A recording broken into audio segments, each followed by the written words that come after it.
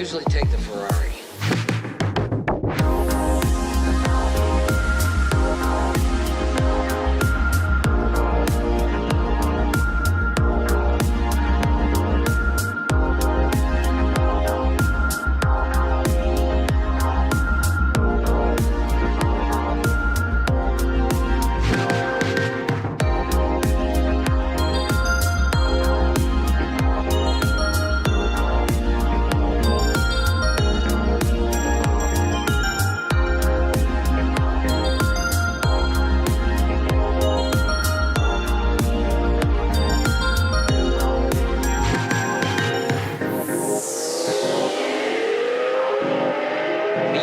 Combinations up to yin yang in the Bronx or New York or wherever the hell it is you're from. But this is Miami, pal, where you can't even tell the players without a program. Down here, you're just another amateur.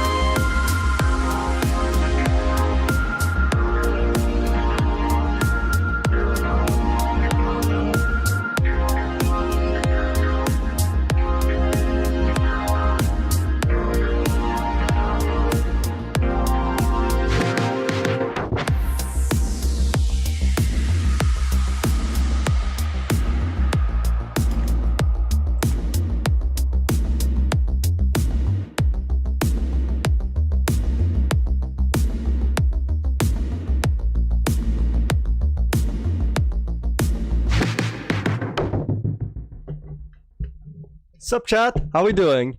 Yeah, we're editing. You got a problem with that, Faithless? What? How we doing? How we doing? Hey, what's up, Bruce? You can't stop laughing? That's good. Laughing's healthy. I need to laugh more. Sorry, chat. I just chugged a bunch of coffee.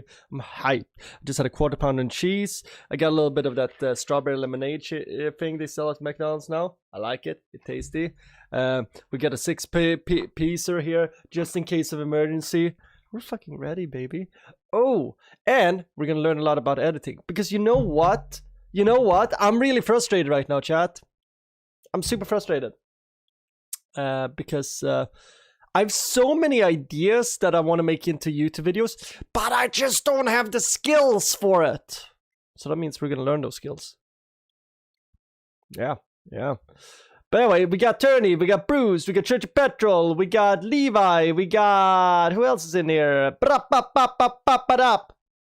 Turney. I think I said Turney. See here. Now what are you guys saying? Yeah, you guys leaving likes, I like that. Hit the notification. Yeah, we need that notification hit. Bell hit. So... let's see here. Ooh, top 3 don't Bruce, you're listening to top stand-up comedians. Number 3, Miss Pat. Dude, I love Miss. Dude, Bruce is a real one. I love Miss Pat. Miss Pat is one of my favorite guests on any podcast or radio show or stand-up comedian, anything. She's fucking hilarious. See, number 2 for Bruce on his stand-up comedians is Steve Harvey. Okay, respectable. We love him. And Bruce, number 1 is Jimmy Fallon. I can't really agree with that. We usually are very keyed in, me and you, Bruce, but no, agree to disagree. Not a big fan of Jimmy Fallon. What we got here? We big editing? Yes, we are. Okay, let's see here. Turney's telling Faithless to be quiet. Checks out. Turney's about to watch a movie, I heard. Turney, I think it's important that you're putting the kids onto Starship Troopers. The whole family needs to watch Starship Troopers. it's the movie that taught me what love is and how brutal love can be. To me, Starship Troopers is my Romeo and Juliet. It's a movie about, you know, you're just a dude trying to do the right things, and you know, you got one hottie in one corner, but then you also have one hottie in your bunk. But, you know, it's rough when you're just a grunt and your smart ass college girlfriend, or it's high school girlfriend, ends up in the Fleet Academy because she's smart, but you're not. Starship Troopers, still to this day, one of the best movies ever created. One of the most beautiful. I mean, it taught me everything I needed to know about life as a young man. You know? Denise.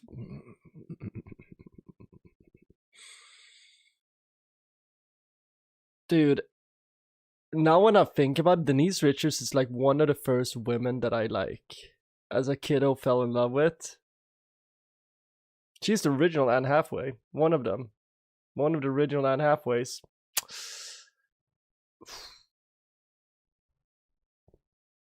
Destructive.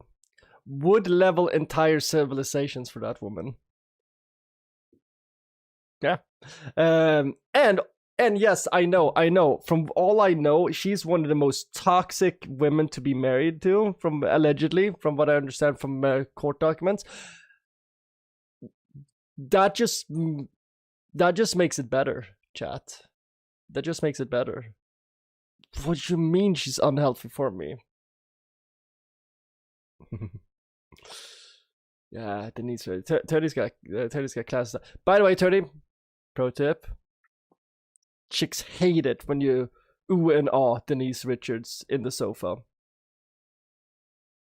So, pro tip. Is there anybody else effing, or is it just on Tony's side? I think it's just on your side, because I'm not effing on my preview thing. See, Levi, you're a Kims of Comedy kind of guy? Okay. Who are the Kims of Comedy? I know Bobby Lee wasn't part of Kims of Comedy, right? Anyway, chat. We're gonna go back to YouTube tutorials. Actually, I'm kind of curious. Like, I kind of wonder, like, where was I in? Like, that was 2 years ago.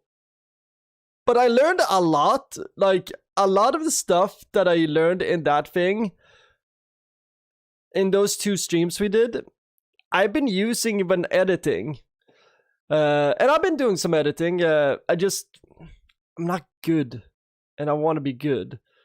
So we're gonna add some skills today. But yeah, let's check out. You guys know this. I love going down memory lane. It's kind of cool to have my life, my video gaming life documented. I fuck with that. Oh shit. Damn, this is a long time ago. Oh, we had Syrup Wizard in here. Look at it. Oh. Damn, we have legends already in the chat in this one. Shout out Elspeth. Ooh. Just curious here. Look at this grease. Oh my god. Look at this fool. Nice fish sandwich. One of the more expensive ones I've ever had. Wait. What did I eat? It was I had a fish sandwich. Ooh, messy house. I had just bought toilet paper. That's good. Beer. Ooh, a cold beer. What am I drinking? That's a Calusa Sota. Yeah, lol Sota. Yep, that's a Calusa Sota. From Calusa. This nice little brewery. I was actually one of the best beers in the United States. In my opinion. I think this is like one of the best ones. Out in the brewery yesterday. Having a nice fish sandwich. Look at that mustache, though. Really I forgot I had that mustache. Or chef that makes some. We're gonna come back to my summer car, Bruce. I'm just taking a break. Next stream of my summer car is gonna be very important because we might die if we don't get a job. So next stream of my summer car, we need to like seafood. So I had a nice fish sandwich. One of the more expensive ones I've ever had. But yeah. Oh, I remember. That was an expensive fish sandwich. It was $17. It's a brewery. If you're ever in Florida... Oh, no, it's $25, I think. Some of the best beer in Florida. So we're going to have the Sote. It has some... I want to hear more about what I was up to. Oh, I can see... Nick, I can definitely see you going for a cup or two of your favorite Sprite. Styrofoam! We are going to edit. So let's look at the software we're gonna use. We are gonna use...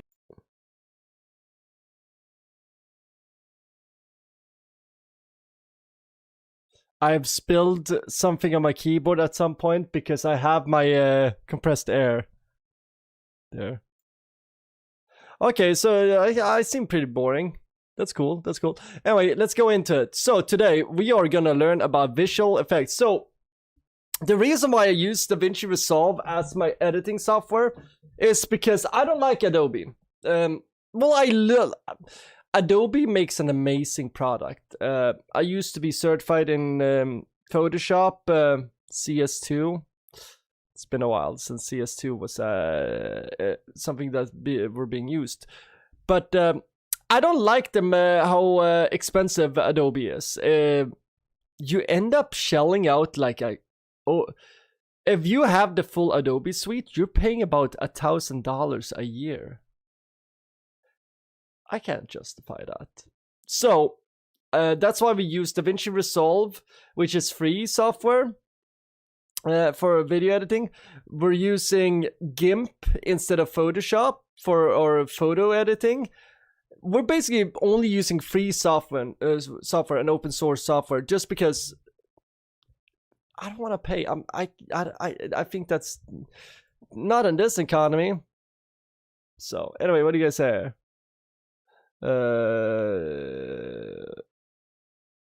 Tony's rebooting. Yeah, Tony, you're the only one effing. See, Levi's saying, oh, the Kings of Comedy is Ken Jeong, Steve Byrne, Bobby Lee, and Kevin Shea. I like Bobby. See here. Oh, we have a collab stream tomorrow, Levi. Absolutely. By the way, Levi, I am working in the morning, so I might be a little bit late. So I'm fine with you guys starting without me if I run a little bit late, but I might be not be able to get there until 6 o'clock.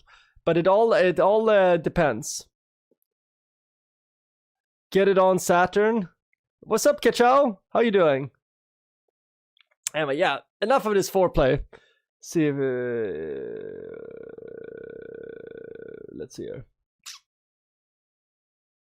Yeah, 6 East Coast time, just because well, I might be able to get there 5, but 6 is much more feasible.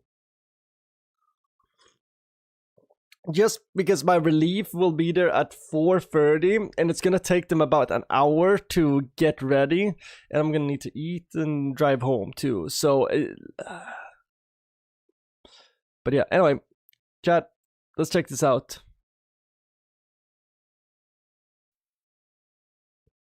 Heard. Hi. Oh yeah, it's the same dude. It's the same dude. It's the same dude. Heck yeah. Heck yeah. Okay, we're back in it. I like this dude. I'm Chris. Chris. Let's lower his volume a little bit. Hey, what's up, Rishab? How you doing? Yeah, absolutely, everyone. Like the stream. Get some good peeps in here. Get my coffee. Okay, let's learn. Chat, let's learn. So, today we're going to learn about effects. Chris, tell me, what are we learning about? I'm an editor and a Blackmagic certified master trainer. A black mage, huh? And in this video, we're going to look at some of the effects that can easily be achieved in the edit page. I'm just going to start by restoring a project archive. If you right-click in an empty space in the project manager and choose the Restore Project Archive option. If you then navigate to the edit page effects.dra you'll have downloaded from the website to follow. Okay, Chad. let's do these little things. So I've downloaded the project files, and if anybody in chat is trying to learn with us, you can download Blackmagic Resolve and the project file for free online at this page right here. But yeah, that's welcome, Rishab. But yeah, no, it's super fun to learn shit. So I'm glad that other people here wants to learn too. But yeah, all the resources we're using today is free, because you know what? That's how we roll. Okay, where's the files I downloaded? Wait a minute. Did I download it in? Oh, I downloaded in the videos file. So it's in here. Resolve project, backups.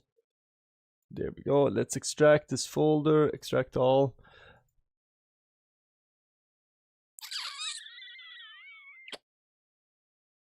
Perfect. Okay, let's open up Resolve.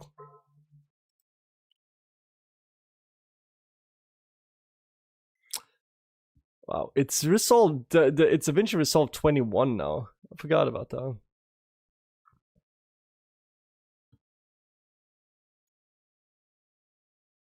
Yeah. Okay. Let's full screen this again. So we got Resolve. Restore project archive. So we want to do that in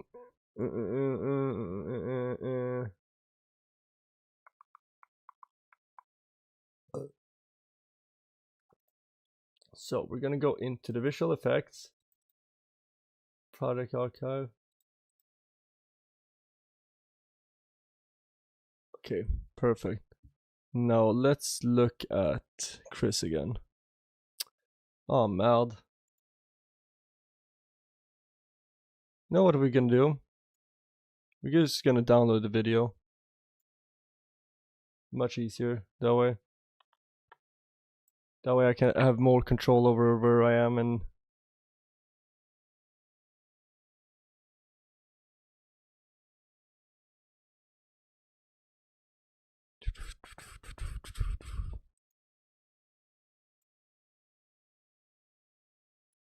bam, perfect.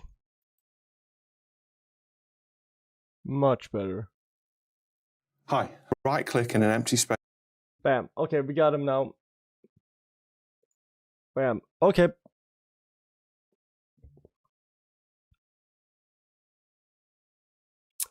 Long time live stream, Bruce? Yeah, we've been streaming for like 4 years now. Feels like less though. Okay, let's see it. Place in the project manager and choose the Restore Project Archive option. If you then navigate to the edit page effects.dra you'll have downloaded from the website to follow along.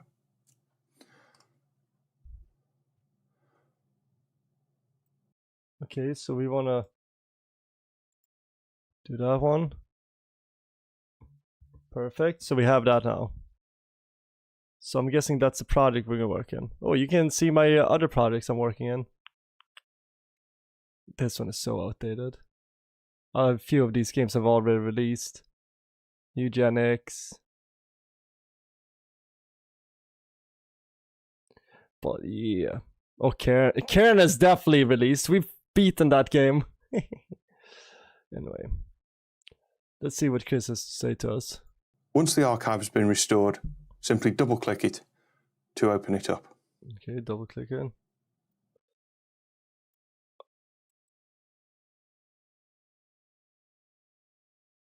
Okay. Ooh, why is it so much neater than my products? My products look like complete chaos. No shit, Sonny. Yeah. We're in this. Okay, let's see here. Someone tell the Faithless to shut. Wait, what did Faithless say? What did? Wait, Tony, you've been drinking? Grandpa, you're drunk? Here we've got a project that's got 4 simple examples of a variety of different effects that you may find useful in your day-to-day work. I'm going to start by just simply resizing the interface slightly. I'm going to hold down the Shift key and use the scroll wheel on my mouse in order to be able to resize the timeline. Oh, that's actually good to know.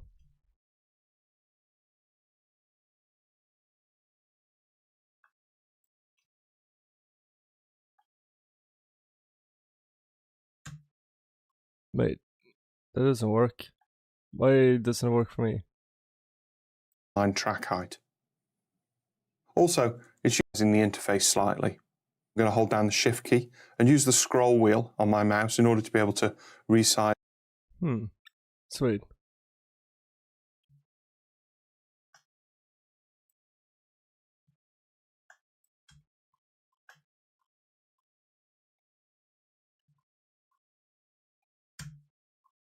So I guess I can't do that. Guess I changed that hotkey, huh? Interesting. Interesting.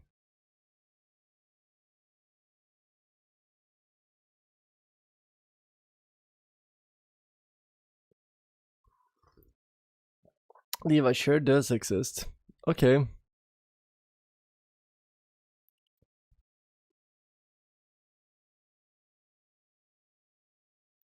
Dude, this is pissing me off that I can't do that with the shift hotkey.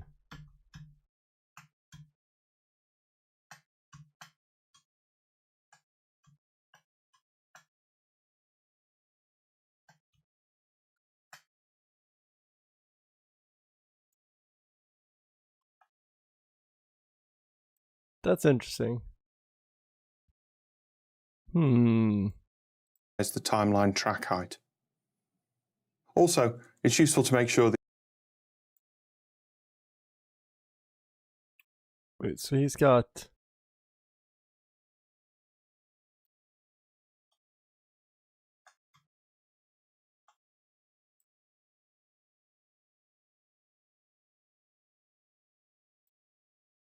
How does he do that? Sorry, Chad, I'm just learning right now. How do you do that?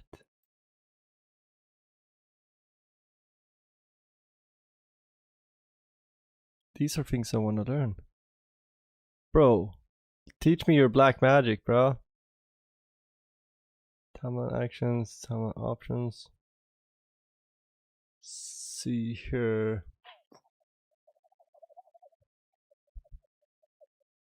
What is this? There's a boring detector?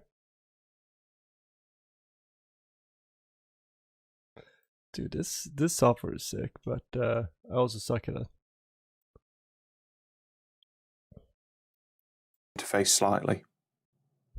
Once the archive has been restored, let's see here, simply double-click it to open it up. Here we've got Levi, they're siblings. Siblings fight.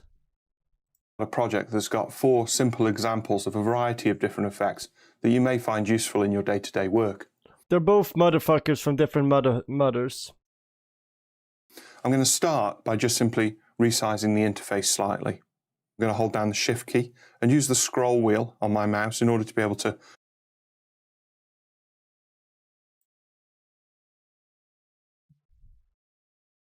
Wait. He's in what? He's in edit. That's why. That explains it. Yeah, see? He's in edit. Resize the timeline track height.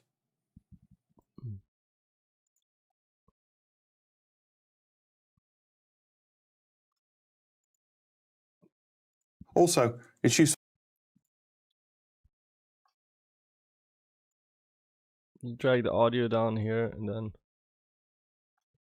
you'll have this. To make sure that you're in full extent zoom. Full extent zoom.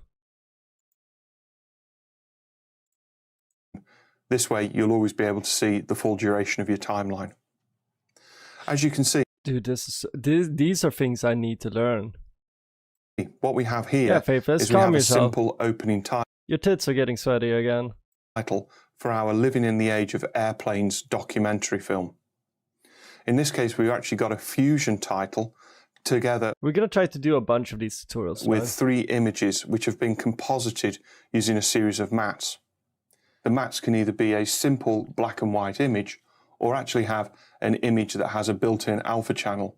Either way, you can use it in order to be able to put that texture into the image. Okay, so we're working alpha channels. That's something I know from Photoshop. That's when we'd like PNG shit that you're using. So we're actually going to add a separate image in the bottom right-hand quadrant of the timeline viewer. Okay. So first of all, we need to edit that image into the timeline. If you simply right-click on any of the timeline track headers and choose Add Tracks, this will enable you to add multiple different tracks for either video or audio, depending on your need. We only want one video track, so just change the number of audio tracks to 0. We also want the track to be inserted at a specific position. Change the insert position to above archive 3. Okay, so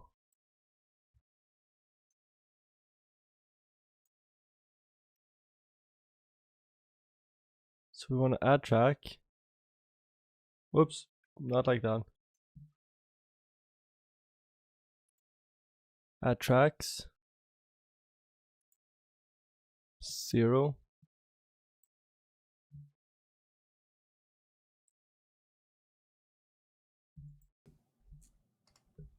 And choose Add Above archive 3. Okay, above archive 3.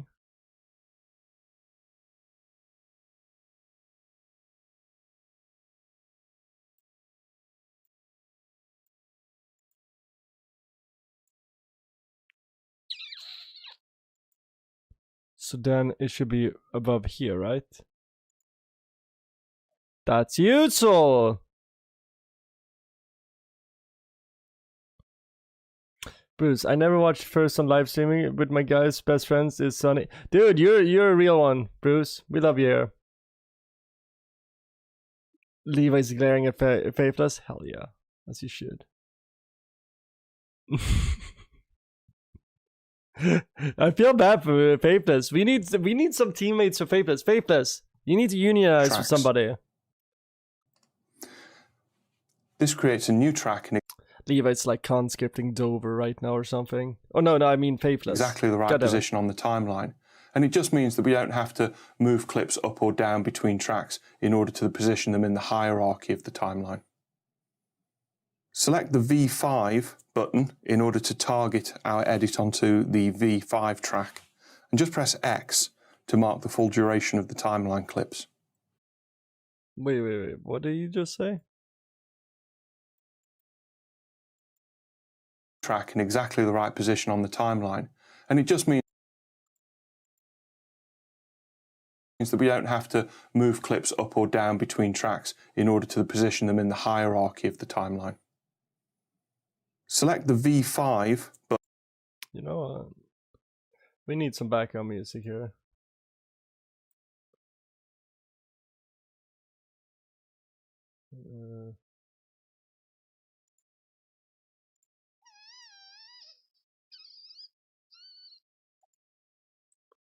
What are we gonna have?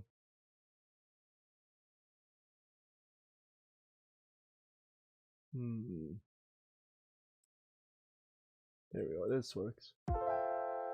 Oh fuck. We'll do that in a different player.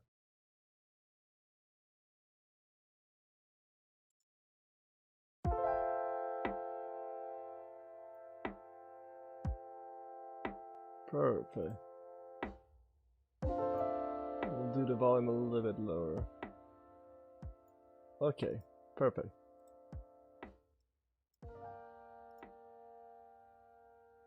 How's the volume now? Perfect. There we go, this works. What do you think?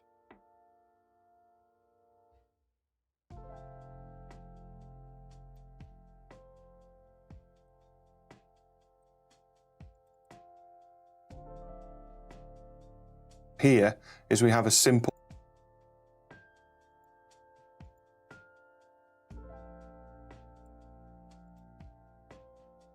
You can't hear it?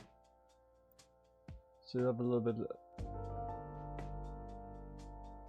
something like this. How's that for background music?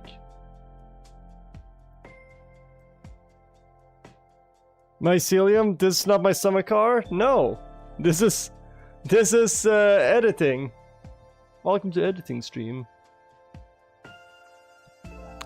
How's the background music now? Good? We big vibing? God damn. You missed the announcements? We're editing today. Okay, let's see here. Opening title for our Living in the Age of Airplane. It's really quiet? Okay. See, I'm still keying in where I need to have my background music. I think Chris over here is pretty loud though. How's this? You can teach me that video editing and sound editing. Adobe Premiere Pro. I don't use Adobe Premiere Pro. I use DaVinci Resolve. So. Documentary film. In this case, we've actually got a fusion title together with 3 images which have been composited using a series of mattes. The mattes can either be a simple black and white image or actually I know, if you know a lot about fusion, then I'm all about it. An image that has because a that's what we're trying to learn right now. Either way, you can use it in order to be able to put that texture into the image that you're using. So we're actually going to add a separate image in the bottom right-hand quadrant of the timeline viewer. So first of all, we need to edit that image into the timeline. If you simply right-click on any of the timeline track headers and choose... How's the volume right now? Choose Add Tracks. This will enable you to add multiple different tracks for either video or audio, depending on your need. Hell yeah, Bruce. We only want 1 video track, so just change the number of audio tracks to 0. We also want the track to be inserted at a specific position. This might want to be a little Change bit the higher. insert position to above Archive 3. And choose Add congrats, Tracks. Mycelium. This creates a new track in exactly the right position on the timeline. And it just means that we don't have to move clips up or down between tracks in order to position them in the hierarchy of the timeline. Select the V5 button in order to target our edit onto P5.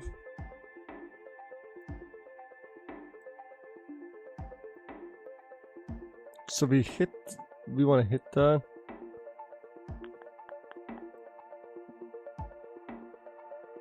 the V5 track and just press X to mark the full duration of the timeline clips.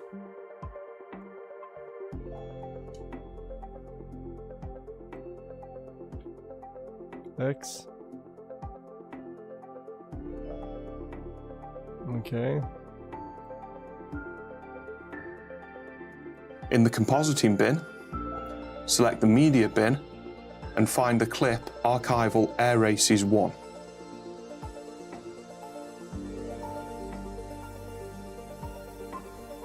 So that should be in our media pool then.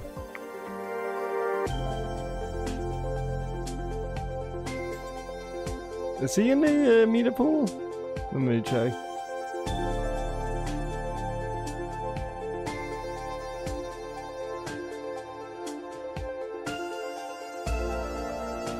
Wait a minute.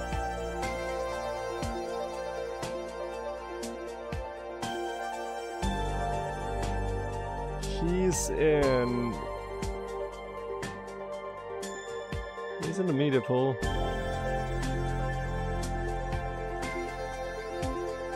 There we go.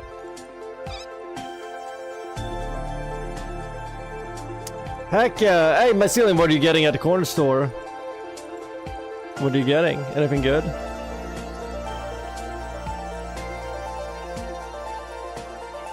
Levi, you threw any more request games in Discord, but don't worry about that later. Focus on your stuff, Sonny. Oh, I am. Listen, we're gonna play one of Gus' games next. So I'm excited for that. By the way, this song we're listening to is one of the best songs ever written in video games.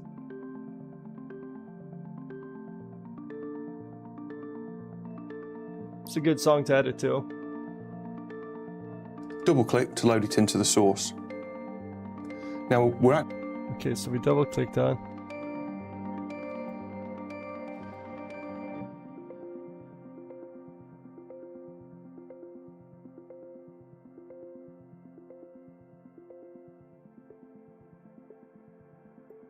Actually going to do what we call a fit to fill edit for this, and what will happen is Resolve will automatically adjust the speed of the clip in order to fit the in and the out points on the timeline. Because we're using the whole clip, we don't actually need to set any in or out points on the source viewer. Simply take the clip from the source viewer and drag it across to the timeline viewer and choose fit to fill, and the clip is. Oh yeah, we have it.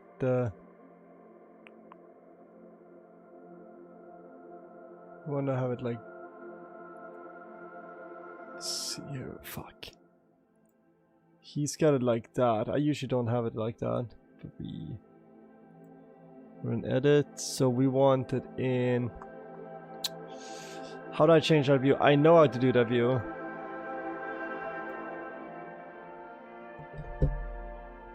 Oh man.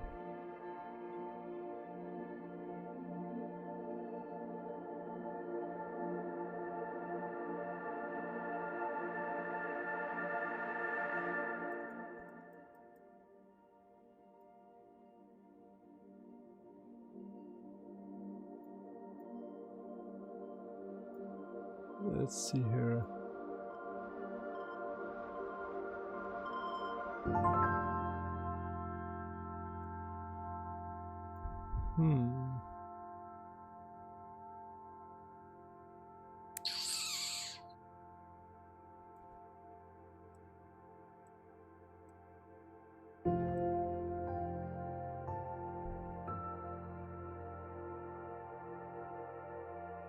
Ooh, Levi, you making a ribeye roast? You made it barbecue pit smoky. I need to make sure. Oh, dude. That sounds good. Oh, ladies, find yourself a man like Levi, and you'll be happy.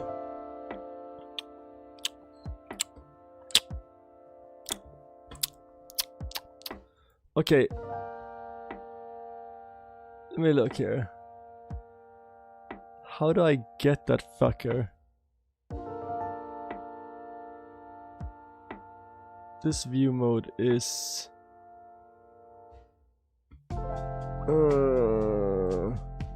you know what we can do? If we go here, visit UI layout. Bam. When in doubt, visit UI. That is one of the best things I've learned in this software.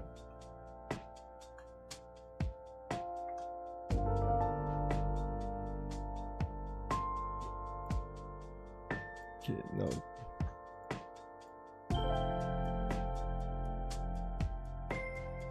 Okay, now we just need to...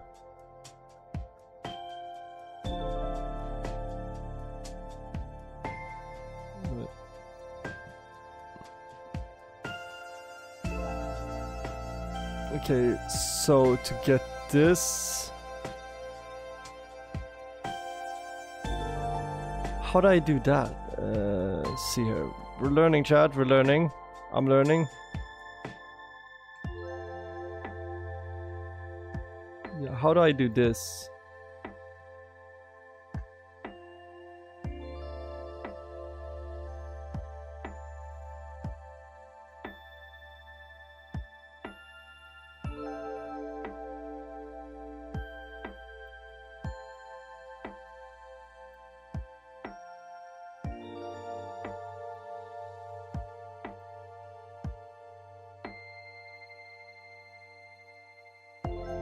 Okay, and now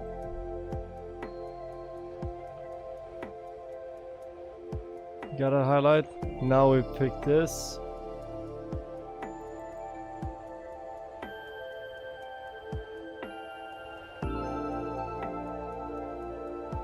Did I just do something wrong?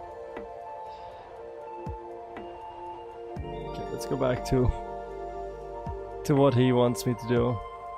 Just change the number of audio tracks to 0. We also want the track to be inserted. Okay, and that's the track. At a specific position. Change the insert position to above archive 3 and choose add tracks. This creates a new track in exactly the right position on the timeline, and it just means that we don't have to move clips up or down between tracks in order to position them in the hierarchy of the timeline. Select the V5 button in order to target our edit onto the V5 track.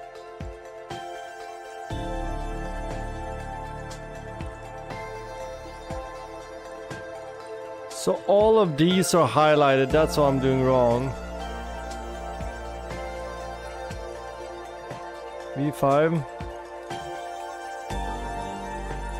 X. And then double click. What am I doing wrong? Track, and just press X to mark the full duration of the timeline clips. In the compositing bin, select the media bin and find the clip Archival Air Races 1. Double click to load it into the source.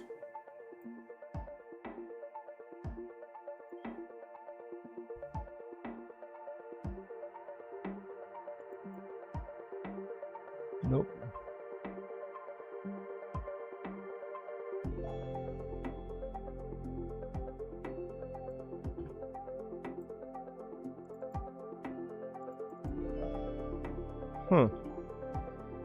I wonder if this is outdated. Because this is a tutorial for 17, we are on 21 now. So we're gonna circumvent this by just seeing what he's gonna do. Now, we're actually going to do what we call a fit to fill edit for this. And what will happen is Resolve will automatically adjust the speed of the clip in order to fit the in and the out points on the timeline. Because we're using the whole clip, we don't actually need to set any in or out points on the source viewer. Simply take the clip from the source viewer and drag it across to the timeline viewer and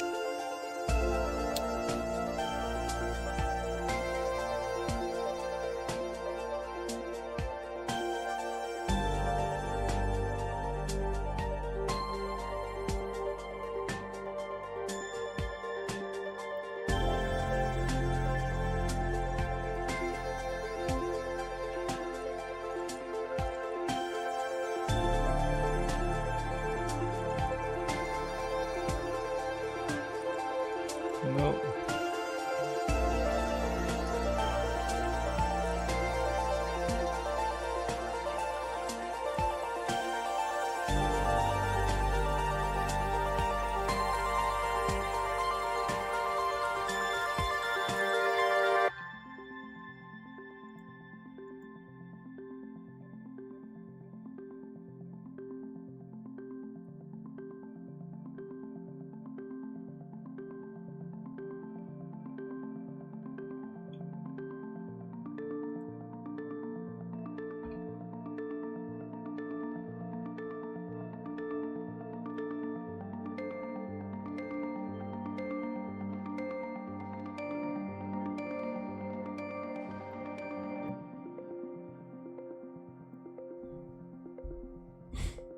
What am I doing wrong?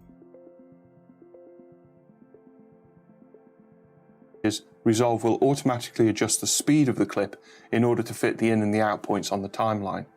Because we're using the whole clip, we don't actually need to set any in or out points on the source viewer. Simply take the clip from the source viewer and drag it across to the timeline viewer and choose Fit to Fill. And the clip is edited at the correct duration. So fit to fill. Just get that highlighted.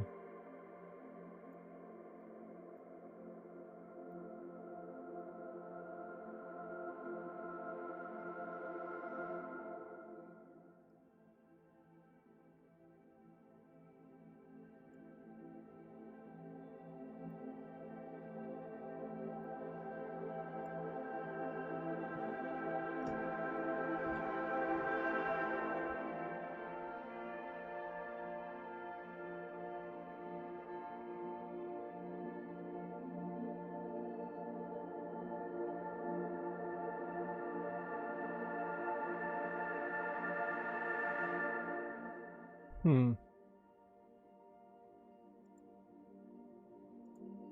let's start from the beginning.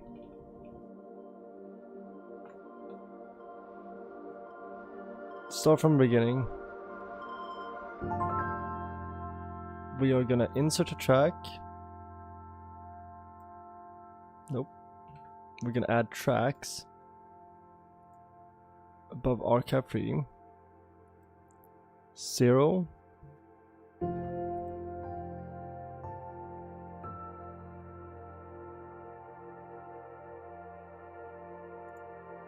Let's see when he is doing this.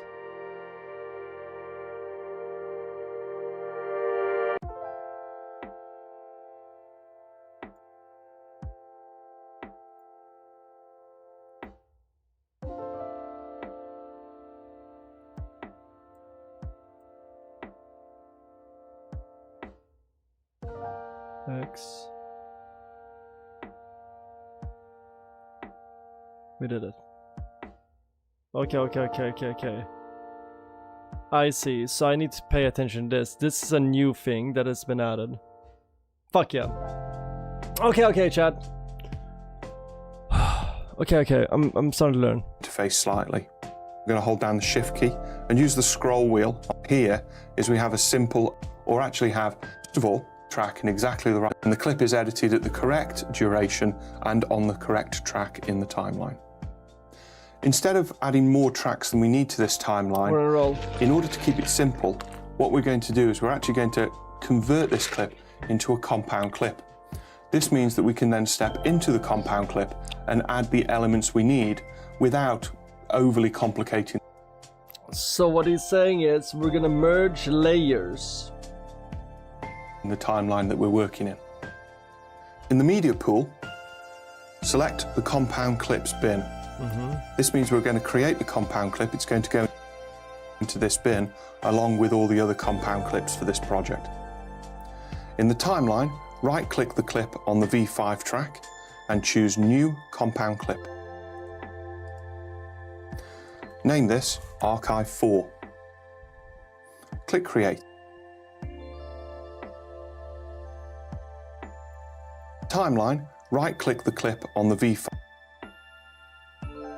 track and choose New compound clip.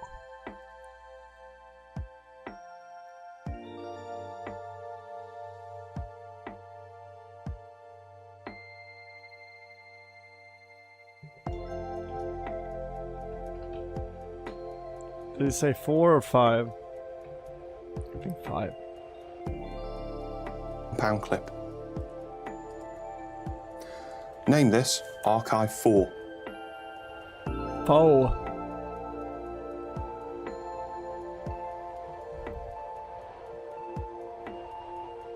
I know it's misspelled, who cares? Click Create. By placing this clip in a compound clip, we can now open the compound clip in its own timeline. From the Timeline View Options pop-up menu, enable Stacked Timelines. Then, right-click Archive 4. The timeline viewer.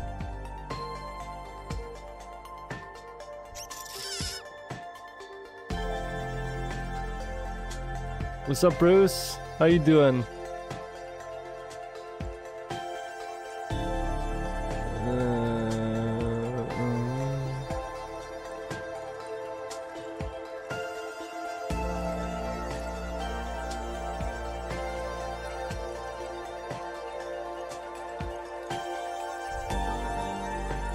In the timeline and choose Open in Timeline. Okay, wait, what are we doing now? Timeline. From the Timeline View Options pop-up menu, enable Stacked Timelines. Then, right-click Archive 4 in the timeline and choose Open in Timeline. Open in timeline, let's go.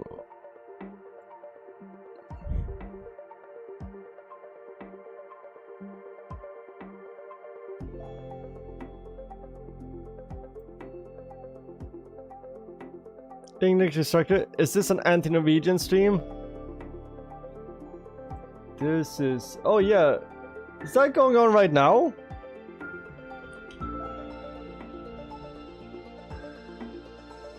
No, it's tomorrow, right? Damn, France won of Morocco. That was yesterday though.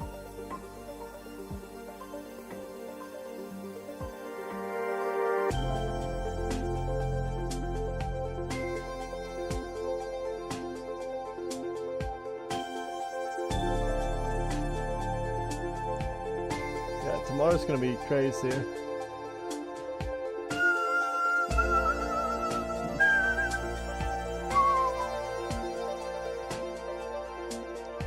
Spain beat Belgium, that was the only match today. Nice, good for them.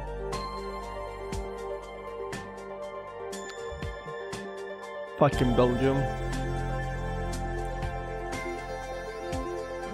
Okay, let's see here. But yeah, this is our friend Chris. Timeline. The compound clip is now opened in a separate tab in its own timeline. Timeline, right-click the clip on the V5 track and choose New Compound Clip. Timeline. From the timeline view option, the compound clip is now opened in a separate tab in its own timeline, next to the main timeline that we're working in. This means it's just an easy way that we can switch back and forth between the different timelines. So this is kind of like working in layers in Photoshop. We now need to add the matte to this compound clip. To do that, This is exactly what I've been needing to learn, is like, these are gonna be my layers in the video. Need to create a new video track below the one that we've currently got. So, right-click, choose Add Tracks, change the number of audio tracks to 0, and the insert position for the video track below first track.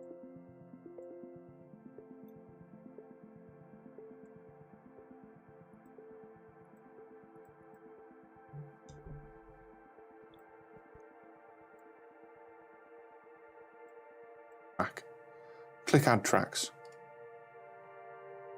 From the matte bin, select Matte 4 Alpha. The other three... He always looks so fucking surprised, like you just caught him doing something bad. This is not my hard drive, sir.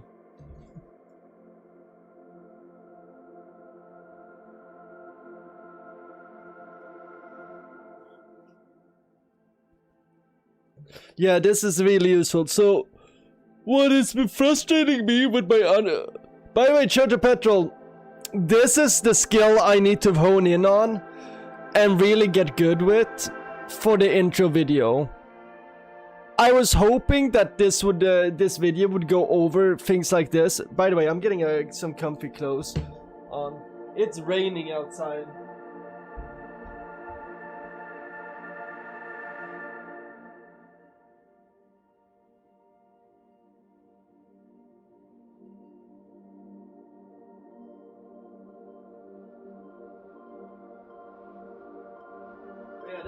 This is the exact... This... Oh my god, I'm gonna see if I can find more tutorials on this, because we're gonna grind this shit in. 1 second, I'm gonna pee.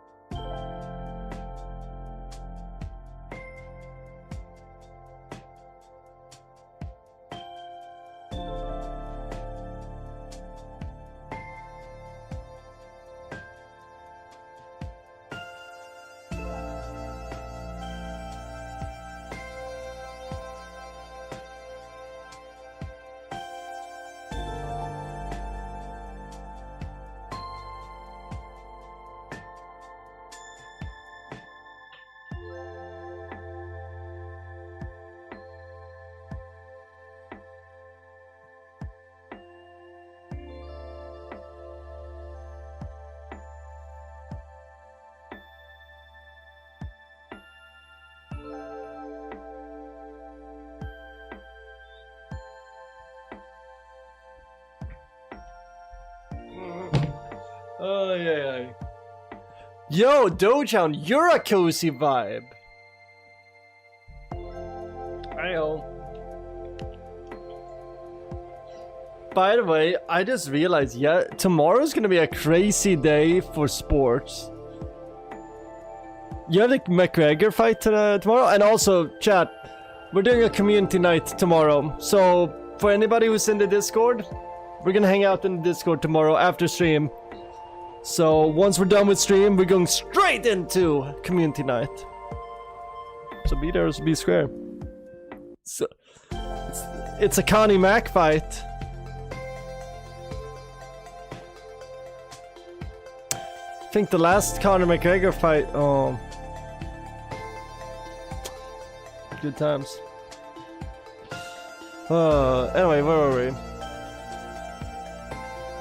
Maps that are used in this project are actually just simple black and white images. Select Mat 4 Alpha. The other 3 maps that are used in this project are actually just simple black and white images, and they're labeled Luma. When we composite this image, we will actually set the composite mode for this clip to be Alpha. If you're working with a simple black and white image, you just set it to Luma.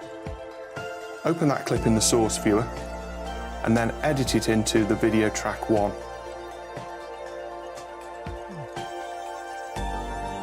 Okay.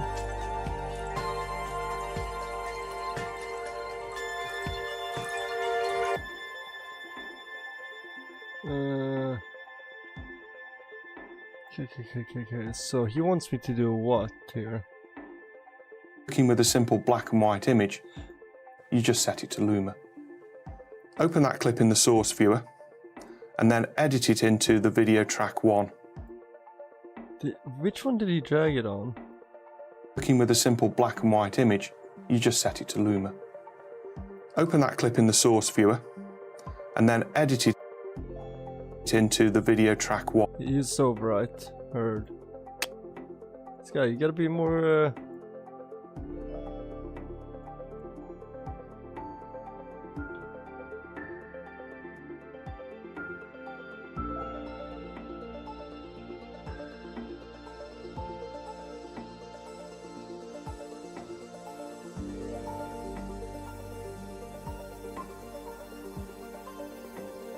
That's why.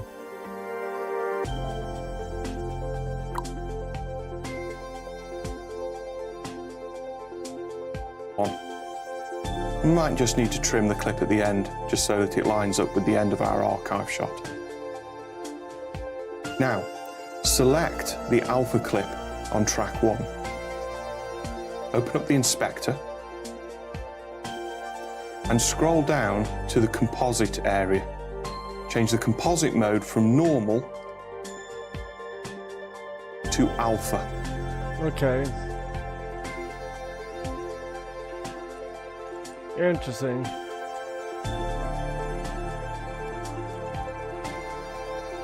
So this in inspector, composite.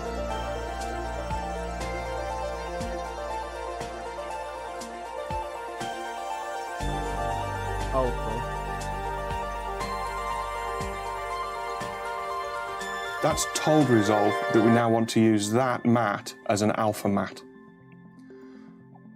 Select the clip on the video 2 track, and in the inspector composite controls, change the composite mode to foreground.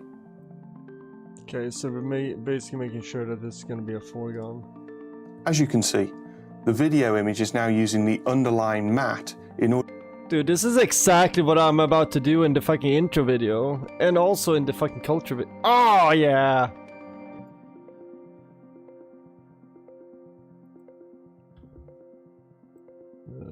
Then we want this in foreground.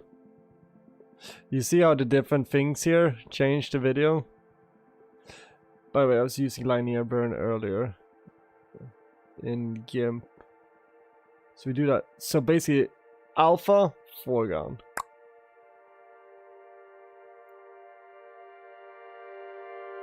But that's clean.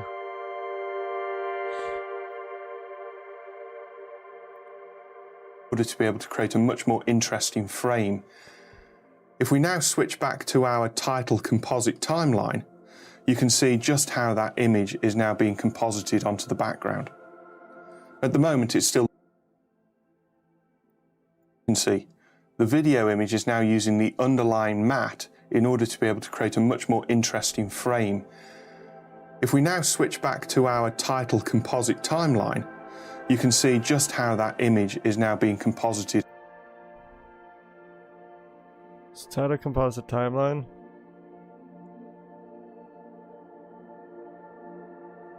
Nice. So now we gotta go to inspector and just do Y and X axis for placement, I'm sure. Onto the background. At the moment, it's still looking a little big, so we just need to do the zoom. Use the transform controls in order to be able to resize Transform, it zoom. and reposition it. Make sure you select Archive 4 in the timeline. Then, see, this I learned on my own. From your on-screen controls, enable the transform. Using the on-screen transform controls, simply resize the image and just move it into position. Whoa, whoa, whoa, whoa, workflow? Are you speeding up my workflow So we here, just need Chris? to use the transform controls in order to be able to resize it and reposition it. Make sure you select Archive 4 in the timeline. Then, from your on-screen controls, enable the transform. Using the on-screen transform controls, simply... Oh yeah, it changes the values in real... Oh, fuck yes. Fuck yeah. Fuck yeah.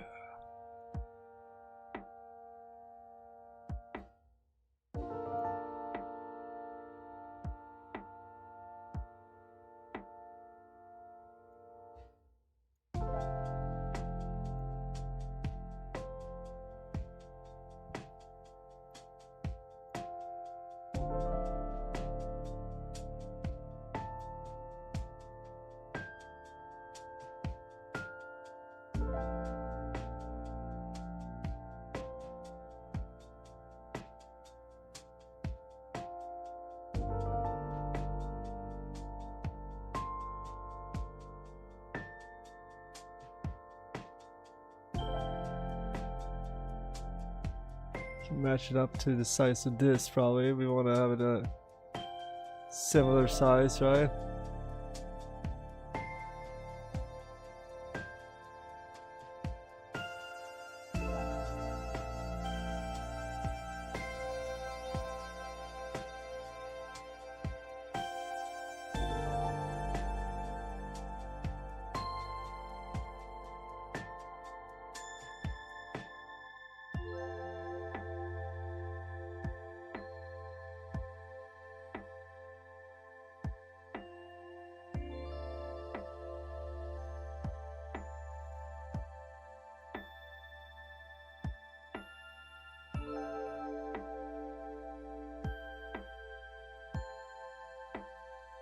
That's great. I lowered the background music a little bit. It's not too low, right? It's too low. You guys can tell me it's too low.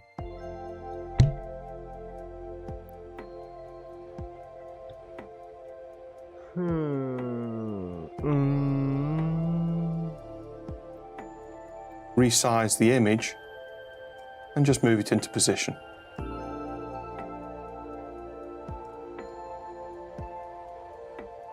Once you're happy with the position of your composited image, turn off your on-screen controls, allow the composite to cache, and then play back the opening. We got the wrong clip. Pass this out. This is just one. Okay, so what I'm gonna do now...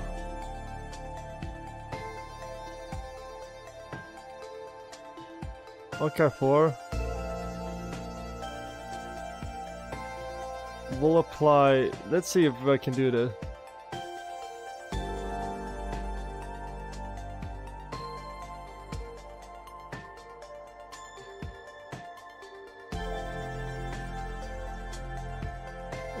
Get out of inspector.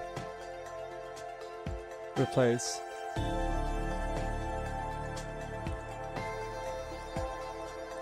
Get out of... Where's transform there?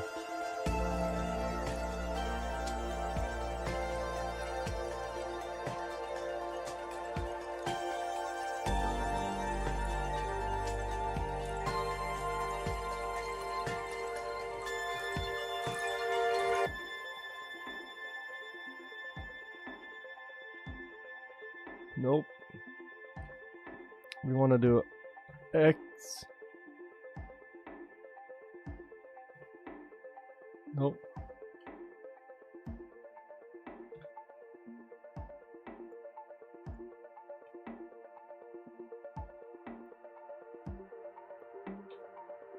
Perfect. And then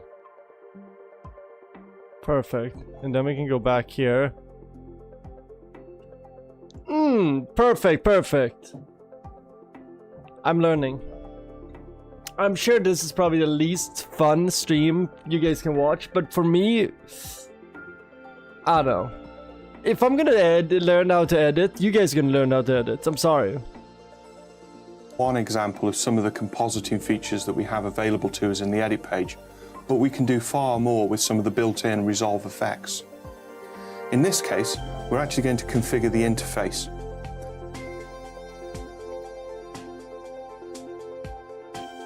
Excited.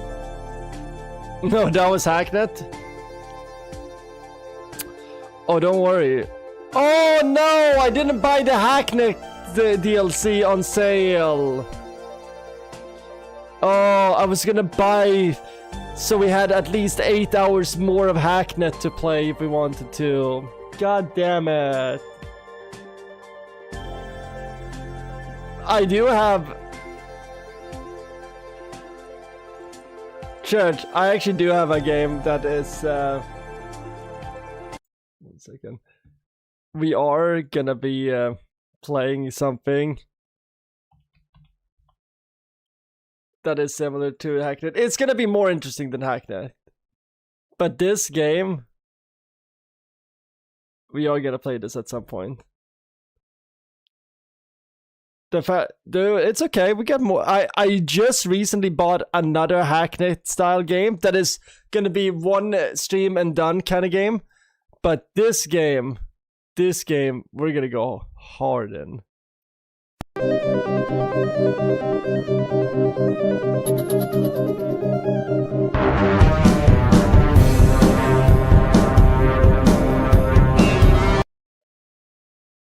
Acoustic couplers. Because this game is about hardware hacking, not only software hacking.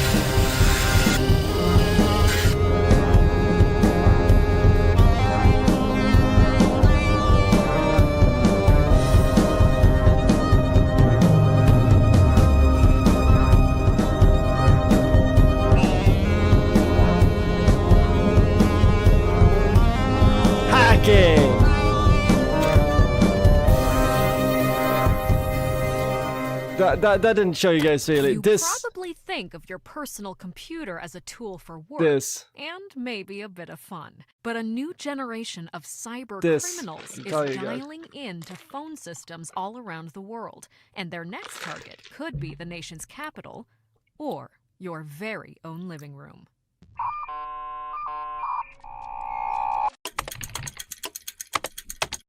This is gonna be Slapchat. It's a far cry from the days of file cabinets and phone books. Computers make our lives more convenient, but experts warn that convenience comes at a steep price. So, the next time you log on, this is another one of those, this is not a fun game. What information you're sending and who might be listening. Because these high-tech hackers are playing high-stakes games, and their only loyalty is to the highest bidder. From the vaults at Bergamot Towers to the vaulted halls of government to your bank's local branch, one thing is clear. Nowhere is beyond their reach.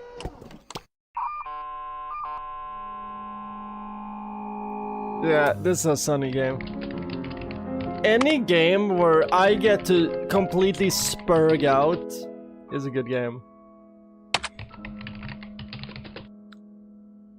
Is this multiplayer? That would be sick. No, it's single player. Makes sense. What has Blendo done? Oh yeah, we recently looked at what Blendo had done. What the fuck is it? Like a mixed reviews.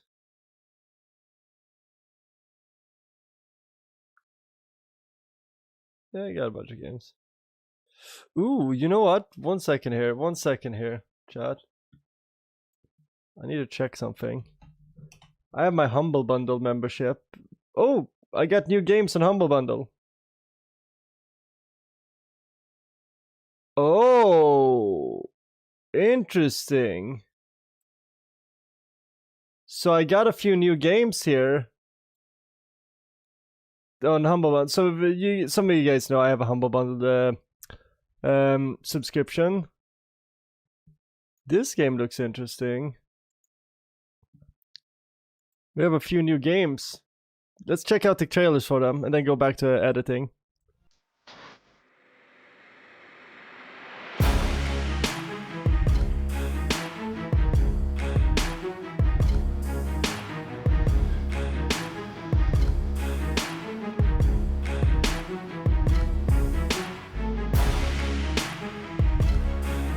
This could be something. Can you do this in one basoo?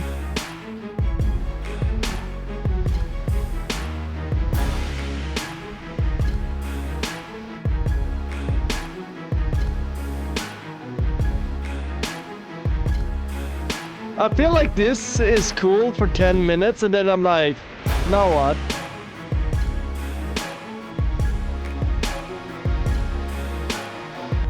Okay, that looks cool. Now this looks interesting. What do we got here? This looks interesting. Police simulator? Huh.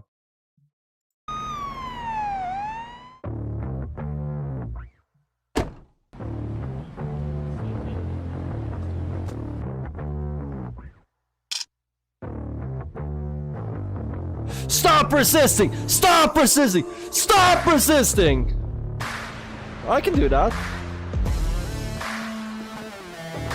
Ma'am! Put down the baby! Put down the baby!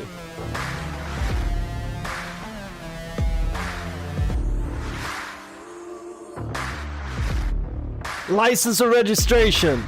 Now! Oh, you're in Brighton?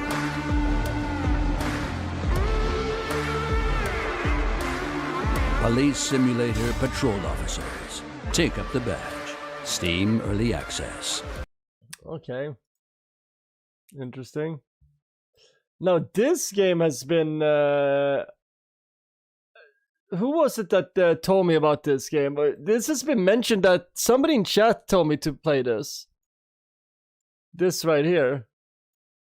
Neon White.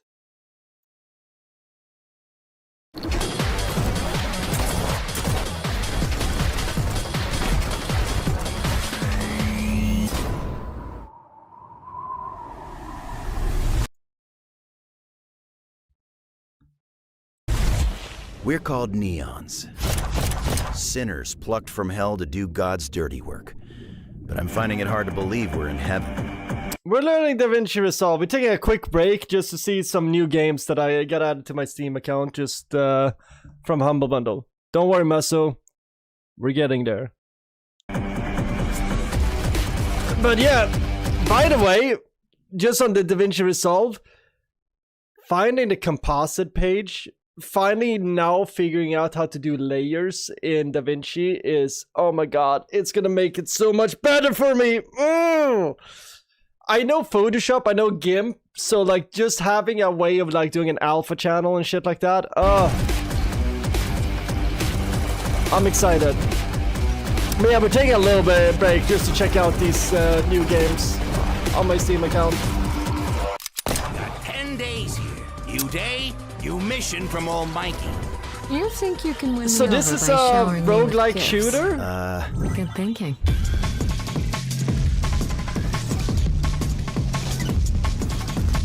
Kind of interesting. Right now I'm kind of looking how this video has been edited. I'm just like, okay, how do they do this?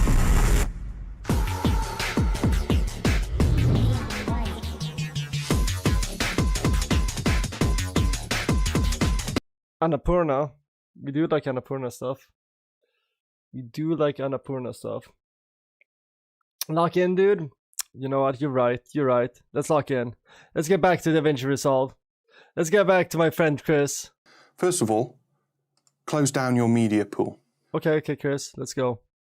Close down the media. Bam. Open up your effects library and just make sure that your effects library is in expand mode. Okay. Heard, my man. Effects.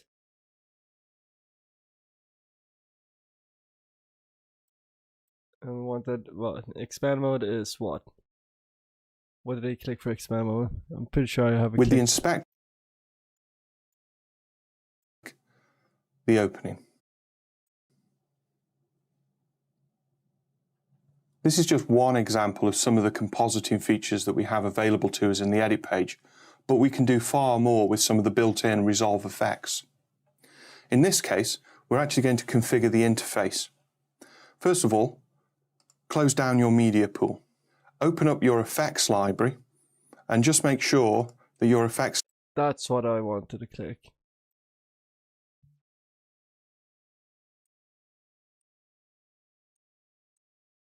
Okay, so that just takes down that bottom path. Okay, that's nice. I need to learn these layout things. Workflow is so big, like, I don't know anything about video editing. Like, all video editing you've seen me do, which is the dumb little shorts I've done, that's just me, like, Googling things and be like, oh, so that's how I do this. But I need to learn the layout of library Resolve. is in expand mode. With the inspector open, also make sure the inspector is in expand mode. In expand mode, you know what? We should have the bezel taken down on this. Where do I get the bezel down?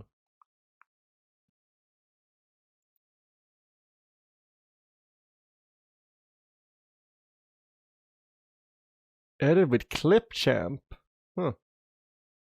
I guess I've bought up another company, huh?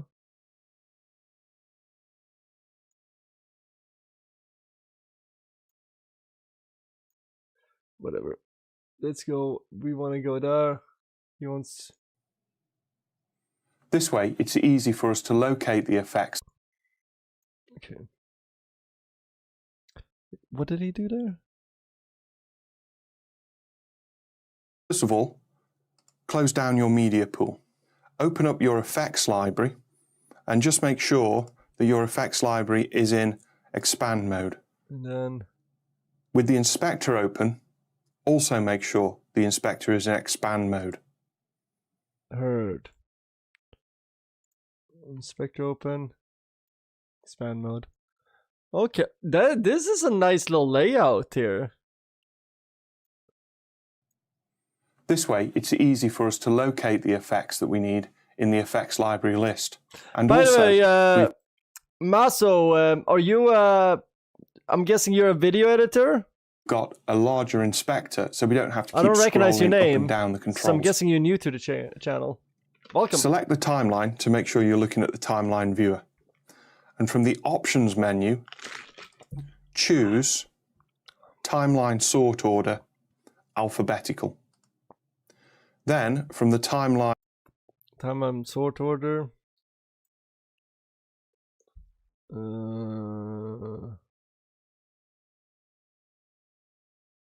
did I click it?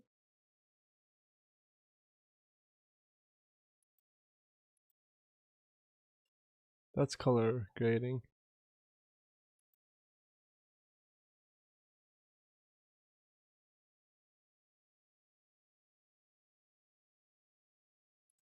What did he click? Oh my god. I'm annoying myself now. choose timeline sort order. Timeline sort order.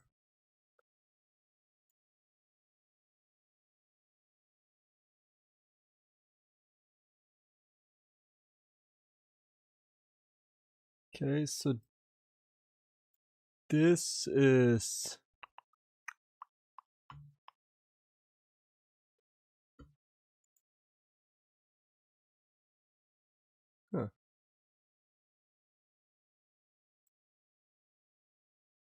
Interesting.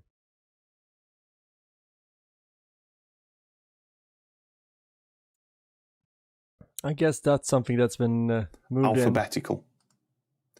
Then, from the timeline pop-up menu, you can choose the appropriate timeline from the alphabetical order.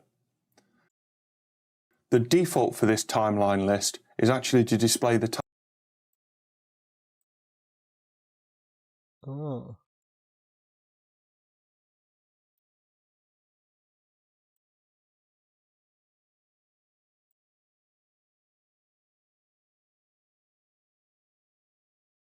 Okay, perfect. Timelines at the top of the list that you've used most recently.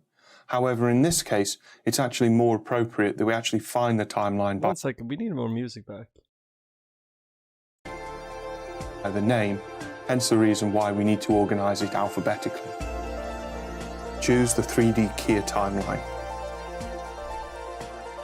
This is an example of a task that many editors are required to perform.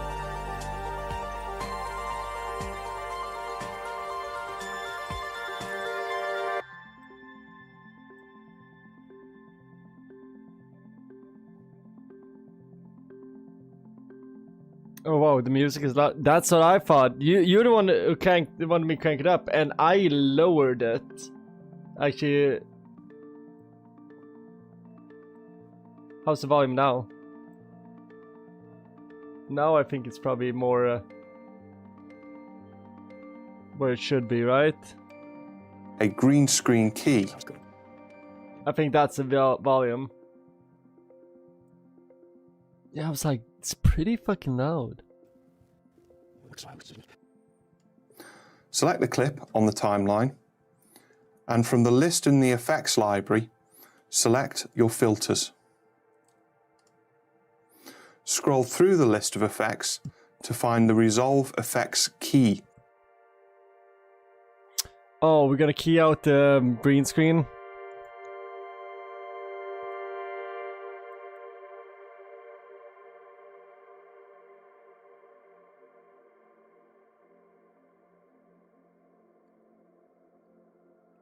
Resolve FX key.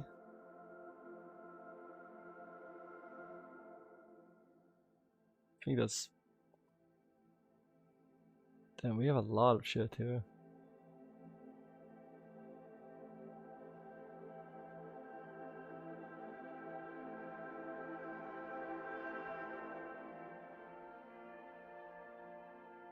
Damn, there's a lot of built-in shit here. Okay. Lock in.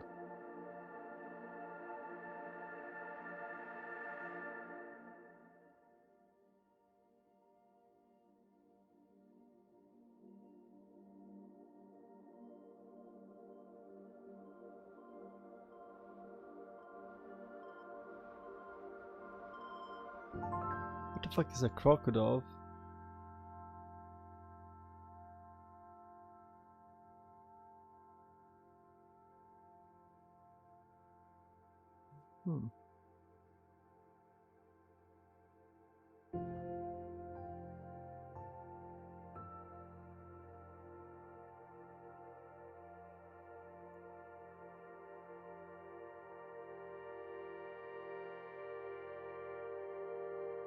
Okay, we're supposed to get Resolve FX key. Solve FX key. Wait. FX and then key. And it's not a... Is it a Luma key? No. Category. The 3D keyer is actually the same keyer that you may use in the color page to do some keying previously. Select the 3D keyer and double click it in order to be able to add the keyer to the clip in the timeline. You can tell that the clip now has the effect on it.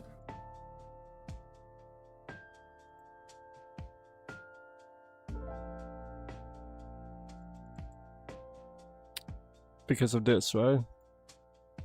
From the little FX badge in the bottom left-hand corner.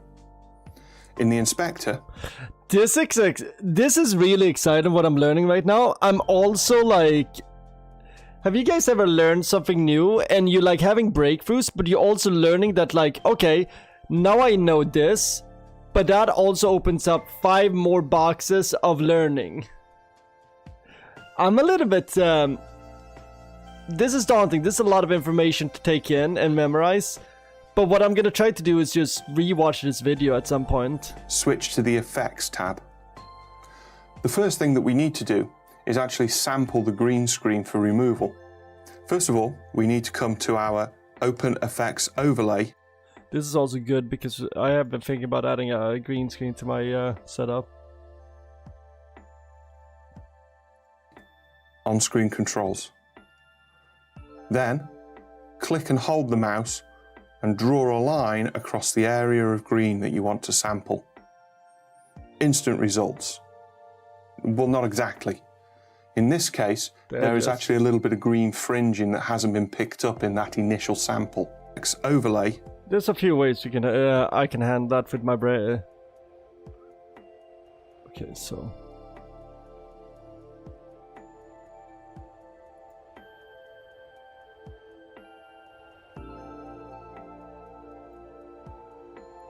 overlay on screen. Open effects overlay. That was over here.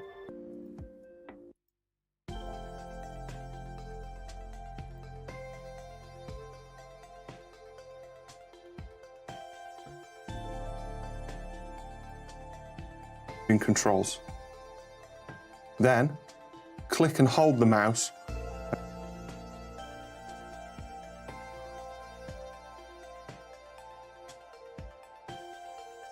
Looks like this has become better since last time they... Oh my god, this is so... I wish GIMP would take notice of this. But it's tight.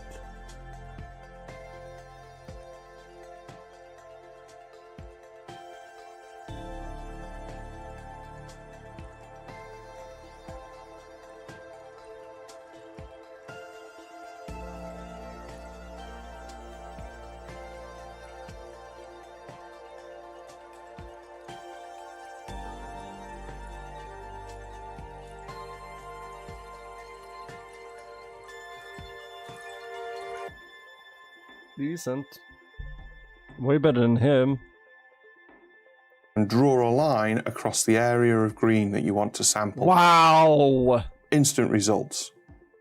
Well, not exactly. In this case... Like, I just want to see how well that is with just like... Had to watch Kick for now to claim my daily mode. How's it go? Dude, we're learning how to key green screen right now, and holy shit, this is so much better than I thought keying green screen would be in the software. We're also learning how to work in layers, which is how I make... Like, that's the most important skill in graphical design, like when editing pictures. So that is just unlocking so many skills for me. If I can figure out how to work in the layers in this, or composite, that will basically unlock all the skills, a lot of the skills I have from Photoshop. Hey, have a good night, Levi, and we're always staying frosty. We're down with the deeps. No, I'm kidding, we're not down with deeps. That's a very old reference. For anybody who doesn't pick that up. Please leave a like. Yeah, give me those likes. But yeah, this is cool. There is actually a little bit of green fringing that hasn't been picked up in that initial sample.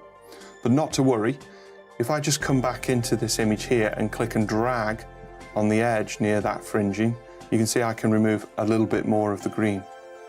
Also, on the edge of the image here, there's a little bit of fringing that I can see. So again, I'll just make another selection and there. He's working with an older version of the software. That certainly got rid of most of the green within the image. And I can now see I'm the like background 4 versions ahead of him. I can see the planet. We can still refine this even more. In the inspector, find the output controls and change the output pop-up menu from Final Composite to Alpha Highlight Black and White. This actually That's exactly what we had it already set to, I think. Okay. Dude. Honestly, GIMP needs to take some notes from this, because there's certain functions I see here, like the way they do keying, like foreground selector in GIMP, take notice, because this is tighter shows us which way of areas of doing the that. image are solid, which are represented in white, and which areas are transparent, represented in black. You can see I've still got a little bit of fringing around the Yeah, we got a little fringing there. edge of the window. In the inspector, I can use the matte finesse controls in order to be able to, first of all, clean the black part of the matte, and then the white part, just to help clean up that matte a little bit. As you can see, Dude, you're a fucking black mage, bro.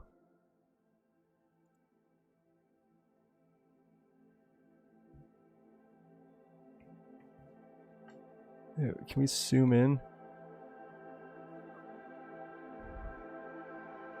How do I zoom?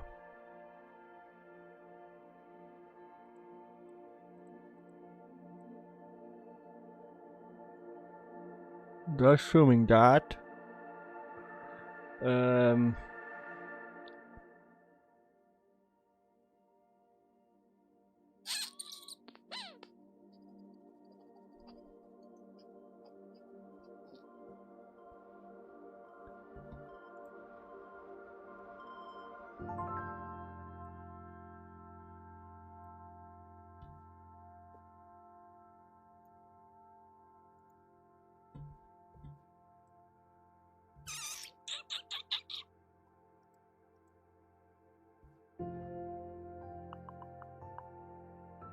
So he's in what? He's in the Cultivated Yov.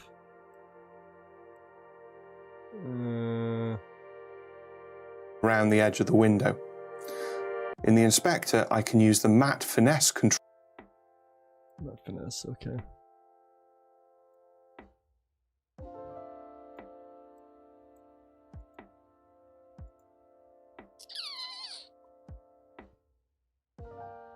Matte finesse.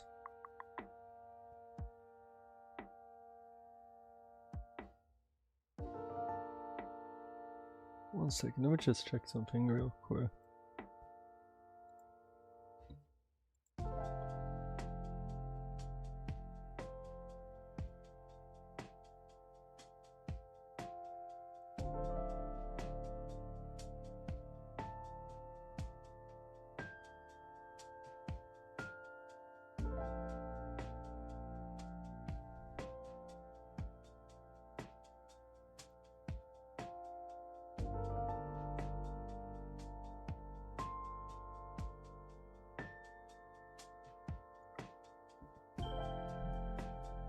Okay, so we want to do the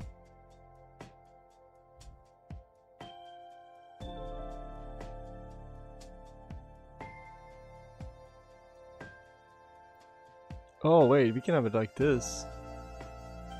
That kind of works. That kind of does not work. So mini player, how can we do let's do mini player and then do settings on that?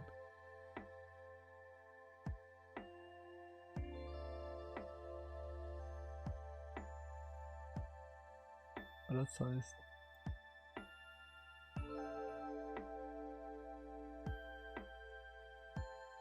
Okay, so clean controls in order to be able to, first of all, clean the black part of the matte. Okay.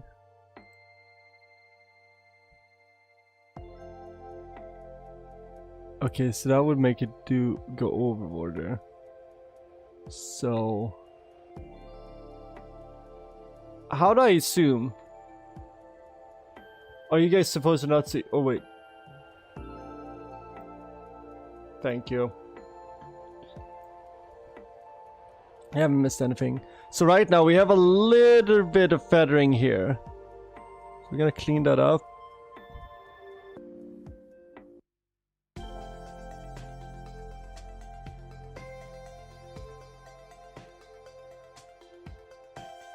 I think that's it.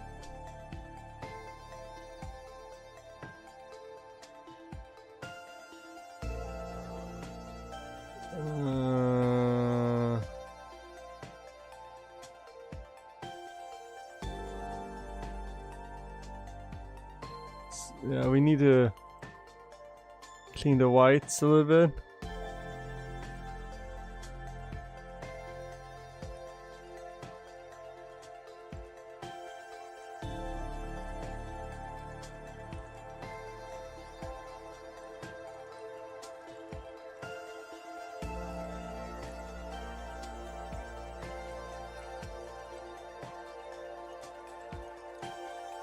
I think that kind of nails it. Guess we go on full screen now. It's a little bit.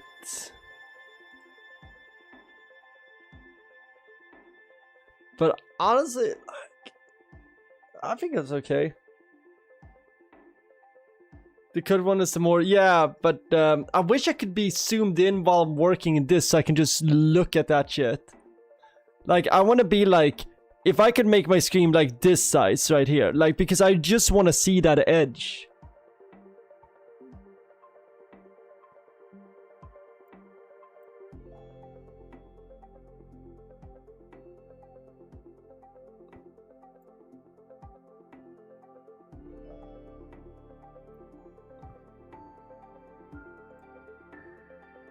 And then the white part, just to help clean up that mat a little bit. We're not touching the white. As you can see, actually, can we touch it one step maybe? No, it's already fraying right here.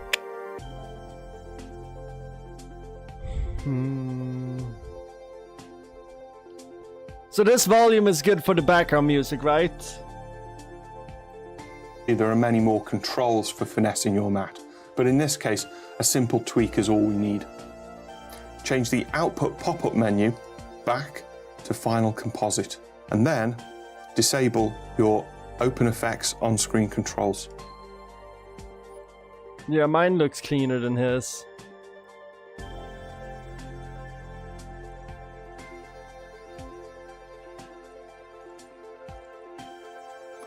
Scrub through the shot. Yes, we've got something that's kind of... Mine is much cleaner than his.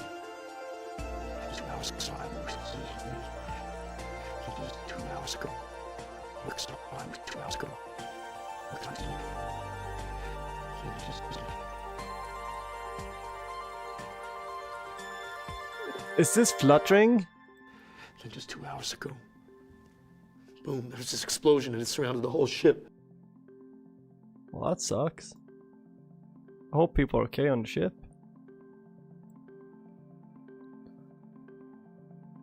Ooh, control plus zoom. You know what? Very good point. No. See, that's how I do this. And same thing with shift. Wait. I don't even have to hold anything. I could have just done this. See, you know what I did wrong, chat? You know what I did?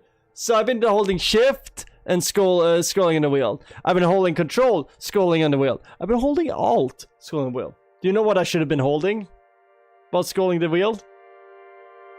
Guess! Guess what I should have been holding in while scrolling the wheel, chat. You know what? You guys are too slow. I'll tell you. Nothing. Nothing.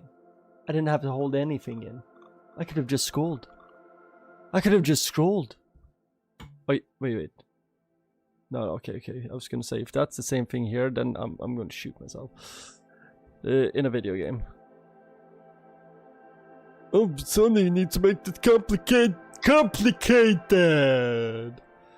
Oh my god. By the way, this is gonna be so tight for me because a lot of the editing I'm working right now on is I want to edit shit into like... I want video to be playing inside of text right now. So, oh my god, this is so fucking good, this information. And, oh, I'm annoyed because it's gonna take me some time for me to retain the info and be able to like replicate it consistently. But this is all the shit that I need to learn. Of working. By the way, at some point... Also, I say at some point a lot. I think when they release the next training book, DaVinci Resolve, because they just released it's Resolve 21 now, right? So I think when they release the 21 training book, it would be fun because you can download the PDF for free. It would be fun to go through the workbook and do the online. They have an online exam for this. It would be fun to just get certified in DaVinci Resolve. If I'm learning this, I might as well get certified in it, right? And when they release the new DaVinci Resolve training book, people are probably gonna search for it. So like, might as well like learn online, and it would be fun to maybe make a little study group. If anybody else wants to go over the DaVinci Resolve study book with me, that's an idea for a future streaming series, and we would be like once a week or something. We'll do that, or twice a week, who knows. Nice thing is you can always rewatch the streams if you're not there. You don't have to be there live, right? But I think that would be cool because I think there's more people than me that just want to learn video editing. And sure, the first like 4 classes or something in the book are probably going to be all stuff that I already know. But the way you really learn something is drilling it in. So sure, maybe the first 8 streams is going to be like, yeah, I already know this, I already know this, I already know this. Okay, cool. Now you're really going to know it. So, yeah.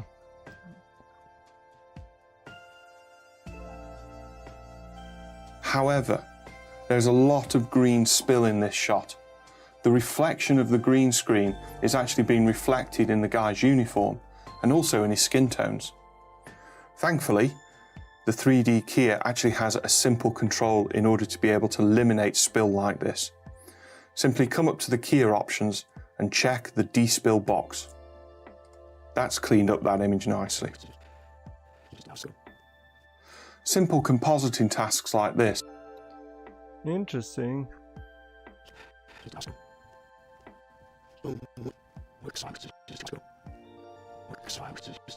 Oh yeah, because it's cutting out shit here, I think. Oh no, that's its lapel. That's a really cheap costume. Oh nice. So we have a despill meter here.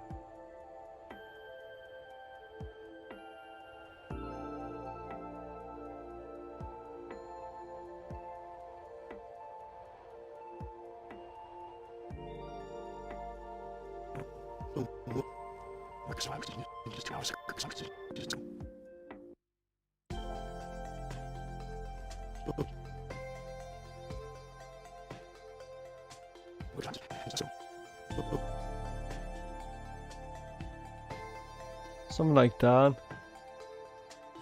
Wow. Dude, it's so crazy because like a lot of this, right? A lot of these editing techniques, I just know like they have their basis in video editing from Photoshop and shit like that. And I just know how much work a lot of these things used to be. Bro, it's such a luxury time.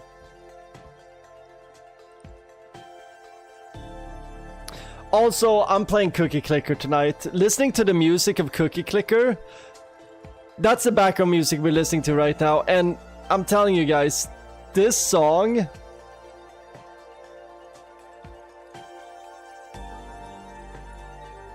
one of the best videos. In the last 10 years, I would say it's definitely one of the best. Like... UFC is gonna be after our stream tomorrow, so don't worry. The UFC is starting around 10 or 11, like the Connor thing. So we'll be done by then with the stream. Probably gonna be streaming while the World Cup games are going on. So that's what you guys are gonna be missing out on. Or having to pick between.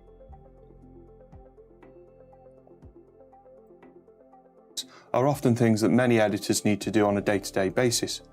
Another thing that we're often asked to do is sometimes to be able to replace a screen that might be at an angle. From the Timeline Viewer pop-up menu, choose the Transform timeline. This is a short scene. Transform.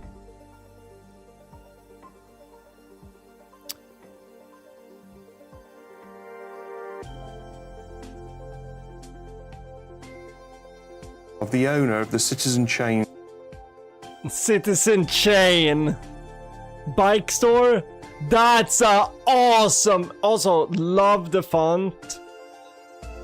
Cyclery arriving for work. And in this case, we've got the Citizen Chain logo composited over the opening shot.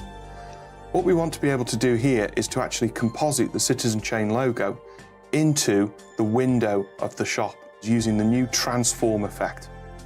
Simply select the Citizen Chain logo graphic on the timeline, and then from your effects library, scroll down until you find the Resolve Effects Transform category. Double chain logo composited over the opening shot. What we want to be able to do here is to actually composite the Citizen Chain logo into the window of the shop using the new Transform effect. Okay. Okay. This is something I know how to do in GIMP. Translate it to me. The Citizen Chain logo graphic on the timeline, and then from your effects library, scroll down until you find the Resolve Effects Warp Transform category. Double click the Transform. Okay. There we go.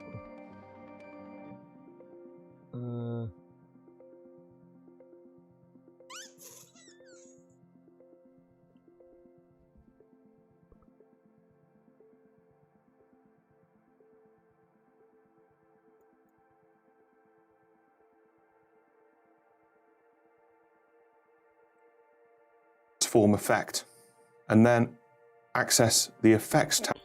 Effects. Now I should be able to start like, so drawing it is like making it move, yeah, like this. So we want to do it like that.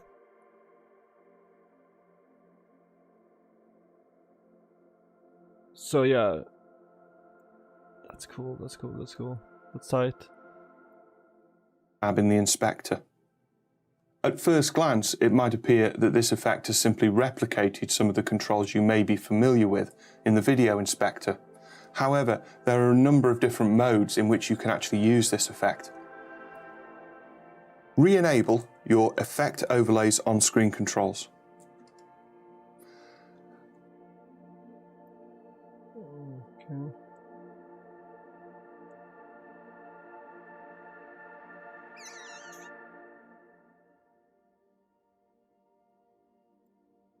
That is gonna be on.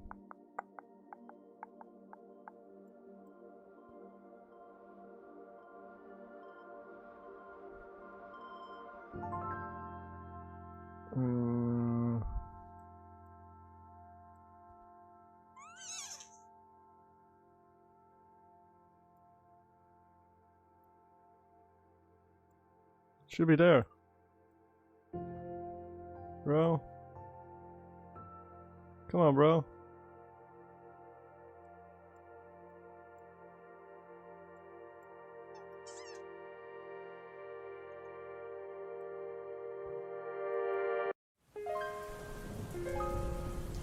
Oh, new song chat.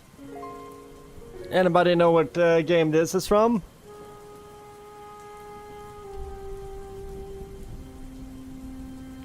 So what we wanted in the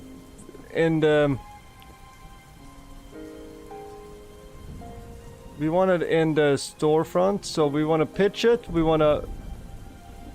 Okay, we want to position it more here. And then we want to...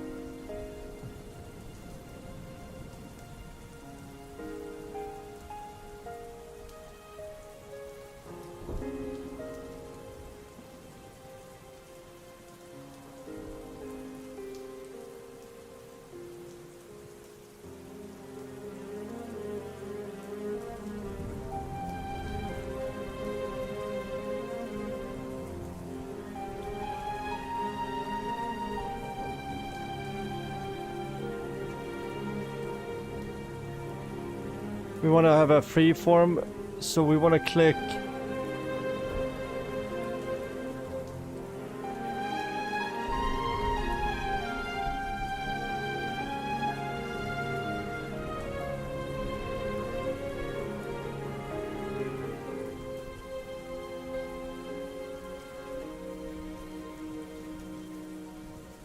No.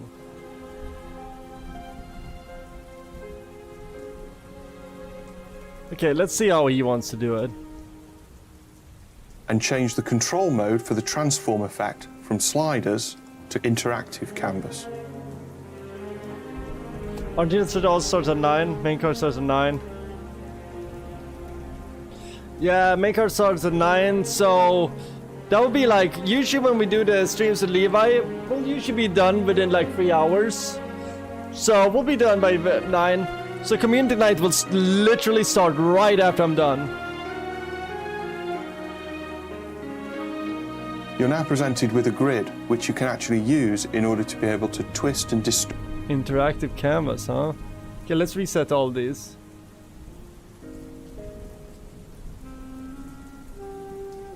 Nobody's guessed what game this is from.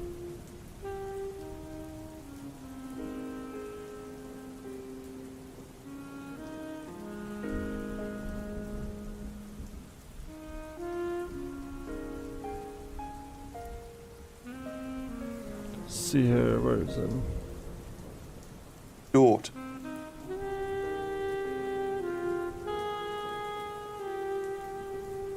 This graphic. Using the corner quadrants of the grid, simply click and drag the on-screen controls Oh my in order to God. be able to position the corners of the graphic into the corners of the window. I was like, let's manually do this. Nope. Try and get it as close as possible, but don't worry too much if you can't. Don't forget though, you can always zoom in using the scroll wheel on your mouse and holding down. Dude, we live in the future.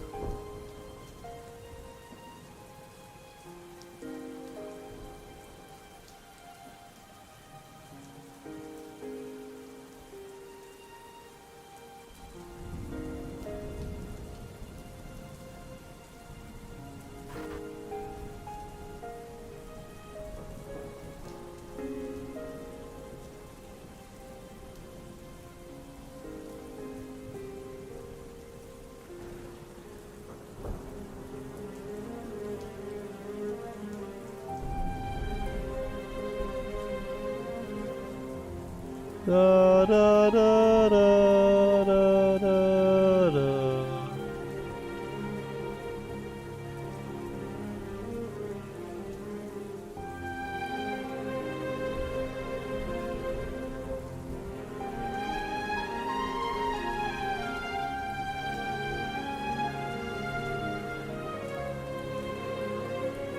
On the middle mouse button, you can always change the pan of the image within the viewer. Wow. When you've finished, simply press Z in order to be able to fit the image back into the viewer. Turn off your on-screen controls. Okay.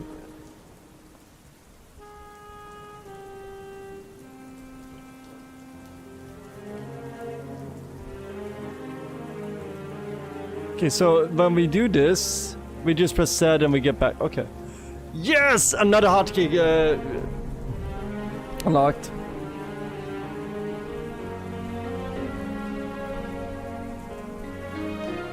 How's the volume? It's not too loud, is it? Charge of petrol.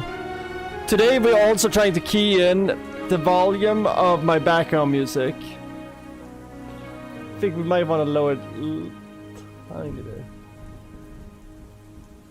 There we go.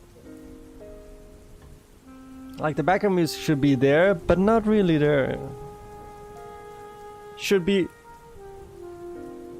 It's the opposite of never mind, I'm not gonna make that joke.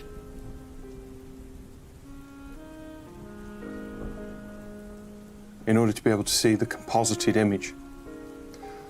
We can actually use composite modes in order to... I'll play some cinematic, dynamic type background music. True. This track has some big moments in it. There goes up. By the way, Charter Petrol, this might be one of the songs in video games that I've smoked the most cigarettes to.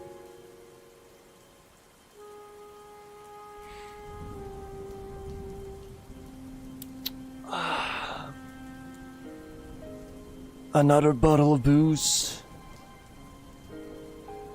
Another broken love story. Life is no mystery to me anymore. It is what it is.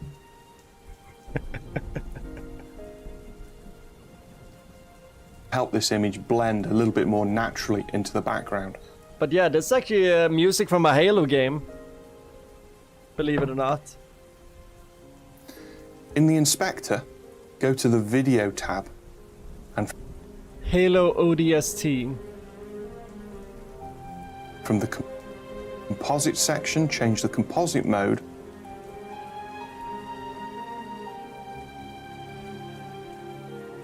You could also play with the opacity as well.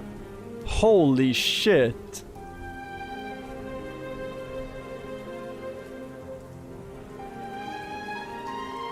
So that was an advanced option, right? No. Where does he go? So he went to video? Composite mode?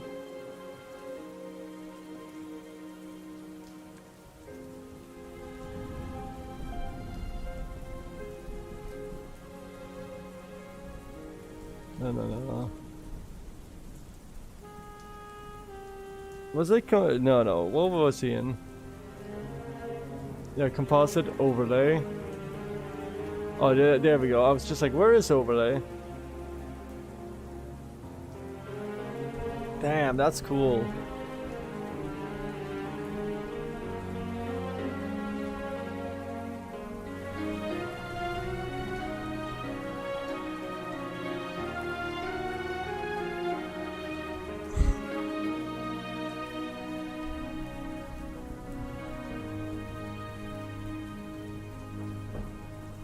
Interesting.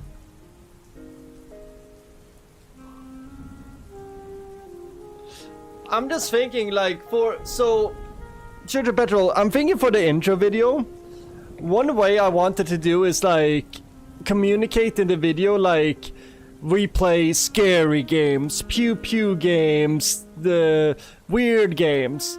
It would be cool if we could basically write those things inside the clips we're playing.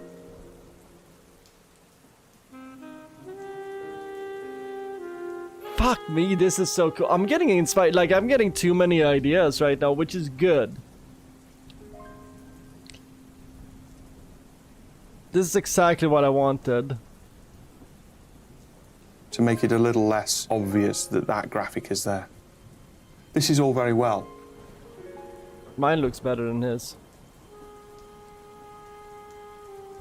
Yeah, if you got a good place to put them. Yeah, exactly. I wouldn't force it, but like,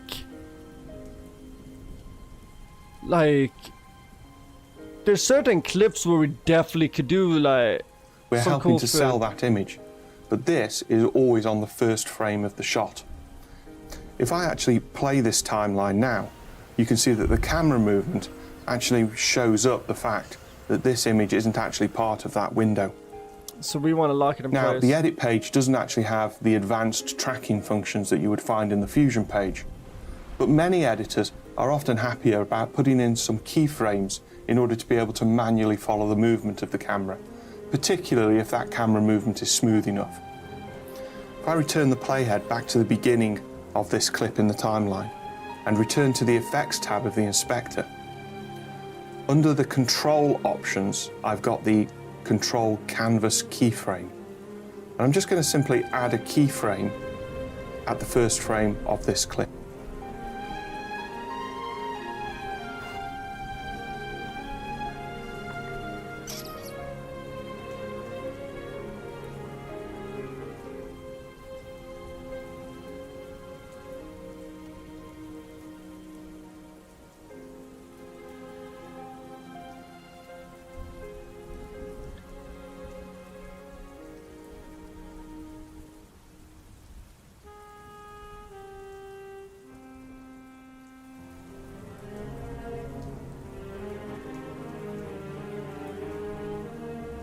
Okay, so we gotta be in here.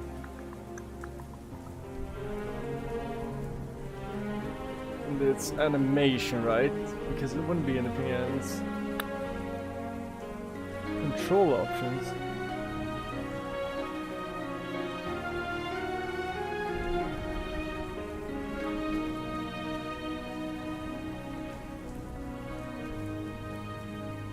Canvas keyframe.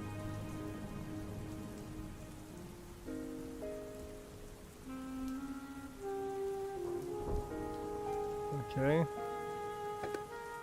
I'm going to use the down arrow key to jump to the next edit point, but I actually need to see the last frame of this graphic, so I'm going to come one frame back. And now, if I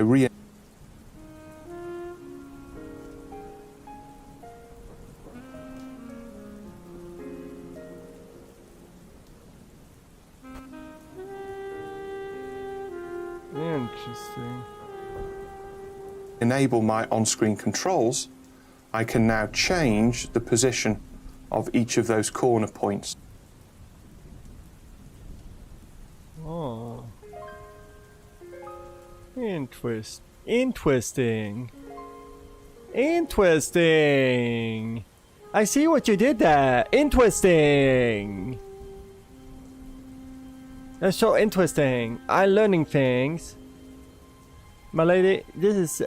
I'm gonna woo you with video. Interesting.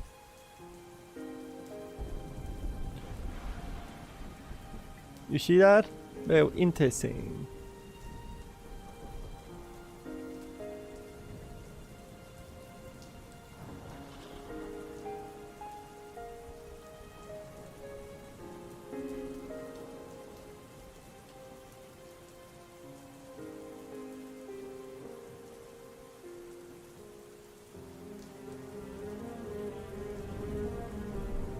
I think that's good. You know what? This has been going on for too long. Let's change music. Fuck, clicked the wrong thing.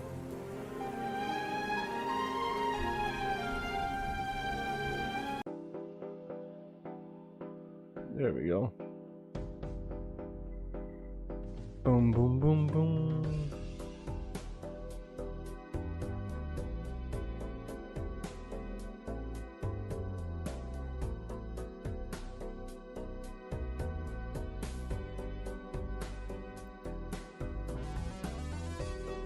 I'll just make...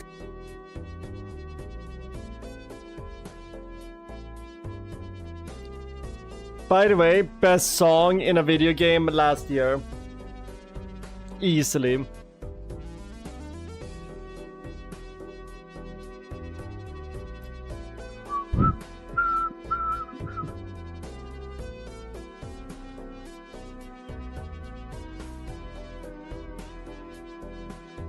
You could also play with the opacity as well. One frame back. And now, if I re-enable my on-screen controls, I can now change the position of each of those corner points.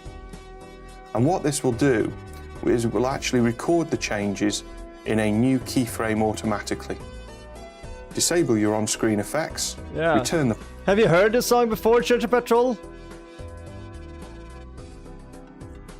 Like this, just like Cookie Clicker Balatro, is one of those games where you can play it for hours and hours, listening to the same song.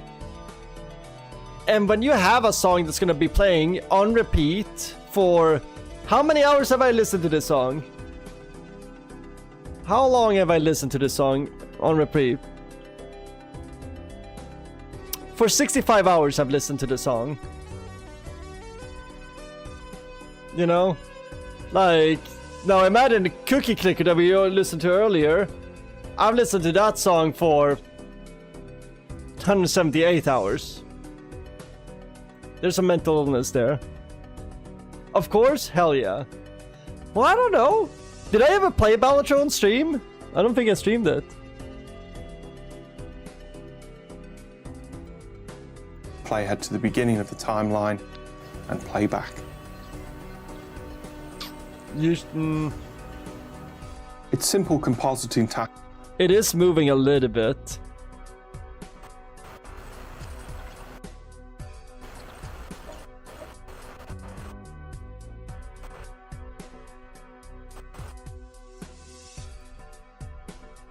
Oh wait, I didn't key that frame.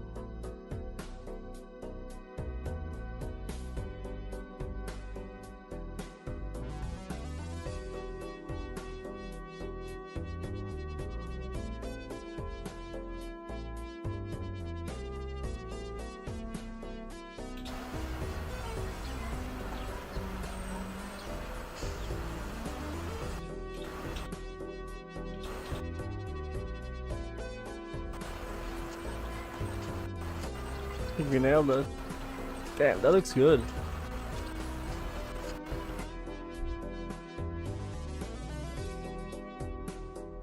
I might have to play some Balatro after stream. This music is so fucking good. By the way, if anybody needs a video game to play while they're watching the World Cup, I know some of us like to multitask. Like, I'm a big gamer while watching a TV series, like, or something.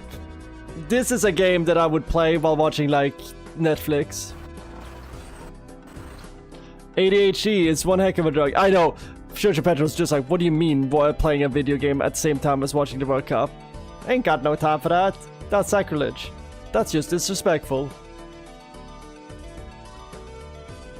But my ADHDs in chat will know what I'm talking about. Tasks like this, that the triple screen combo is a deadly combo. As editors, we often need to accomplish on a day-to-day basis.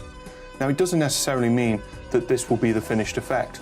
Sometimes, all we need to do is put together a rough approximation of the effect, just so that the director understands how the shot will work when you hand it off to a visual effects artist. The next example we're going to look at is the new video collage effect. From the timeline viewer pop-up menu, choose the video collage background. Video collage background.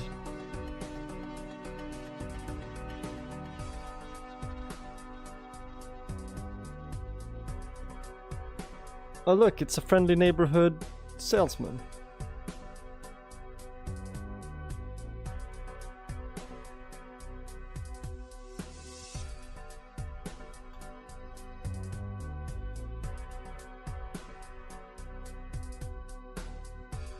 Wait, Z is to perfect. The fact that I know that Z is to get it back there, solid. If I learned one thing this stream, I learned that, and that's makes it worth it. We actually have a timeline that's got 4 clips all stacked on top of each other. You'll notice that 3 of those tracks are already disabled. Just like me. The image in the first track is of Chris Lang, who's the owner of the Organ Mounting Outfitters chain of stores. If we enable the clips on video track 2, you can see that we have an image of a girl walking through a canyon. On V3, we actually have a wide shot of a mountain. And on V4, we actually have this rather wonderful image of organ mounting from the distance. That is a rather wonderful. Now we actually want to use this topmost image as the background. And in traditional compositing, what we would normally do is have this as the background image at the bottom of the layers. But that's not how the video collage works. The video collage works in the background mode by effectively creating holes in this image from which we can see the underlying shots. So in this case, I'm going to select the clip on V4. So it's like having layers and then using the eraser on the top layer. From my Resolve Effects Transform category.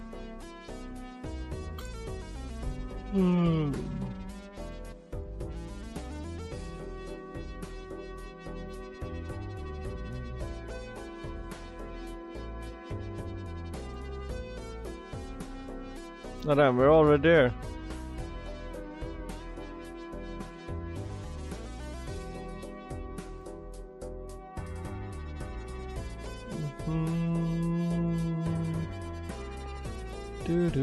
Okay, so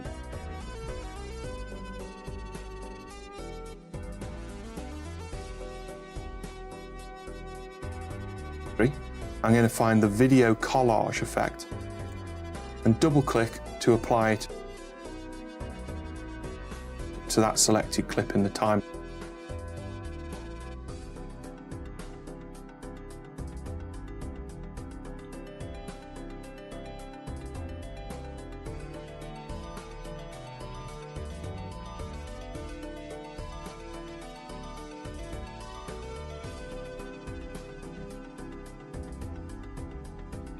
oh, and then if I do this,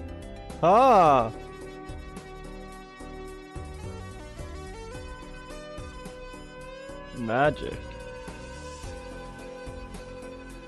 Line. As you can now see, it's almost like looking through a window frame of the underlying shot. But before I start to position the lower clips within each of those little holes, what I want to do is actually customize the layout of what we call the tiles. In the Effects Inspector, you can see that you've got the controls for the video collage, and they're actually in 2 tabs, Globals and Tiles. Click the Preview layout in order to be able to preview each of the tiles.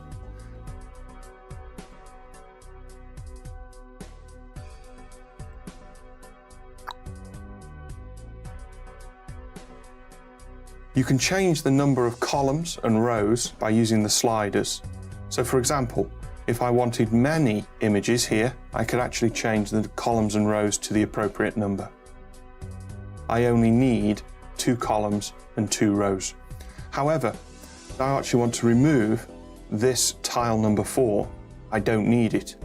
And I actually want tile number 2 to actually be larger and take up the position of tile number 4. Okay. To do that, I'll need to go into the Tiles control. Click on the Tiles control and change the active tile to the tile that we want to change first. In this Okay.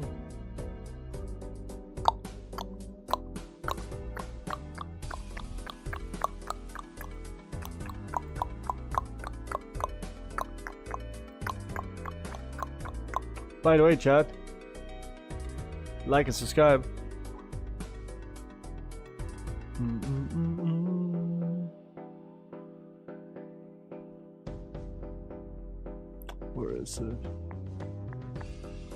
case tile 4. If you now click the manual tile management checkbox, you can then delete tile number 4.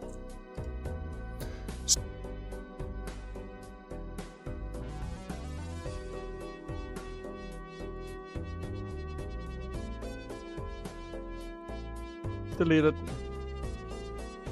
Switch to tile number 2, and in the custom size and shape controls, change the end row to row 2. This is pretty simple, huh?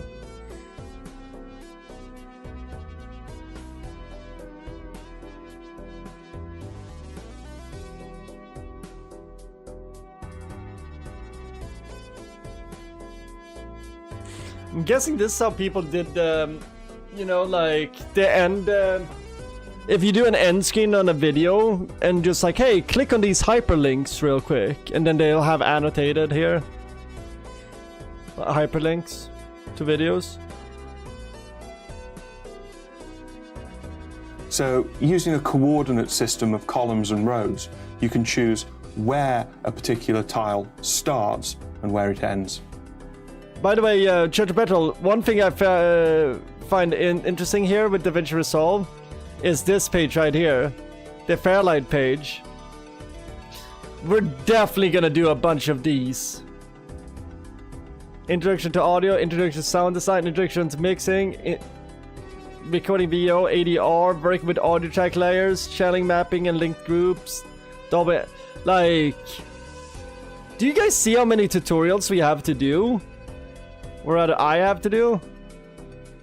We're doing this one today. I was gonna do multicam, but then I was just like, I don't have a multicam setup. It's something I would love to do one day streaming, where I have a multicam setup where I have one camera that just is set up for bartending. Because I think that would be cool. But like, look at this. This is gonna be sick. So what I'm thinking about, we're gonna do one of these classes, one a week.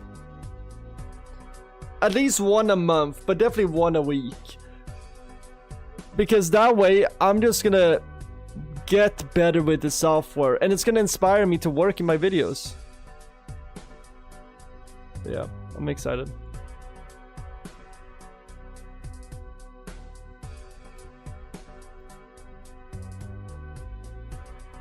Opening up the tile styling, you can choose to add a border.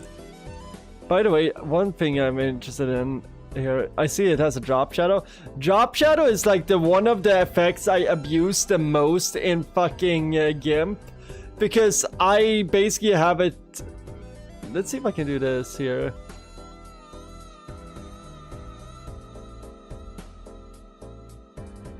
So do you see that shadow? So one thing I do a lot of times is I have a hard time figuring out how to get text highlighted. So in like the logos for the video games when I do my thumbnails, they sometimes disappear. So I will do a drop shadow. I will do this, and then I'll have it on max, and then I'll have it on drop angle. It's gonna be completely behind it.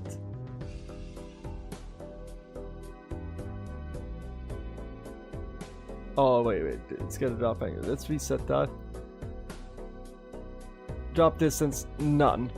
Complete behind, and then you do expand. And now basically you've highlighted these boxes. Do the blur down to none. And now you have... then...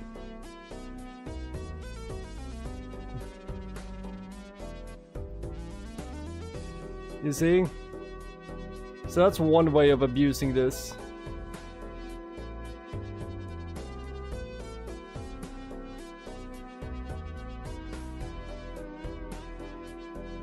But he's doing tile styling now, right?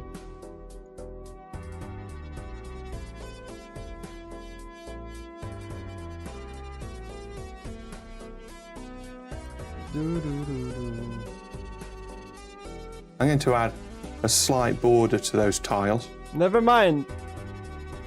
I don't have to do the drop shadow way thing to... So, what I just showed you is how I do borders in GIMP. Okay, we got an option for that. Okay. I'm also going to change the tile color to a bright green.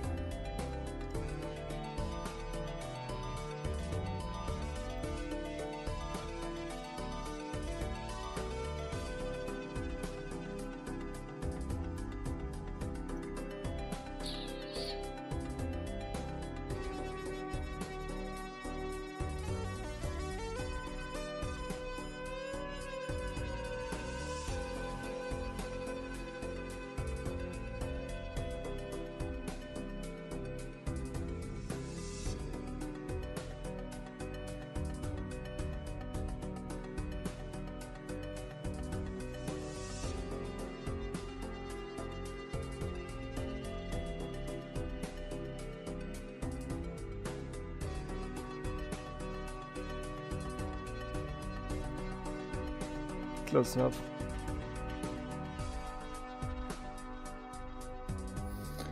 Opening up the drop shadow controls, I'm going to increase the strength of the drop shadow and the distance of the drop shadow. I like drop shadows.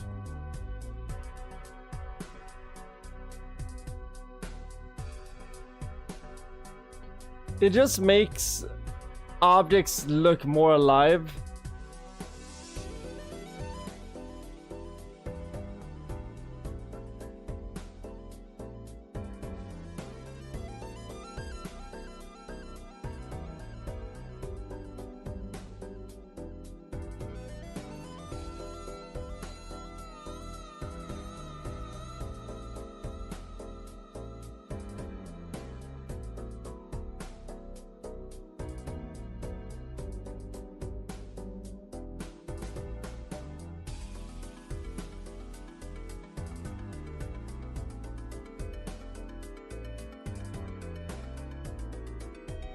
But yeah, I was just gonna say, he's got a lot higher than me. Yeah, 518.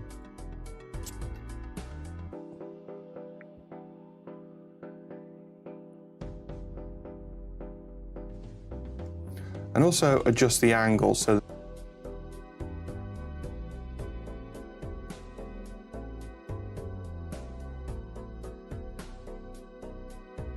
Why do you need an angle? that the drop shadow is a little bit more vertically underneath the clip. Okay. I personally like that angle, but we can make it happen.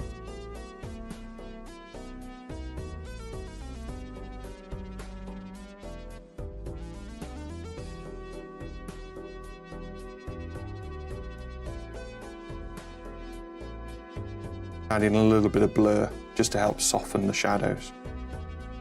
The video column.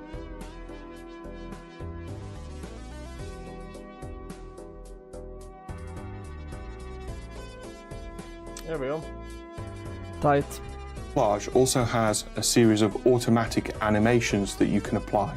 So you don't need to worry too much about getting into complex keyframe You're animation. doing more research, so we need to make money next stream. That's the number one priority next stream, is making money. Last stream, we filled the refrigerator with sausage. Though you have the ability But to we be able need to money. do that as well. In the tile animation section, You don't know if the permadeath mode is the mood mode? There's so many random ways to die. We haven't died though. You can just be unlucky. We're not gonna be unlucky. Well, we already... Also, next chat stream, we might have to check on our grandma, because she might be dead. I'm going to change the animate pop-up menu to intro only. We now have a set of predefined animation presets. In this case, I don't want to use the I'm going to change the animate pop-up menu to intro only.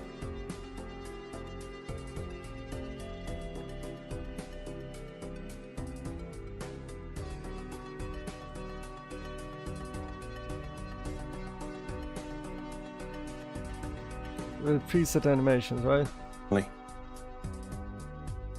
Oh, it's tile animation.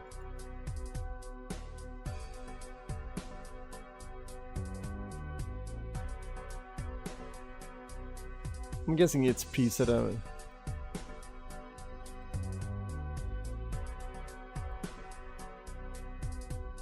Let me see here. We now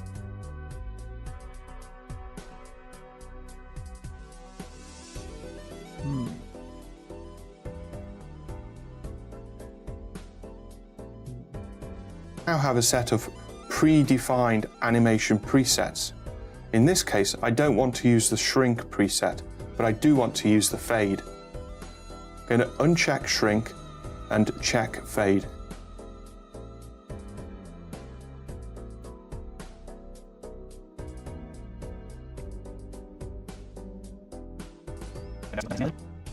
Is made is absolutely settings it.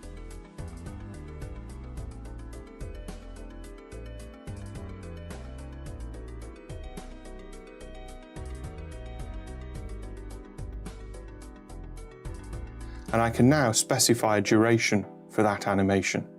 In this case, I'm going to set it to 24 frames.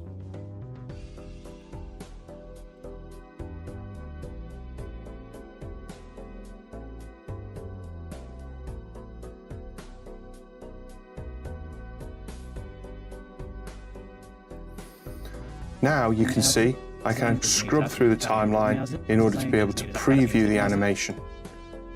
Now that I've set up the tiles and adjusted the animation, it's all ready for me to actually put the images into each of those tiles. I'm going to uncheck Preview Layout, then select the clip on track V3, go into my on-screen transform controls, Can we and just drag and drop resize them? the image so that it sits nice and neatly inside. That is nice. Ooh. Ooh, that is nice and neatly. It is neat that he aims it.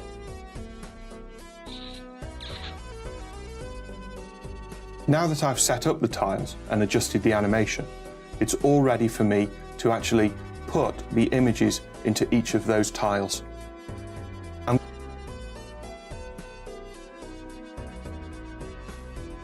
We get paid to talk to her? Who? Oh, is that how I made money? Drinking coffee with her? Did we get...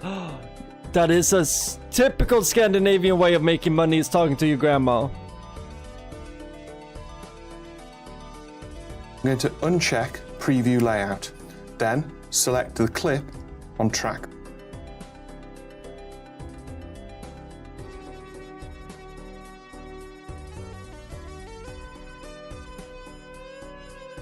Transform.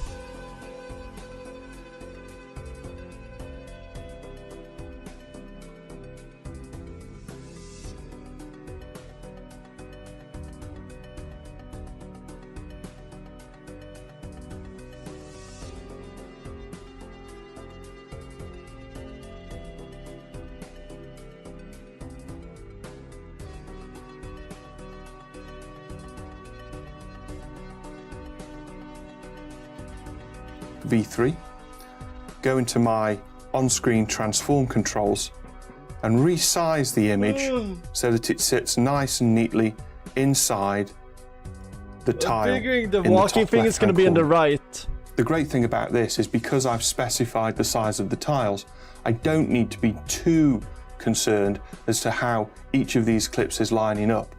The mat that the video collage is creating means I just simply need to frame it appropriately. Selecting the image on V2, I'm going to do the same again, resizing and positioning the image.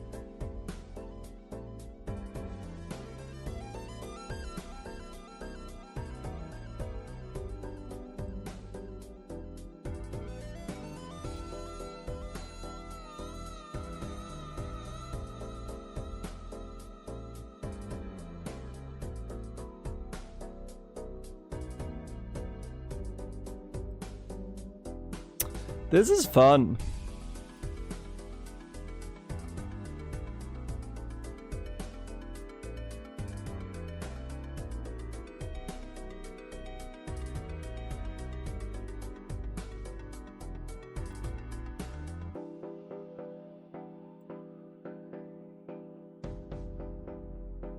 That works. Then I guess we'll just put him here in the center and just...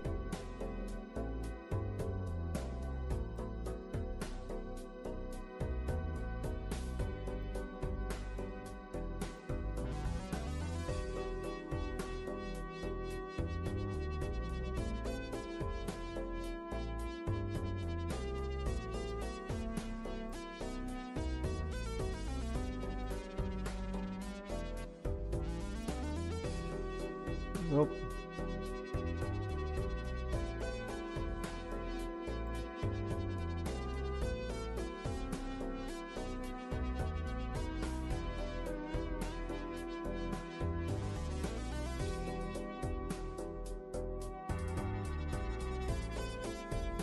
As it design is made is actually one of the most exciting aspects of our business.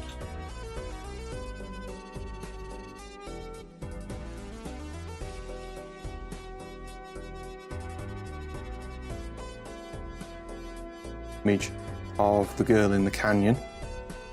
Now, as I set it here, you'll also notice that the image is actually encroaching into another part of the mask. So in this case, I'm going to switch my on-screen controls to crop. Oh.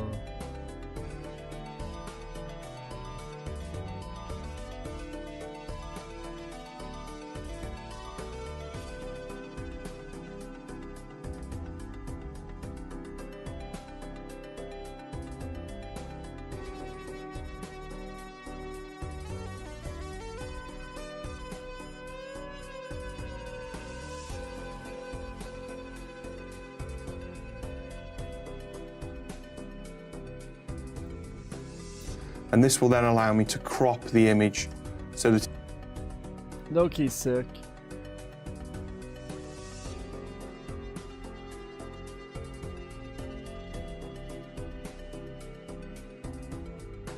Nice. That's a fantastic editor. it doesn't actually show in any of the other matte holes.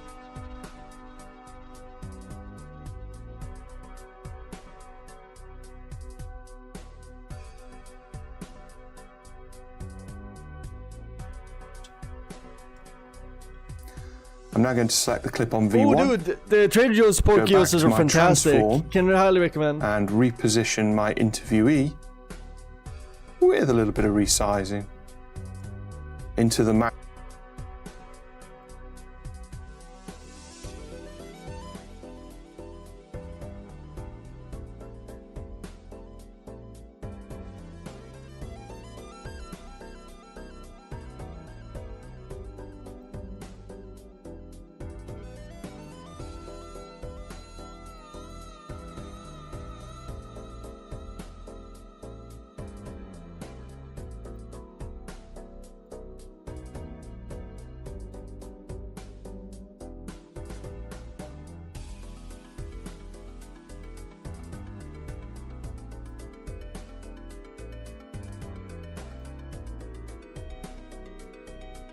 This is great.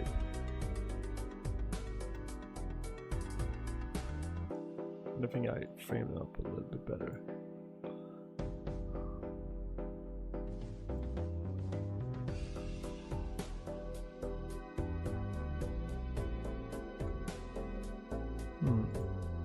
Mask that I created for him.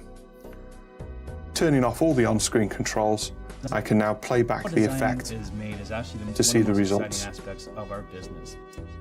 So this is one use for our video collage effect. But the other way that we can use the video collage is to use it to create the individual tiles themselves. From your timeline viewer pop-up menu, choose Video Collage Tiles. Now in this case,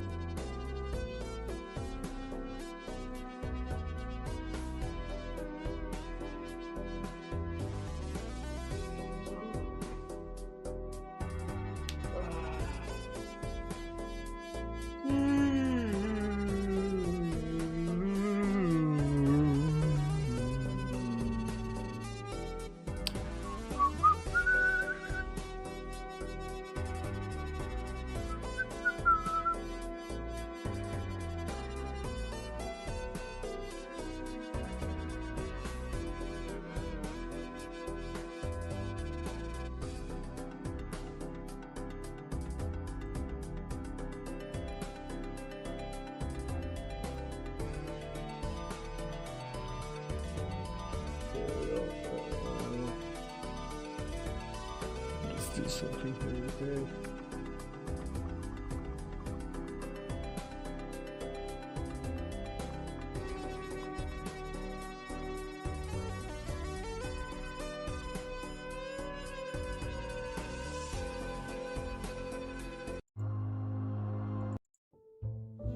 There we go.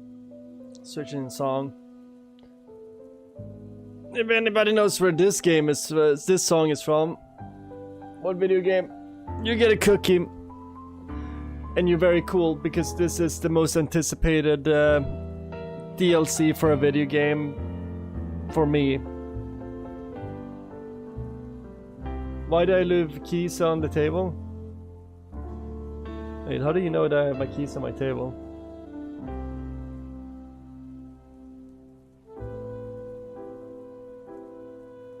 Wake up.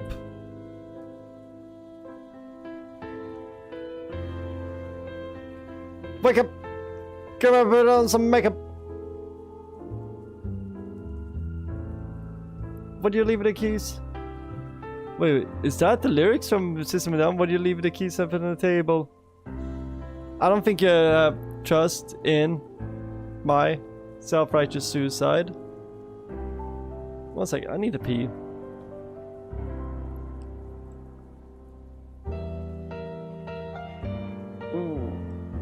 Yeah, we're replaying this game.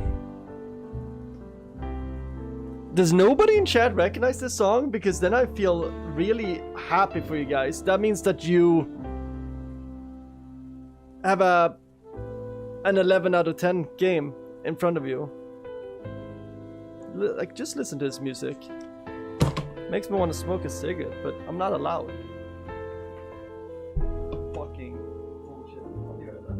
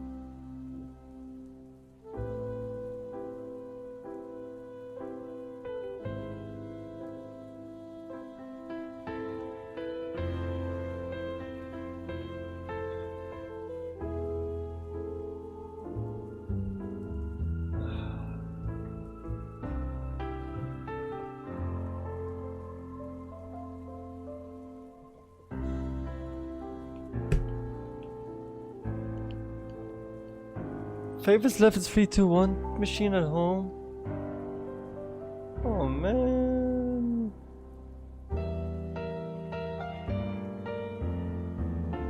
No 3-2-1 machine. No one knows the song? This is the blue room. We're gonna play this game in the future. By the way, I had a little poop there. This is one of those games where whenever I talk to people that play this game, they're like, yes, this is amazing. This game is perfect. This game is... It's on Netflix. It was a good little poop. It was a quick poop. I did a big poop earlier, but then I realized there was remnants left inside of me. Chat's like, Sonny, don't talk about your poops. But this game, is there a story trailer? Because this game fucking rules. This has one of the best art style. Gameplay, it's awesome. Art style, awesome. Story, awesome. Music, awesome. I usually take one a day, one huge. It's in the morning. Sometimes two. Though.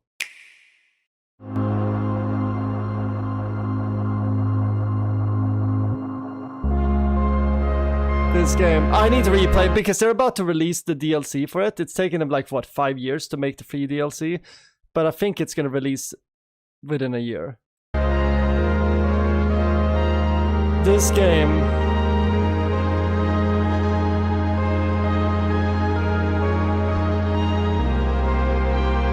It's beautiful, it's violent, it makes me feel something. It's a good gameplay game with a story that rivals something like Edith Finch or something like that.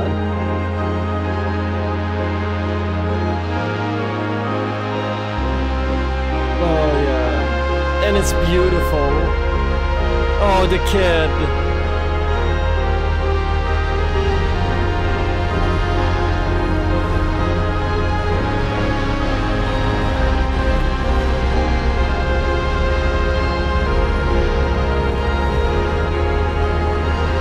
This game is such a fucking good game. Oh, I need to replay this.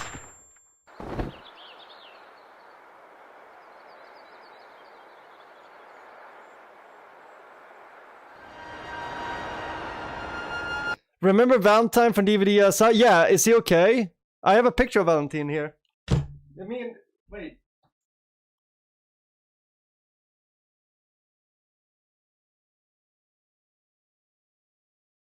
You mean this guy?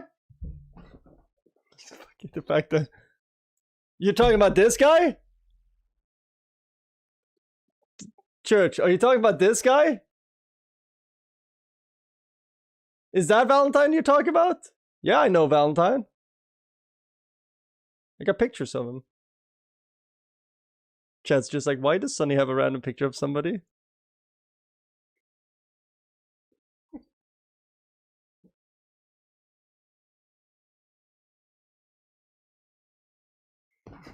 What happened to Valentine? Valentine threw a game at a girl that I used to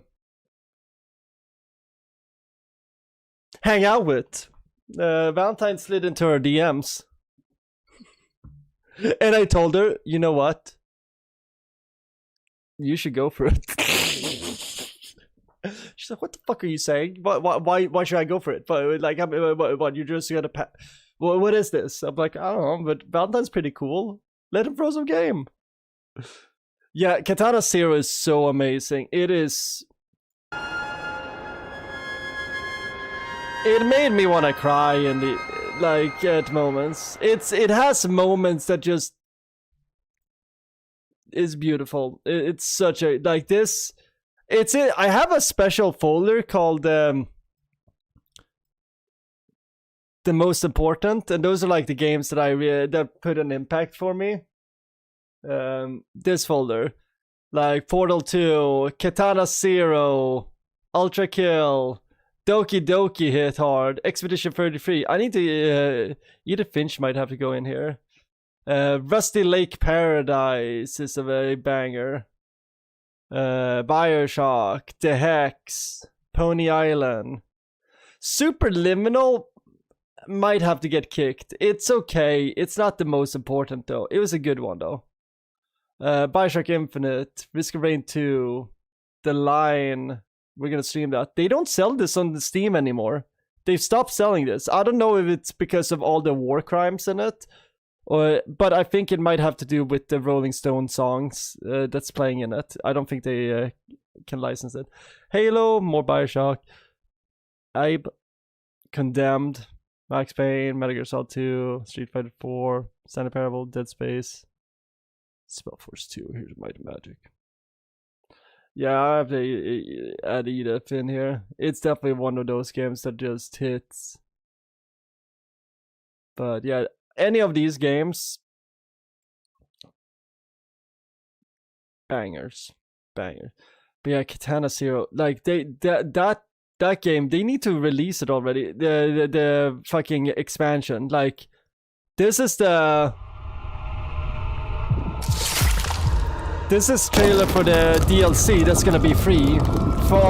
Yeah, Tony, another reason, there's a free DLC coming for this game. And it looks sick.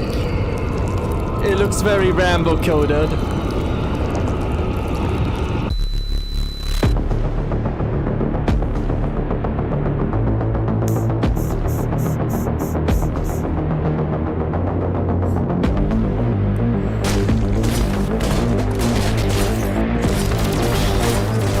Is amazing.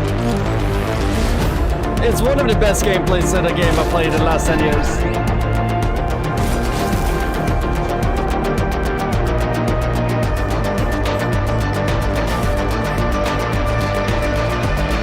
Oh shit! Are we going back to our home country? Because we're basically out of Vietnam, but like we're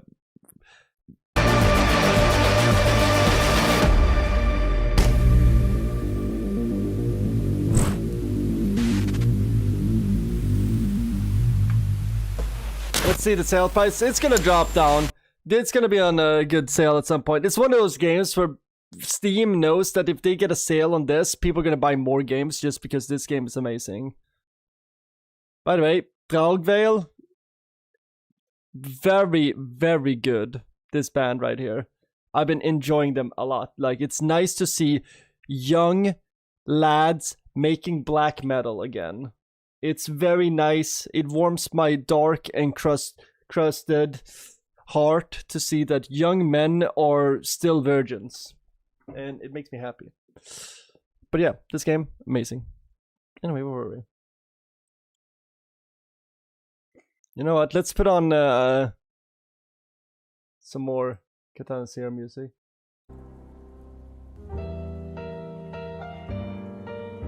You know, now where we had that epic song playing, let's have that playing. Fucking Blue Room. Yo, I got... Whoa, Tony subscribed to me? Perfect song to play like this. I've arrived. It took me 4 years. It took me to tag Turney in every single one of my streams. Except one. Or maybe two. He definitely reminded me those times. But Turney has now subscribed to Sonny Crockett. The man. The legend. The shitty video gamer. I can now end my streaming career.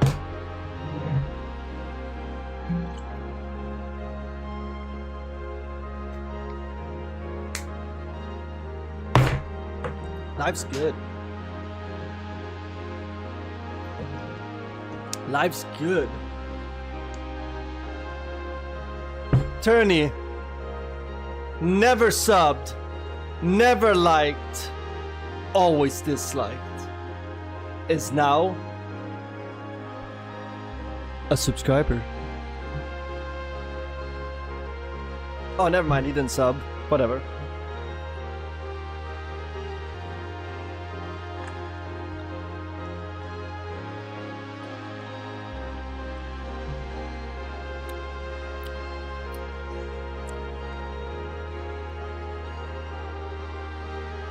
Kill the. Oh yeah. You know what? Kill.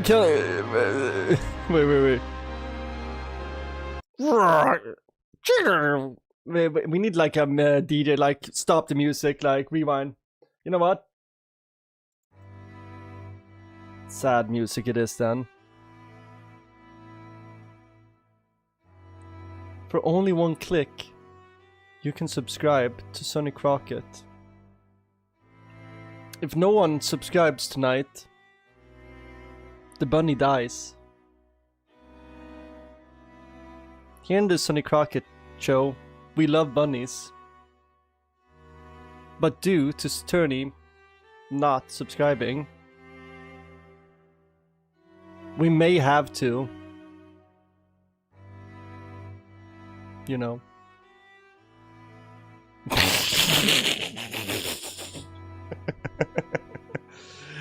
Bunny killer Crockett in the house. I do have a book called The Dead Rabbit in the house, so, but that's a cocktail book from the bar Dead Rabbit. I wonder if anybody knows what 10 out of 10 video game this song is from, because this is also an 11 out of 10 game that should, is it in there? Oh shit, it's not in my folder. I need to add it then. I feel like this one everybody should get though. Even though this is one of those games that everybody has played.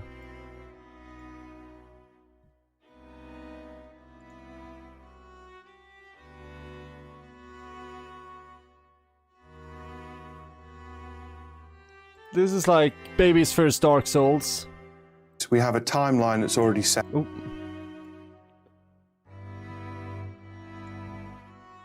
Set up with the organ mounting background actually on the video 1 track. We've also got an animated logo that fades in. On video 3, we've got a compound clip of a girl turning towards the camera and smiling. Video 4, we've got a man looking. And video 5, we've got the girl from the canyon walking across the mountain top. Now in this case, I'm going to do the setup actually on the first shot of the girl turning towards the camera.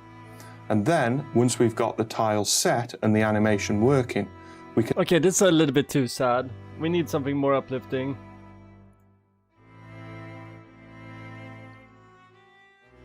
I wonder what other songs I have here. There we go. And then simply copy and paste the effect to the other clips. So I'm just going to leave the clip on video 5 and video 4 disabled for the moment. Oh, the British accent works with this actually. Select the compound clip of the smiling girl and double click the video collage to apply the clip on video 5 and video 4. Now in this case, I'm going to do the setup actually on the first shot of the girl turning towards the camera. And then, once we've got the tiles set and the animation working, we can then simply copy and paste the effect to the other clips. Great googly moogly. Great googly moogly. That thing is juicy. So I'm just going to leave the clip on video 5 and video 4 disabled for the moment. Relatable. Sometimes I'm disabled too.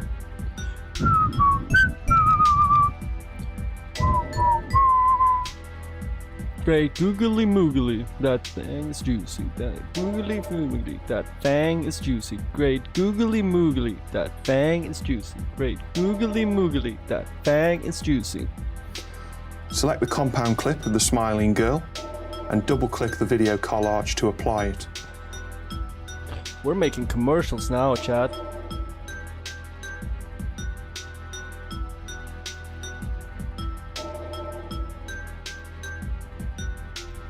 As you can see, The background is now viewable through the matte holes that are created in the image. From the Effects Inspector, change the workflow from Create Background to Create Tile.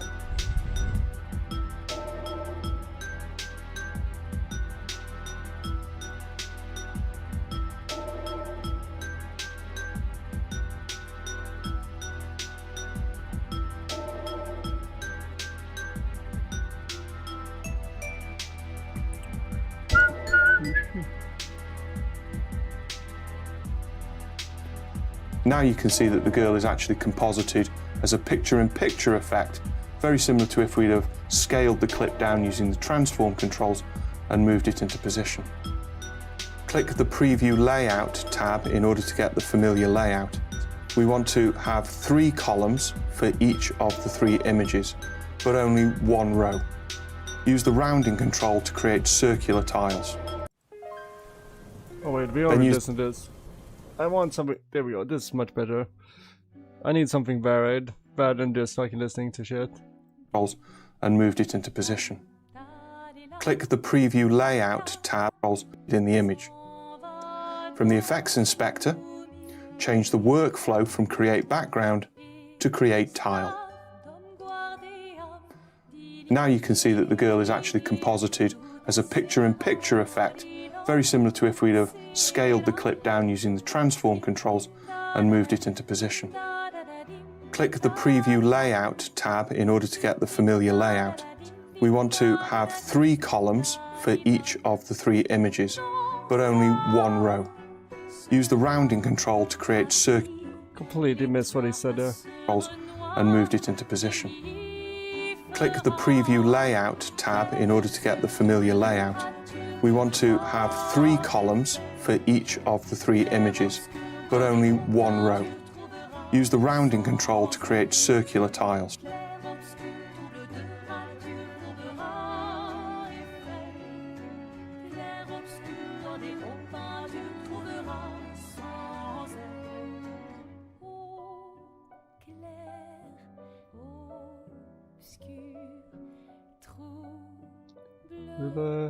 Rone.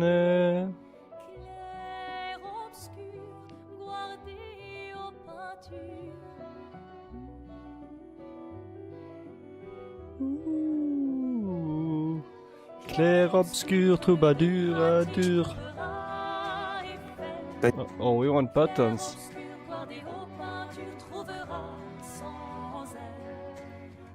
Sounds like she sings Use Sunset. the vertical offset control to position those tiles. Yeah, I've heard that this game is pretty good. But yeah, above the mountain. I've been working on like adding some things. Like we have a little playlist of just 1 hour or 2 hour takes of songs. Now that we've got the tiles into position, let's customize them in terms of the border and the drop shadow. So we want them up like fucking the moons in Star Wars. Oops. 1 second. So we're gonna change from obscur to merde. Clair obscur.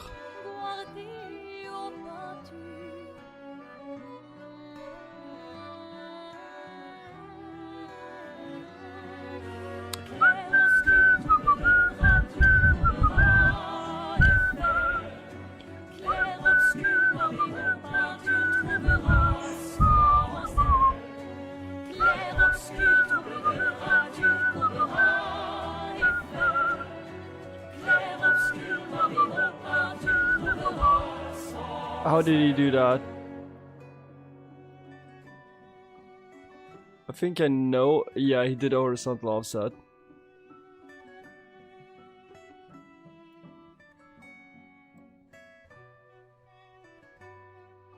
Oops. Vertical offset, I mean.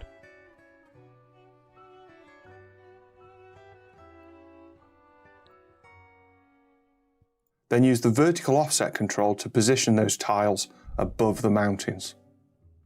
Now that we've got the tiles into position, let's customize them in terms of the border and the drop shadow. Let's go to the Tiles tab and open up the tile styling and increase the tile border ever so slightly. Change the tile colour to about 90% brightness. Dim dim da da da dim dim da da da dim da di da. Yeah.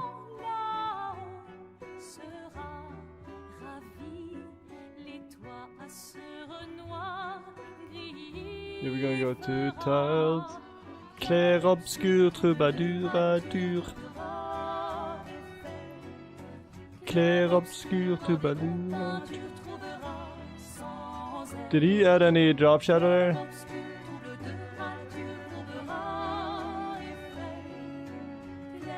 And increase the tile.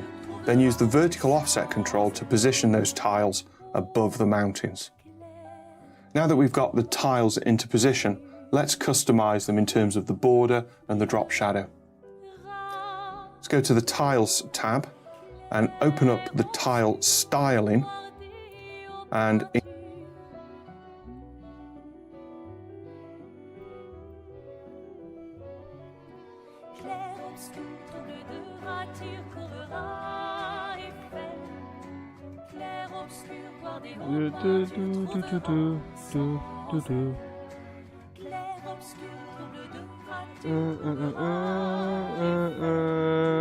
Here did we get the grayscale thing to do?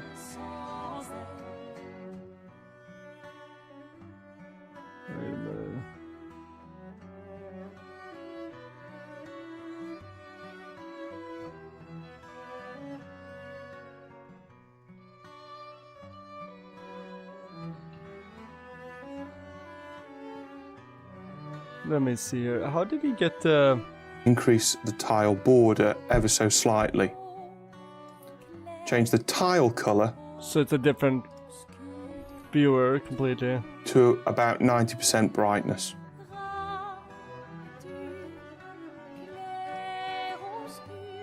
Open the drop shadow controls and increase. Okay, I can replicate that.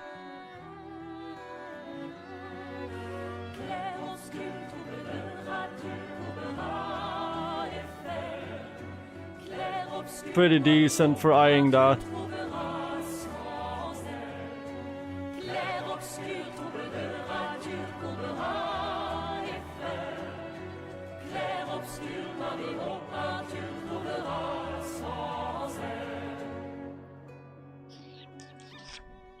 The strength, change the drop angle so that the... Okay, so we want to do drop shadow. 50, drop angle. He wants to... Dude, he's very anal about having it right behind. I personally like a little bit of offset. Shadows are appearing directly beneath the tiles. Increase the drop distance and the blur to your particular liking.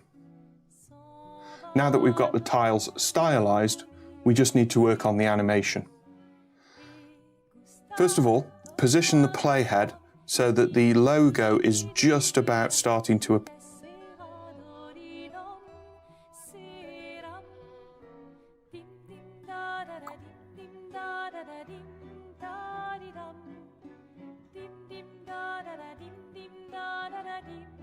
In the viewer. Then open the tile and 0202. Okay, I'm 1 second away from what he had. Animation controls. We are actually going to manually keyframe the fly animation. But first of all, we need to choose the direction of that animation. Change the fly animation pop-up menu.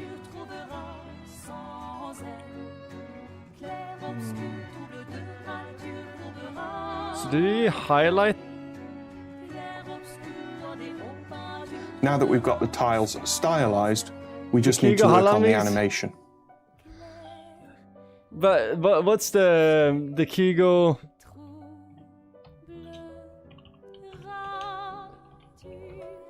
What's the lyrics of that song now? Kygo, yo.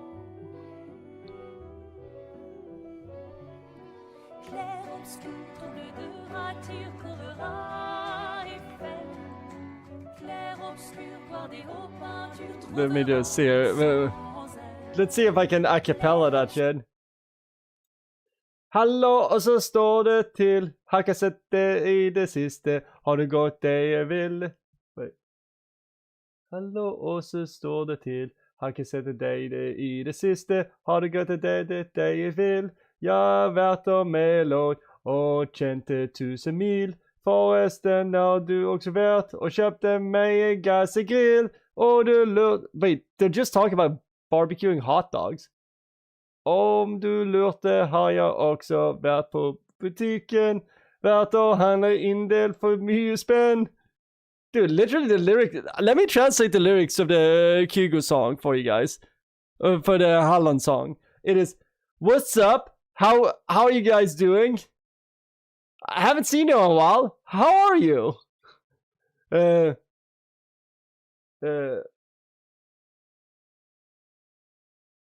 I made a song and made 20 mil. Oh, by the way, I bought a gas grill. If you listen, I've been to the store. I've bought a bunch of bullshit for a lot of money, and also I'm gonna share with you, my friend.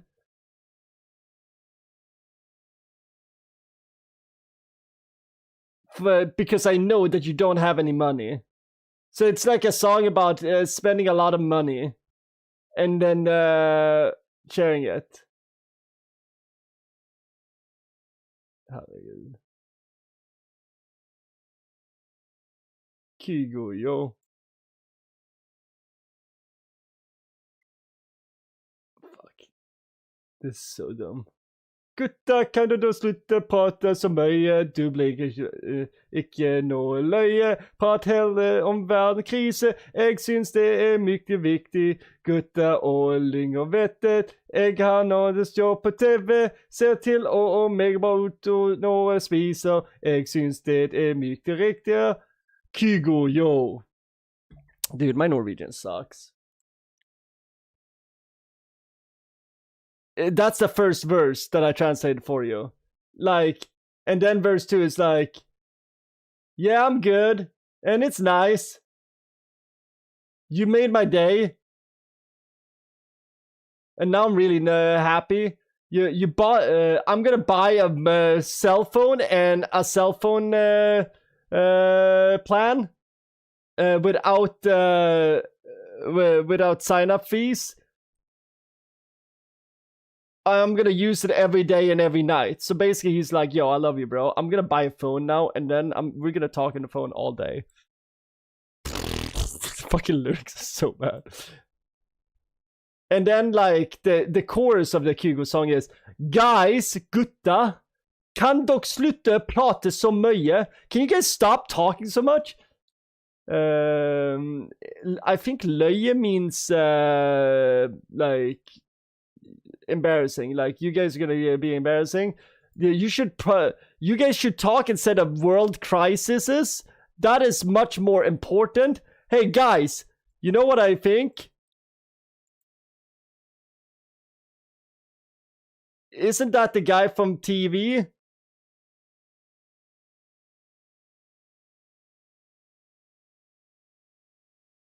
And I look really good when I'm eating. Dude, yeah, this is definitely written by a bunch of 14-year-olds in Norway. Yeah, it says I look good when I'm eating. It's a ser til og meg bra ut når jeg spiser. Yeah, I is I. That makes sense. First of all, position the playhead so that the logo is just about starting to Norwegian? I'm not good at Norwegian. Appear in the viewer. Then open the tile animation. Tile animation.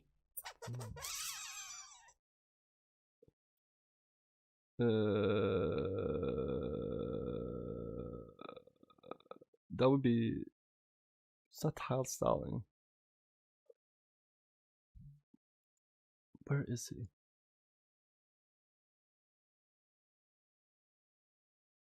It's under tiles. Oh wait. Like the tile.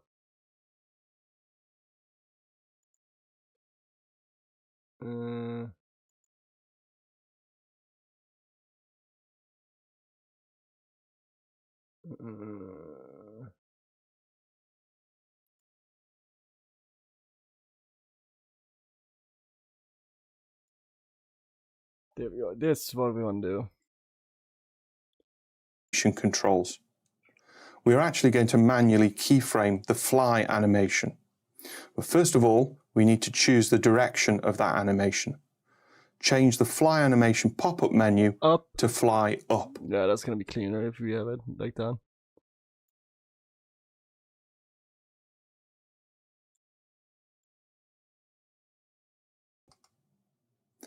This means that the tile... Jeg har min dansk down. Jeg spiller lidt dansk. Hvordan går det? Tiles will actually come from the top of the screen, not that they will actually go to the top of the screen. At this point, the fly progress is in the correct position, so simply add a keyframe by clicking the white diamond to make it go red. Now,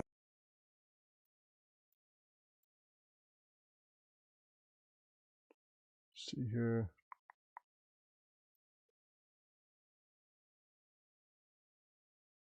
Move the playhead back to the beginning of your timeline and adjust the fly progress slider so that the tiles disappear off the top of the screen.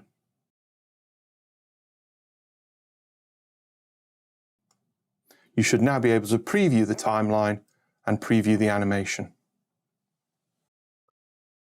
Oh.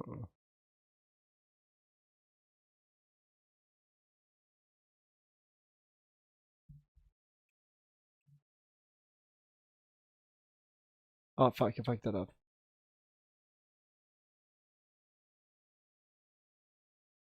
It was over here at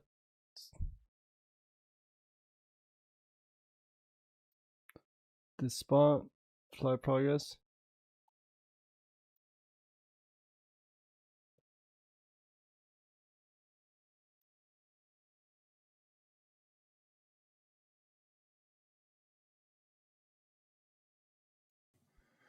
At this point, the fly progress is in the correct position, so simply add a keyframe by clicking the white diamond to make it go red. Now move the playhead back to the beginning of your timeline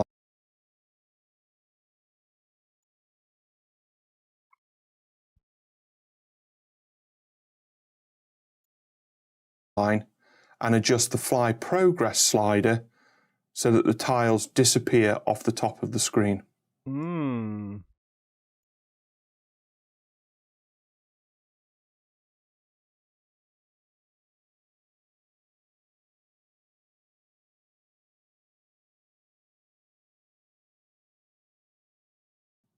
You should now be able to preview the timeline and preview the animation.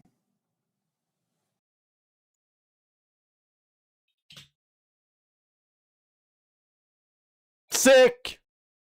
And by the way, this is how I'm gonna use exactly what we learned here.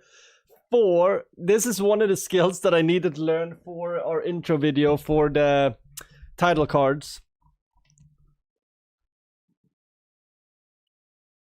It's not useful at all in my part of Sweden, Church Petrol. You see a Norwegian in the summer because they're on vacation in my state. That's about it. They called that latch. What's a latch? You're a latch.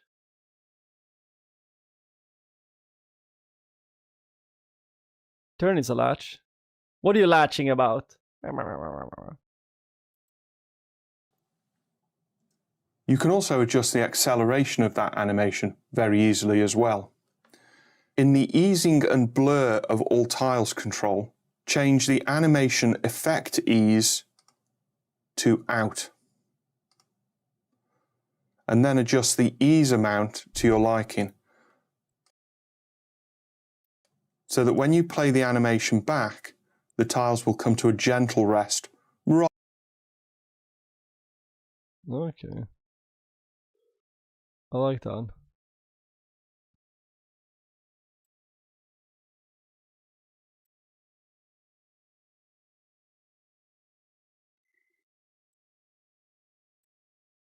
Rather than an abrupt stop. The animation effect ease to out, and then adjust the ease amount to your liking.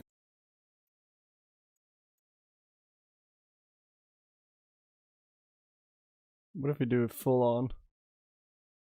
I'm just curious how nice. And then if we do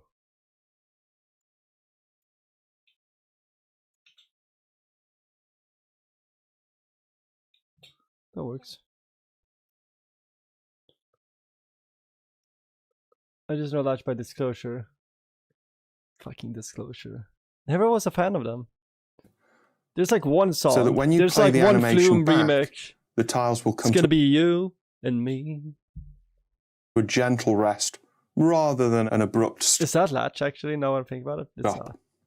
Again, now that we've got the animation sorted, we can now start to customize the actual tile image itself. At the top of the inspector, uncheck the preview layout option. Then open up the resize controls and use the pan and tilt controls in order to be able to reframe the girl within the circle.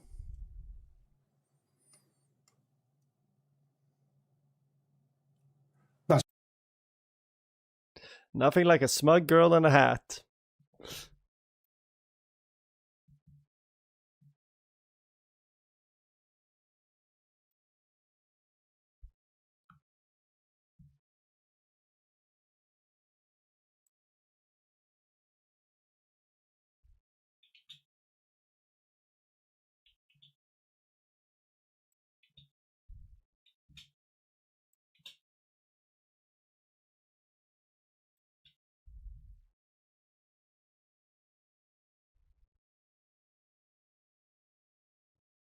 Disclosure had a great moment, dude. They came into EDM at a perfect moment where they made they racked in. That was a good for them. It's great. We've now got the animation working for this tile. All we now need to do is to actually take that plugin and copy it onto the other two clips in the timeline. With the smiling girl clip still selected, press Command or Control C to copy the clip. Now enable track 4 and select the looking man clip. Press Option or Alt V for paste attributes and choose the plugins option and apply in order to paste the effect. Now all that has done is actually create a duplicate copy of the effect with all of the same settings onto this new clip. We now need to adjust those settings to take into account the differences in this clip. With the Looking Man clip selected, go to the Effects tab in the inspector and change the This is huge.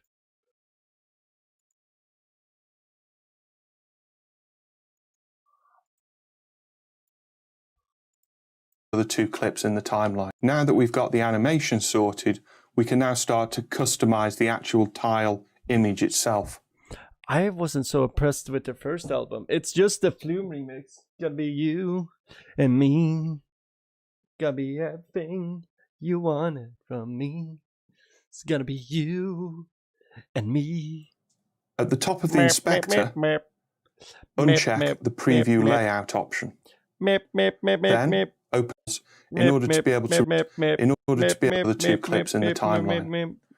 With the smiling girl clip still selected, press Command or Control C to copy the clip. Now enable track 4 and select the looking man clip. Press Option or Alt V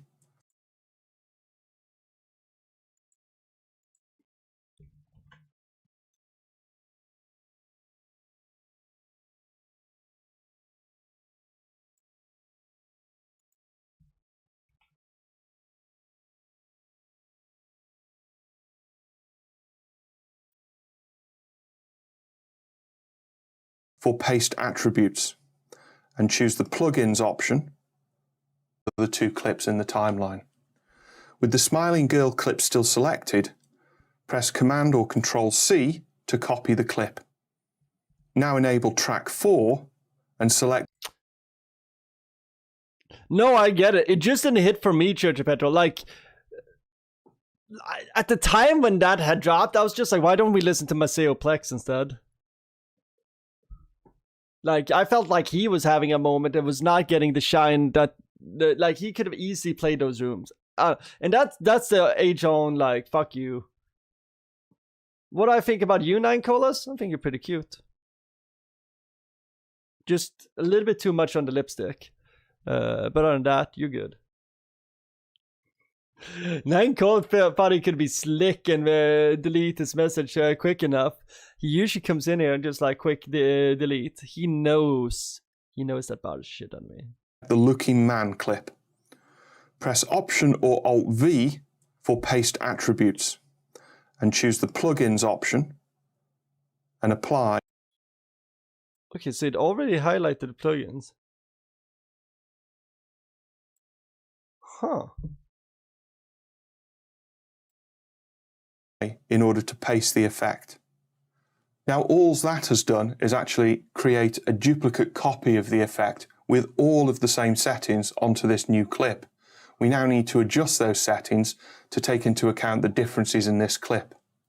With the Looking Man clip selected, go to the Effects tab in the inspector and change the active tile from tile 1 to tile 2. Now,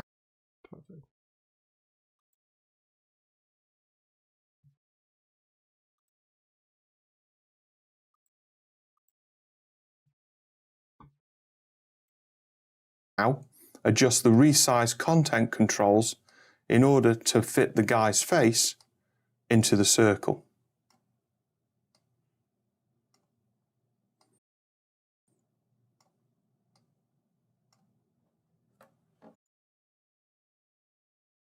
That's shit.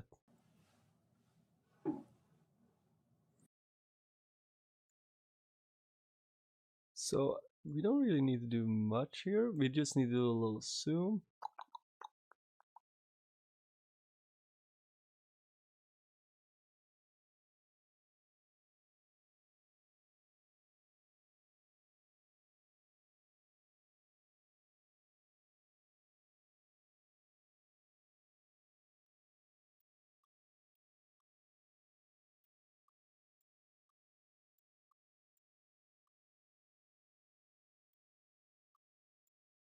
I kind of want them in the same size as her, just because if they're in different sizes, it kind of bothers me.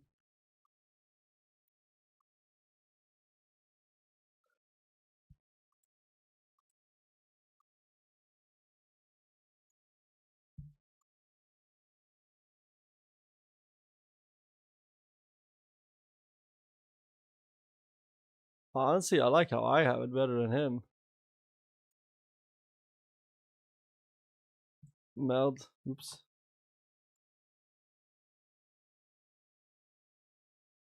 That works. I'm gonna do the same thing. And now I need to paste the attributes again for the third tile. Easy. So we go to third tile.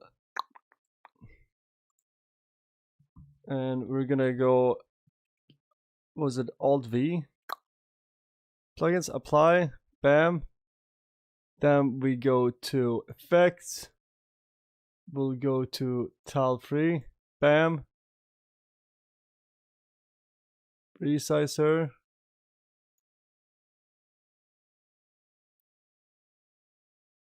One in the approximately the same head size as the other ones.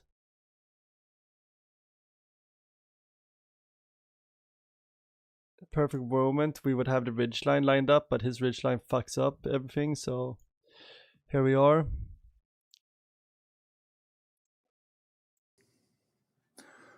Don't ban anyone. Enable the track for the Walking Girl clip.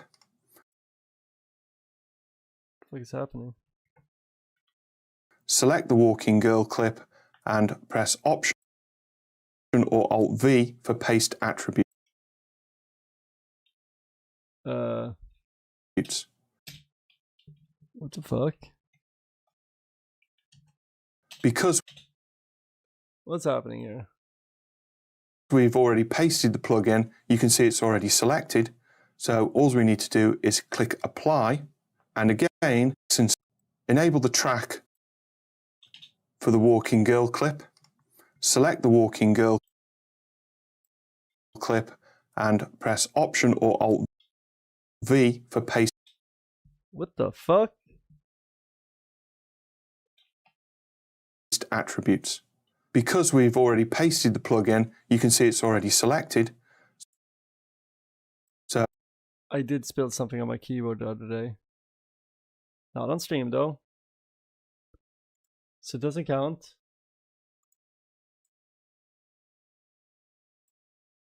But I did spill something on the keyboard. So it's probably what's happening. God damn it. I always spill things.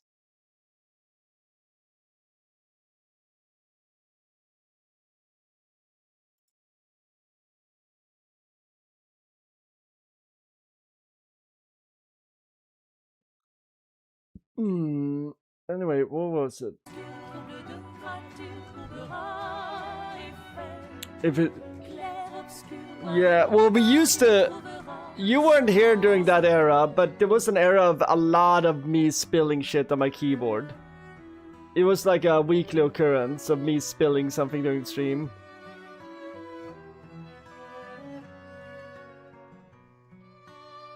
now that I've set up and choose the plugins option, with this inspector, change the active tile to tile 3 and change the resize content controls so that the girl I'll pull up the most famous one where I spilled a full glass of wine on my keyboard. We turn the You can literally hear like boom, boom, boom, boom, boom, boom. playhead to the start of the timeline and preview your animation.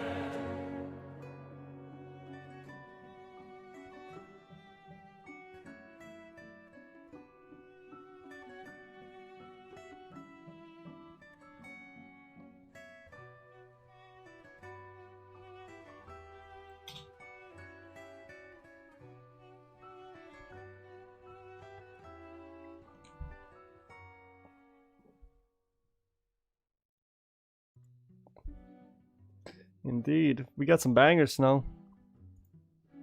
Ding, dum, dee da dum. Okay, where were we? Inspector, change the active tile to tile 3, the timeline, and preview your animation. I hope you've enjoyed this demonstration of some of the visual effects that we have on the edit page in DaVinci Resolve 17. Don't forget, you can always join us on the forum pages if you've got any further questions. And also on the DaVinci Resolve product pages, there's a whole section dedicated to training videos and training guides that are all available for free. Thank you very much. Sick. Nice. We learned something, chat. So next lesson I think I'm gonna do is I'm thinking maybe intro to audio or something. Or maybe Fusion. Create cinematic visual effects, add motion graphics, you learn the basic node-based interface. I think that would be...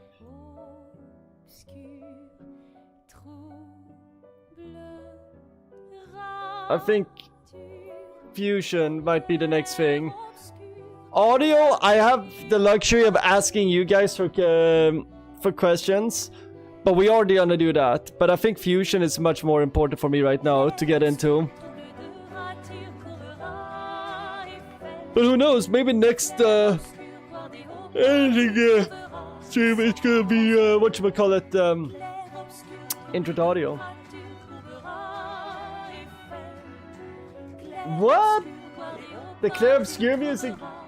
Tony, you don't like Claire Obscure music? What? What's wrong with Claire Obscure? What's wrong with the Claire Monsieur?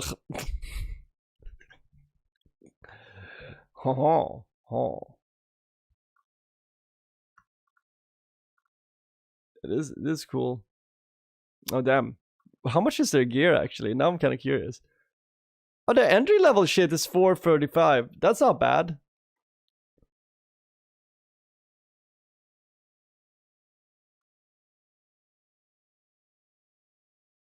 Oh nice, a bundle for 24k?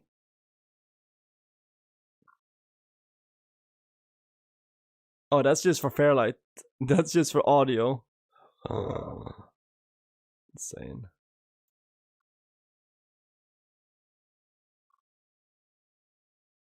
Oh, I could probably do a cool DJ set on that. It's just dramatic. You know what? You know what? Tony, I know exactly what you need for music, background music.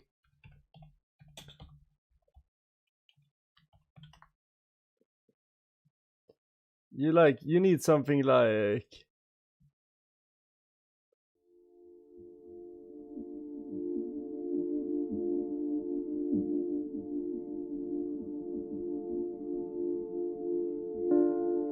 This is what Tony needs in the background.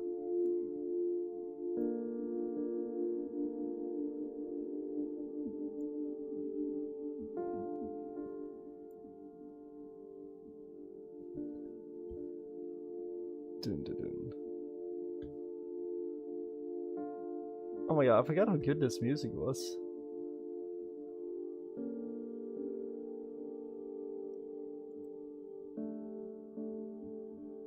You need Far Cry 5 music? What's the Far Cry 5 music?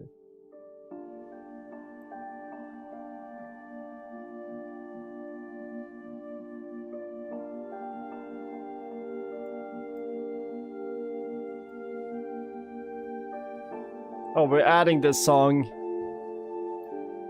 to oh, you DM'd it? Perfect. Perfect, perfect. Clutch. Damn, this song slaps.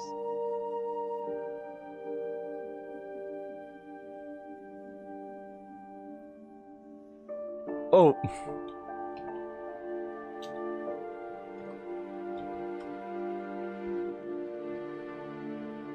Yeah, this hits more than I thought. I didn't remember the music being this good. I feel like it just melded into the mood.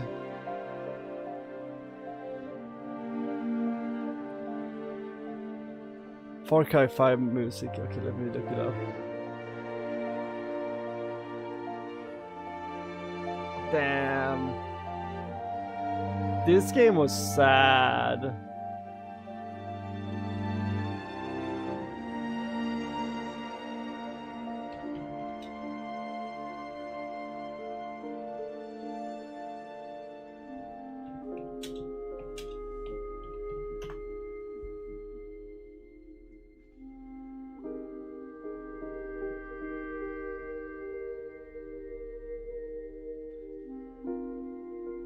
What song is it I need to play?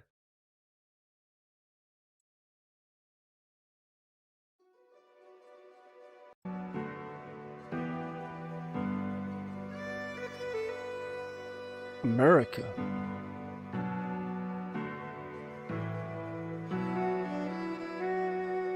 Hee haw, hee haw. Land of the free. Land of the awesome. This is good. I like this. Oh, I like that plucking. Oh, yeah. This is what's gonna be playing on my Appalachian little commune. Chat, when I retire and start my own militia up in the Appalachian Mountains, this is the music we're playing on the farm. While we're making our own liquor, growing crops, and being completely independent of the federal government. I need to play this game to understand. Wait, is this the Bible one? Hell yeah! Wait. Are we the bad guys?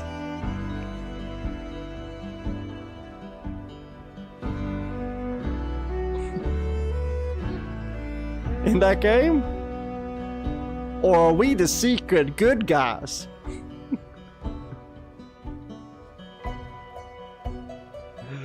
Ah, shit. Judge Petro, do you know about Far Cry 5? There was some controversy when that shit came out.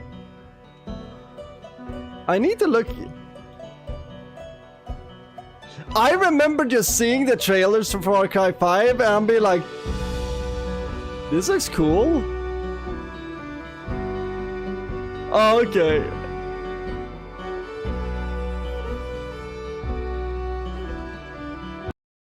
You have to understand, this Far Cry 5 came in a very different time of my life.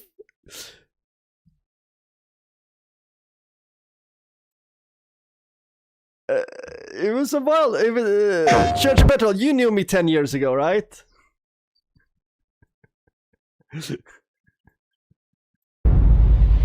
We must atone! Something is coming. You can feel it, can't you? Oh shit, that sounds like, what's his name, from, what's that, American Crime, or, You can feel that we are creeping towards the edge. Church Battle, unfortunately. I was a wild man back in the day. And I know that you were out there. And I know that you were in pain. Is this, what's his name, from Dallas Buyers Club and shit, what's his name, fucking McConaughey?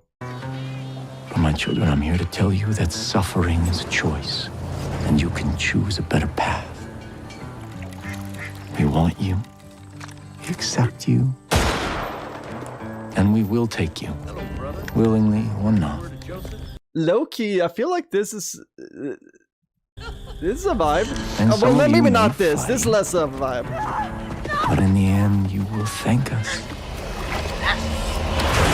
Maybe a little bit rude to I am your force father. baptizing. And you are my children. Really, Tony? I've been kind of craving a Far Cry game.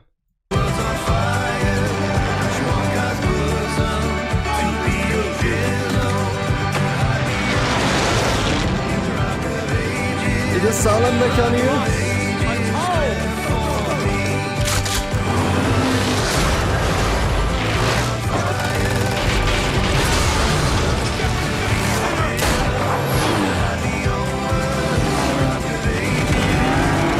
The end is upon us! I shall lead you to the gate! For you are my children, and I am your father!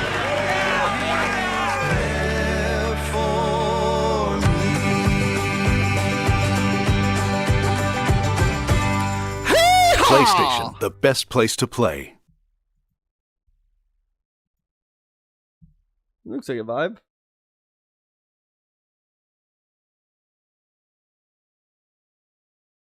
Looks like a vibe. Wait, they made a full action, live action short film for that?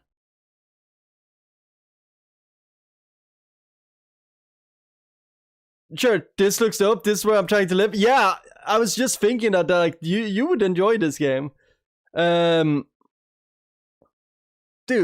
I remember when this release, I was like, this sounds cool. I like the area. Montana's aight. Oh, never mind, it's Montana. Montana's beautiful though. So is Wyoming. Wyoming, Montana, if there was enough work there, I would live there.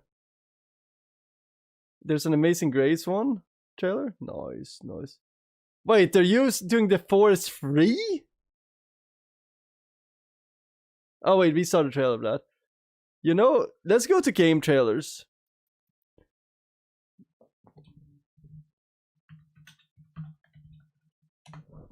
And check if there's any new games.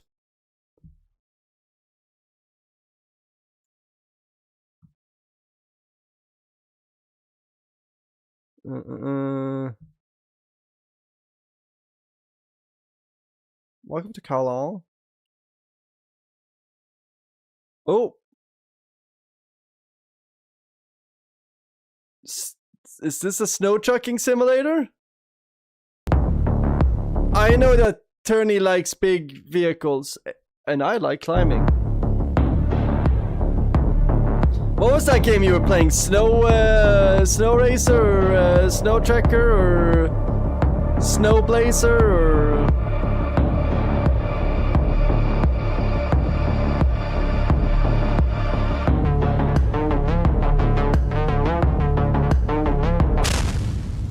This could be cool. It looks a little bit jank right now, but it looks cool.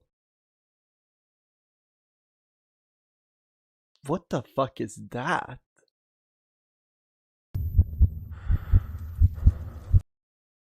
Okay. So World War II. I'm guessing in Asia. Is this like the Japanese and the Chinese? Is this... When was the rape of Nanking? Is that it?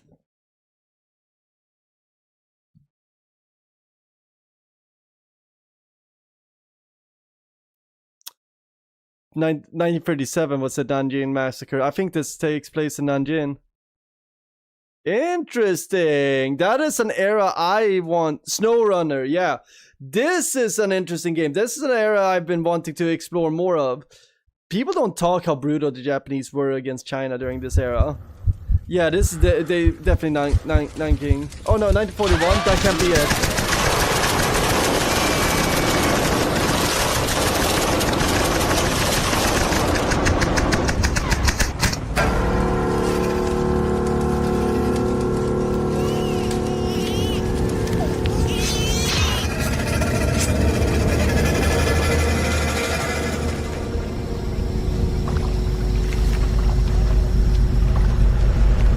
This looks cool.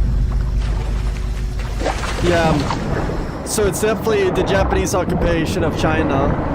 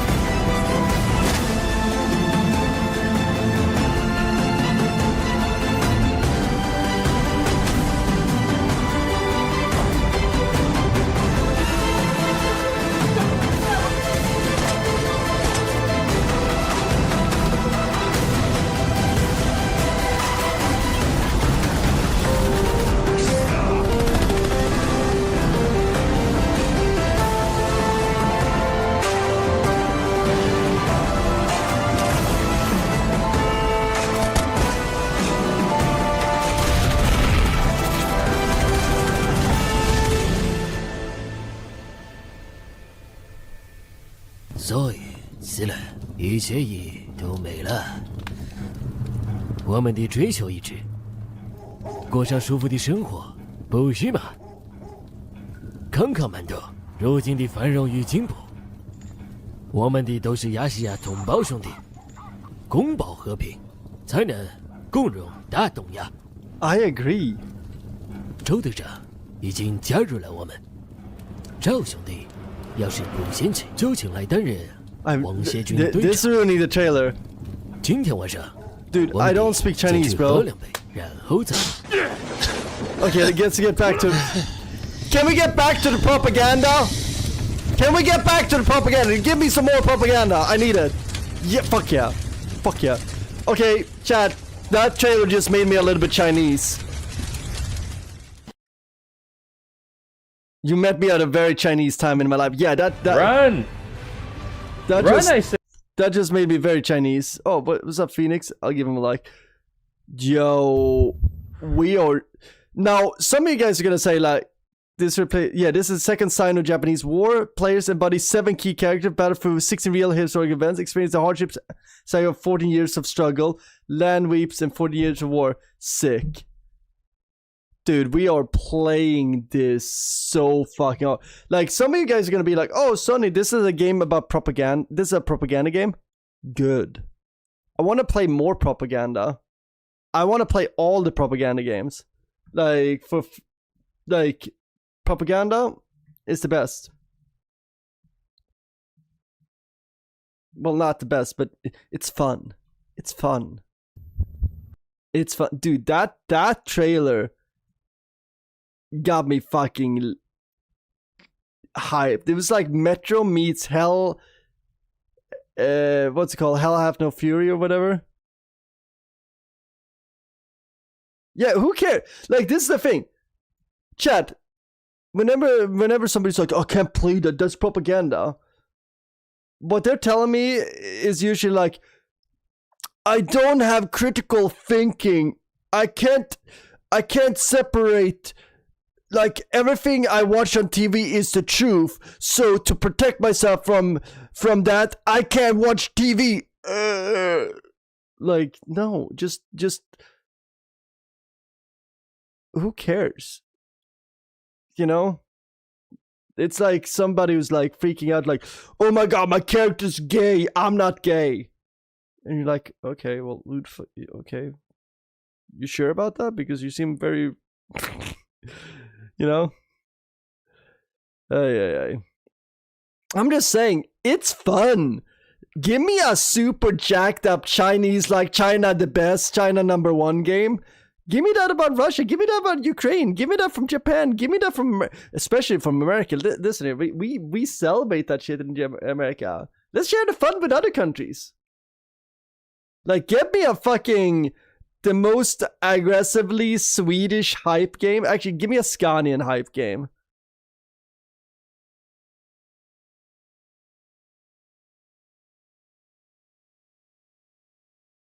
Nope. Ooh. Wait. Final Shuffle. I own that game. Is that any good? Shards of Order. That sounds shitty. Shell Shock, another World War One game. Super Battle Golf. We do like a good golf game.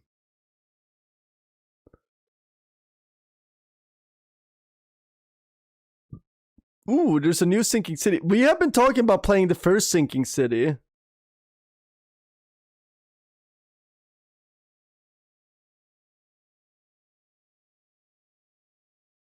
Oh, new trailer for the Hell Clock DLC.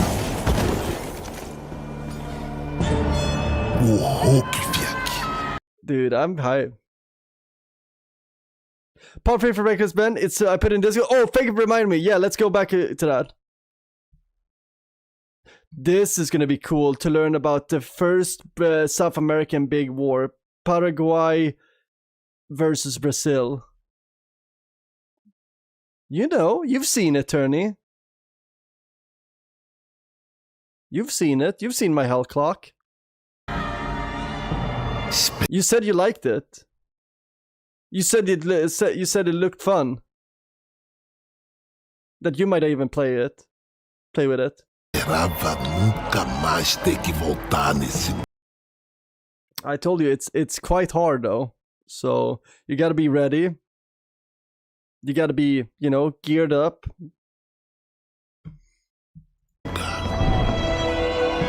It was our secret. Sorry. It just spurted out of me. Liberdade era só o que eu sonhava. Para mim e para os meus irmãos. What is the prize? Uma coisa escondida no mato. I want to know the prize. Pequenos. A dor não passa. A dor, a febre. Maldita cólera. Não ordenei vossa retirada. A guerra só acaba quando eu decretar seu fim. Como posso voltar para casa sabendo o que eu fiz em nome do imperador?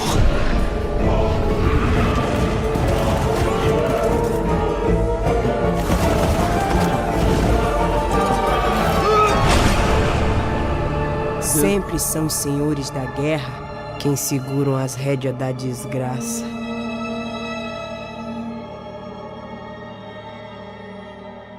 Okay, we're gonna watch Reckless Ben soon. I just want to check out some more trailers.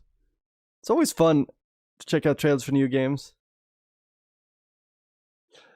Mary has been telling me that PUBG Mobile is quite good. It's crazy how PUBG is kind of like pivoted onto mobile. Oh, what's this? Tempest Rising. Ooh, is this a strategy game? Is this an RTS game?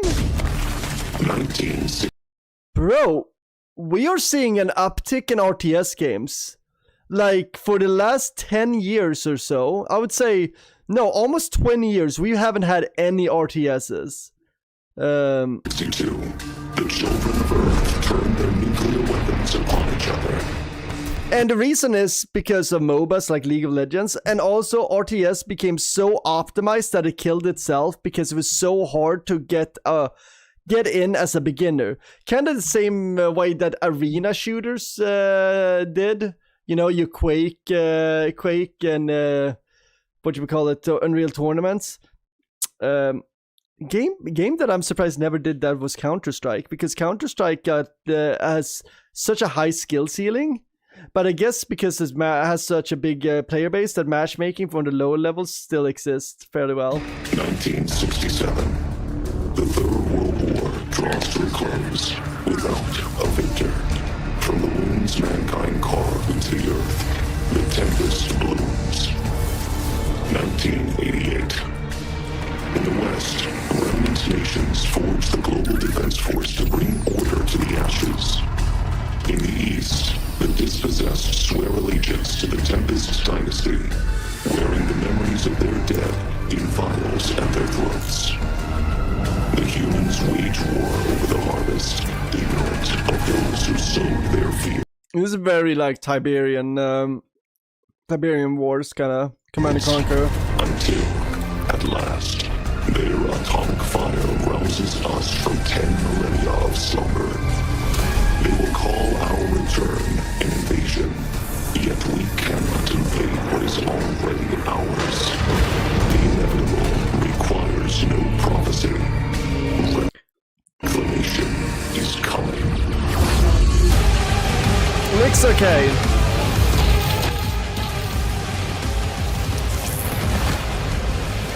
The last RTS that really blew me away was Grey Goo, and I was the only one who played it. So when my friends wanted to play me, they didn't like to play against me because I was good.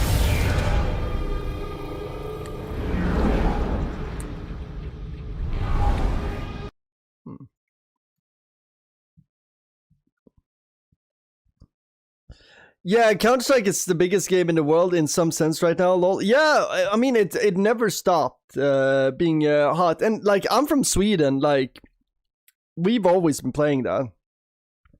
But you can also say that about RTSs. Like, StarCraft is still being played in Asia.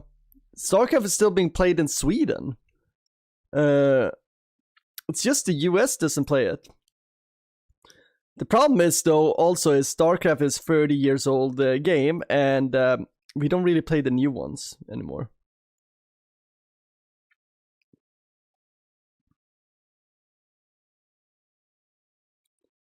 Goat Simulator. Ooh, pinball.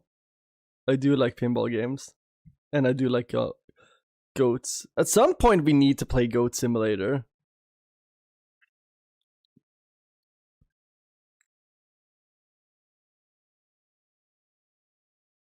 Dark Heresy.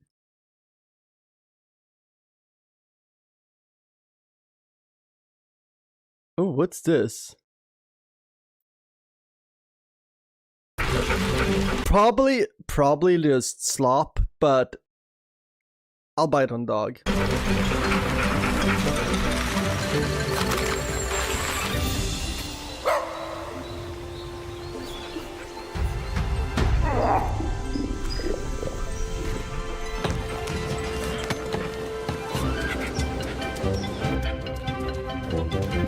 Honestly, cozy idea for a kids game. We need more platformers. This looks like a Spyro game, and you know what? We need that. Is it made for me? Nope. But 30 years ago, hell yeah. Yeah, we need more platformers. So, all for it. Will I play it? Nope. Let's see here. Damn. All these games are kind of busted. Ooh, what do we got here? Art? Is the music gonna be good? Art is very nice. Audio, not so nice. Very weak so far. Mierda.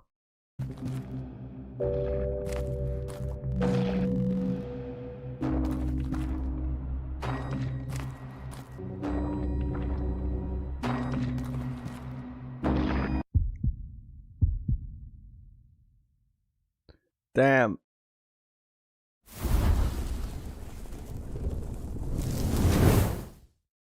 From the writer of Teleforum. Huh.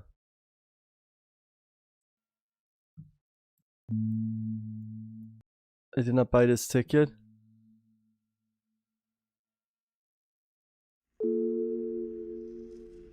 Drowned Lake.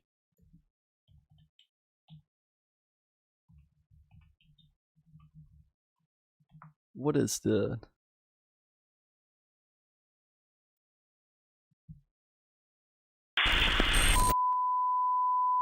Let's see what the comments are. That is what I'm talking trailer for Down Lake. Remind me a lot of the movie Lake Mungo. This is the second and third trailer. I'm sorry for release date. All the ambience.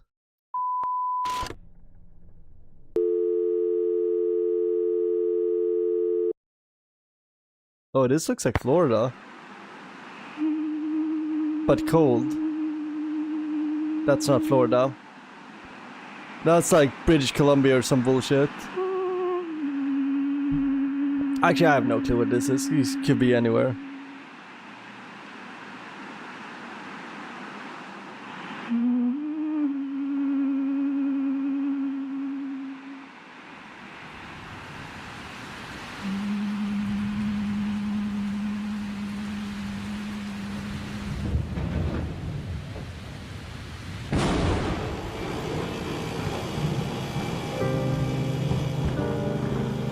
We've seen the trailer for this before.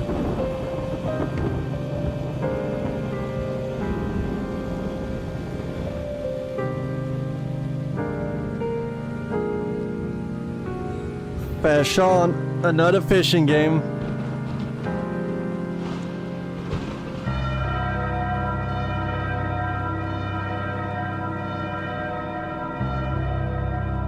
I like this.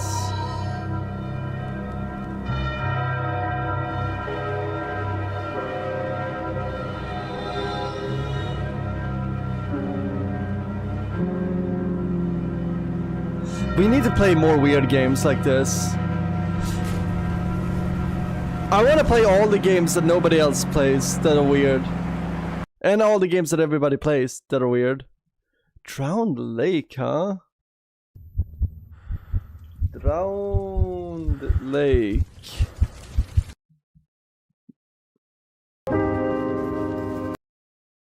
Then what was the other... What was that called? I Shall Not Name the Dead.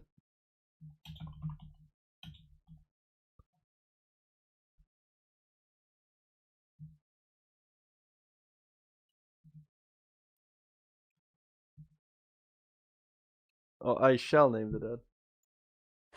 What have they done before this? I did not buy this ticket. Okay.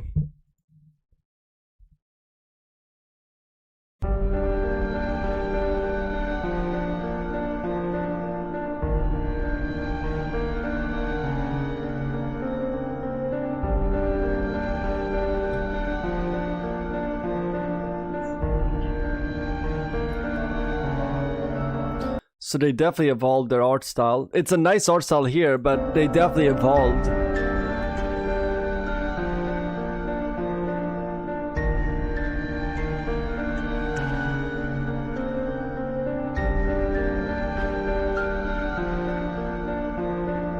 Oh, this looks interesting.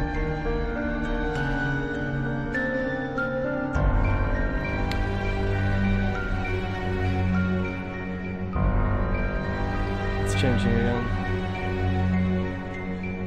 You're hiding something. I'm not hiding anything. You're lying.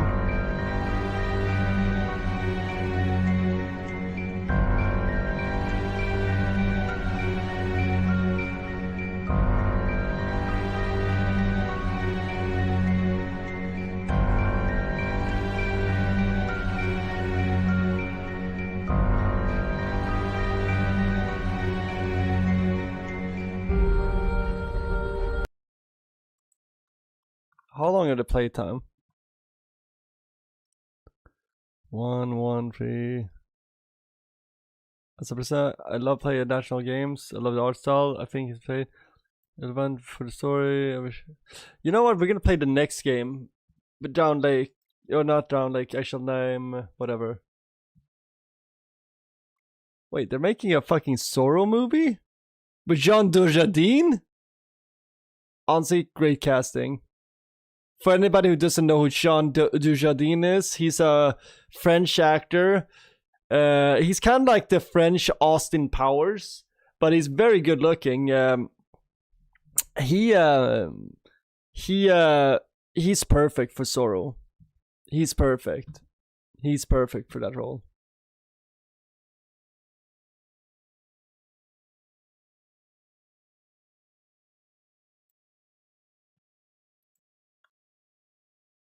Okay. Let's see here. Damn, Pacific Rim. Oh, it's pinball.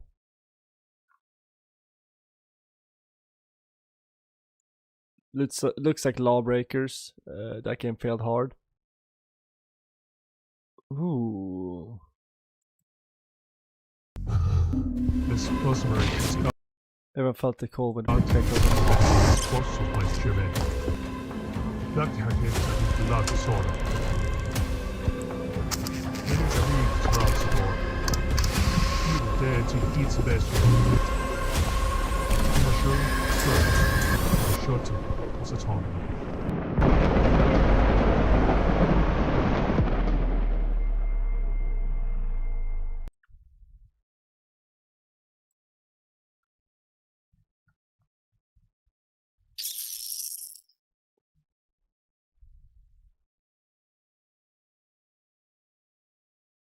Wait, Cyber Rail? Is this a game about grinding? Please tell me I'm grinding. Like skateboard grinding I'm talking about. Like, is this... It's a train rail.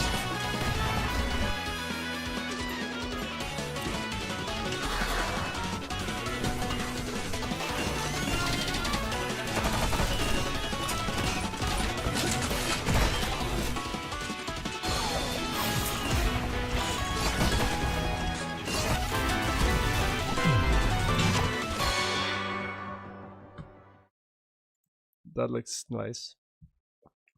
Game testing. Might sign up for that.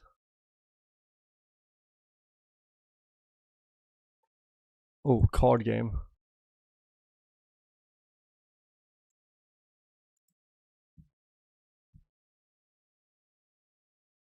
Well, I love watching trailers.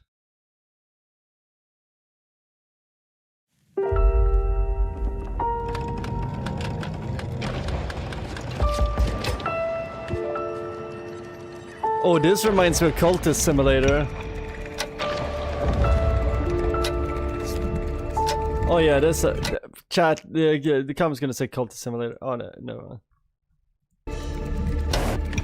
So what is this? I'll tell you exactly what this is. This is a card game, tarot style, where the cards have timers on it. This is just like Cultist Simulator.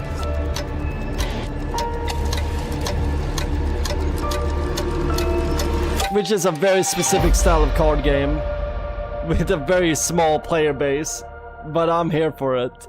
This might be something.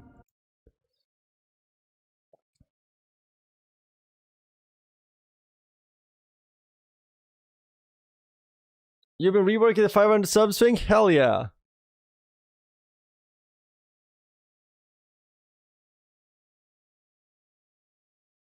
Ooh, Midnight Moments.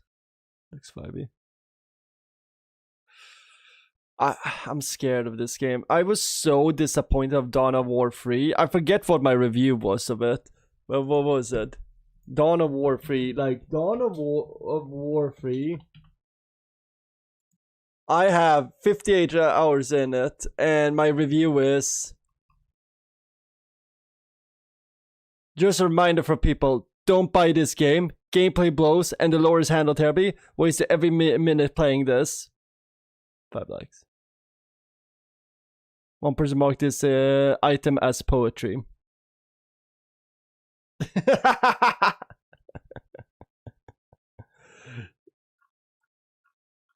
It's it's so gross how bad that was. Oh wow, this looks pretty. Twist Tower looks sick.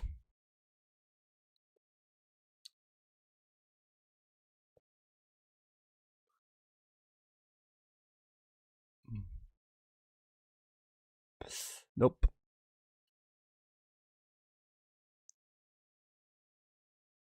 Another gambling game. Dude, these gambling games are all over the place. Are we getting conditioned to gamble now?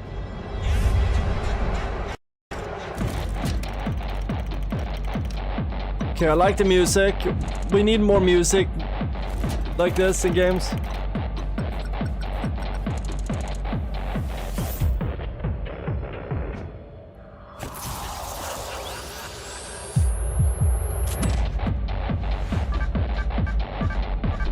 Gamburu!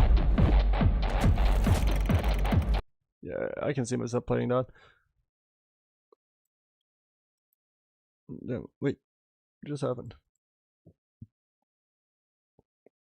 Okay, I'm getting... Is this a free DLC? No. Okay, I want to find one more game that's cool that I want.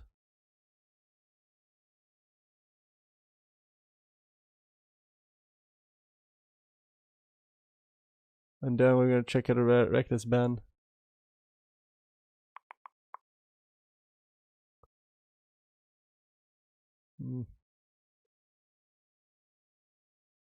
Cloud rooms. Ah, that's back rooms basically. Smart naming and concept. Pro Spirit. Wait, is that like... We could play Japanese baseball? Ooh, that would be kind of sick. I was thinking about like getting really into cricket for a year and just start like playing cricket video games just for, I don't know, feeding some latent mentally ill part of my mind saying like, hey, get a new obscure hobby. But I just think it would be fun to just get into a sport that is not at all here, in, like a thing here in the US. Oh, I've had my eyes on this game.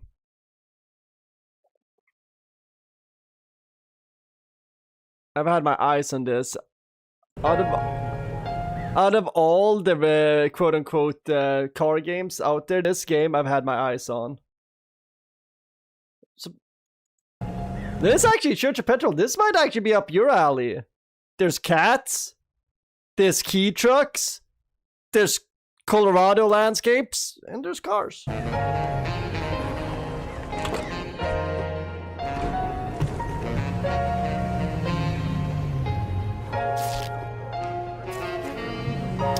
This game, to me, looks like the perfect game for me to play on my Steam Deck during Christmas. Like, I think I want to stream this during Christmas this year. You know, put on a sweater, have some hot cocoa.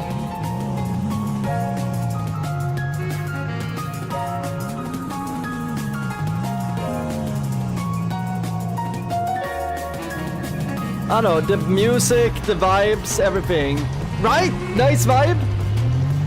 There's something cozy and fun and just... The PlayStation graphics takes me back to when I was a kid. And I also want the key truck really bad.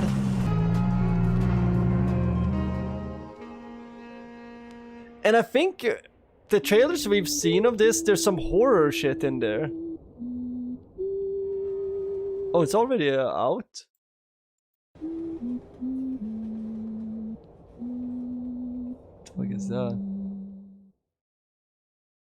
I don't like that. Guess the movie first frame, Requiem for a Dream.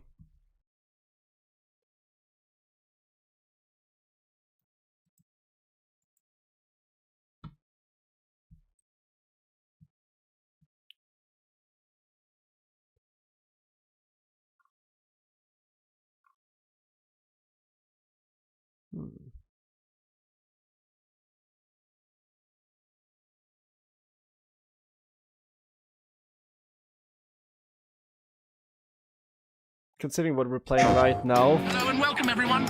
Today's weather report. We're helping out Colin McRae here! Sonny with a chance of adrenaline. Let's warmly welcome our teams and hope they got good shape. Oh, I can do this. Be careful and good luck.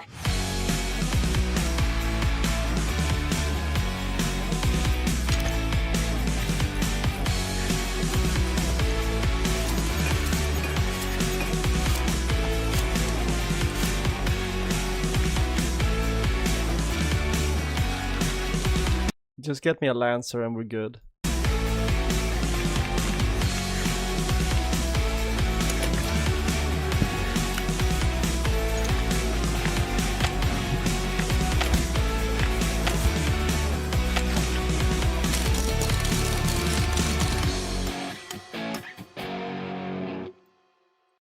PlayStation. PlayStation. Wait, Contest of Champions? Like, from the Spider-Man universe? Never mind, it's gonna be something. I read the comics. I don't know what's going on in the world of comic book characters now, because they're all on the big screen now, so it's just gonna piss me off. Let's see here. It's a lot of cool games. Schrodinger's Call. Ooh, Lighthouse game. I need to get drunk at the Lighthouse one of these days. Strikers Club. What is also multiplayer? Don't touch grass.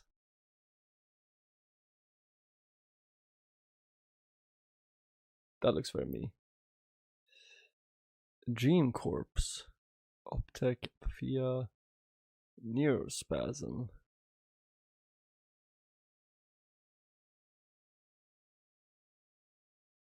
Stand.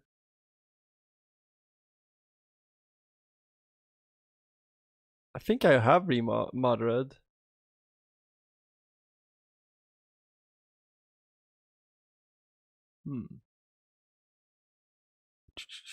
Wait. I like Northgard. What is this? Is this like an auto battler?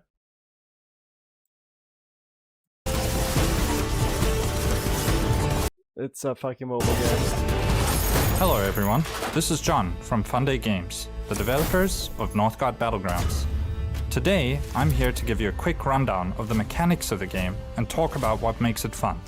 Let's get... Be good. Be good. I have self-respect. I don't need mobile games. I use my phone to call people. And they're all attractive women. Every single one I call. Okay, let's check out Reckless Ben.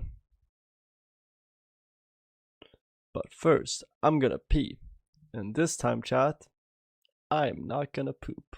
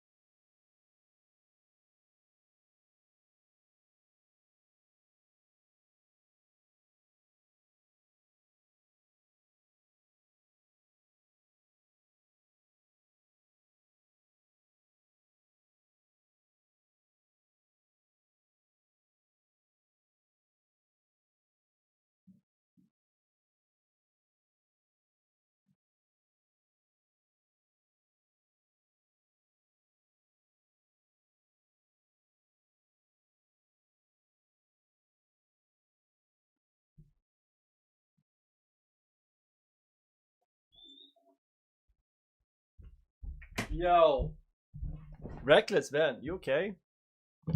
Because we're gonna check in on you. Oh, fuck, I screwed up my rug or mat or whatever the fuck it's called.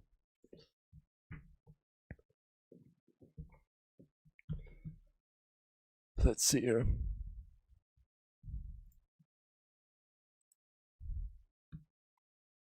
Okay, where are we? Ooh, I'm excited. We have a good day. First, I'm doing a really stressful morning shift, and then after that, we're gonna do some streaming, and after that, we're gonna do some community night. Very nice. Anyway, where were we? Reckless Ben.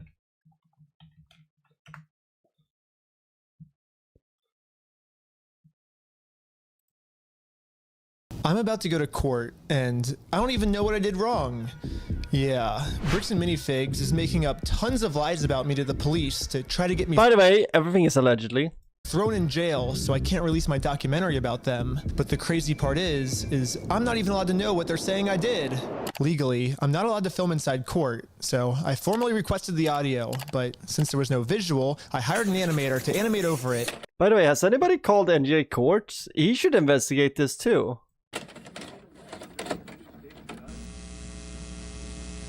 Right now, I kind of don't even know what I'm being charged for because all of the body cam footage has been redacted, and they say it's to protect the victims. However, I think there are some redactions that maybe don't make sense and that weren't to protect the victims, and there's some things being said about me that are redacted I don't know about. I do have some concern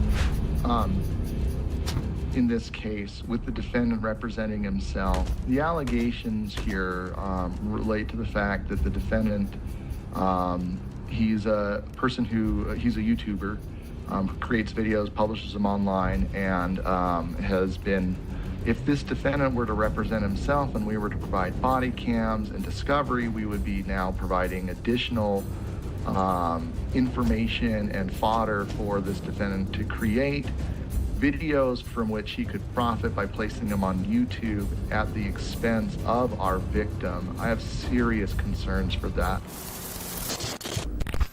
Yeah, the state of Utah is claiming that if they tell me what I'm being accused of, then I'll use it for content on my YouTube channel. And they can't have that. They're arguing to the judge that the best thing to do is to not let me know what's being said about me, which is very strange. Listen, I would have said that too. That's their argument. Until I say low tier God. I've been following along with this whole Lego story. And him this winning. is all happening because I stepped in to help a family who got their Lego collection stolen from a company called Bricks and Minifigs. And for the last couple months, this company's been doing whatever they can to get me arrested so they can keep all the Legos for themselves. And this isn't even just me speculating. One of their own employees literally told us what their plan was. I got a call from my boss, and it was like, how do we get them arrested? How do we get them arrested? But eventually, Bricks and Minifigs found out that I'm not just some random kid. I'm actually a YouTuber making a documentary on the entire scandal. So the YouTube guy is named Reckless Ben. I don't want to be on YouTube. Yeah. This No tier God was going against something worse than a corporation. He was going against his baby mama. Things really started getting crazy. Bricks and Minifigs went into ultimate defense mode and was going to do whatever it takes to prevent this documentary from coming out. First, the police got a call saying I had heroin on me. This officer is going to conduct the search of your person because of substances in the vehicle. And obviously, they found nothing. But then they got a call saying that I was the one that stole the Legos. And I got swatted by the entire police department. Included in the warrant are Legos. And we all got arrested. But right when I got out of jail, I got That was coffee from earlier that I stopped drinking because I realized it was too late. a warrant for my arrest for some mystery crime that I committed. It seems like this guy might live in LA, or his last known address is in LA. Yeah, the police showed up to my house all the way in Los Angeles to arrest me without bail. He was like, just tell him he has a warrant for his arrest. But the police couldn't arrest me. Any idea where he actually is? No idea. Okay. I forgot, they're playing Under Pressure, David Bowie. I was somewhere like very far away. But anyways, back to court. My cutoff point is 7 p.m. Judge is looking at signing a protective order to protect and I wonder why I can't sleep at night. Josh and all of his statements about me. If this protective order gets signed, then I'll never be able to find out what he's claiming I did. I got bad news. I don't think we have any more budget for animation, dude. Oh, shoot. Oh, so how do we animate this next court scene? I guess if we have to not pay the lawyers, then I guess the animation's more important, right? Yeah, we decided maybe the lawyers are actually more important. So, yeah, we ran out of animation budget. Sorry, guys. The court's inclined to sign this pretrial protective order unless you have an objection to it, Mr. Schneider, and the objection to such an order.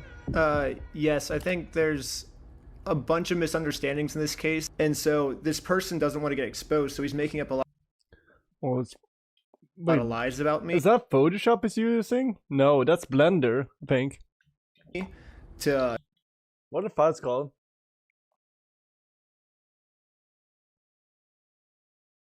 Order to like get me arrested before he gets exposed.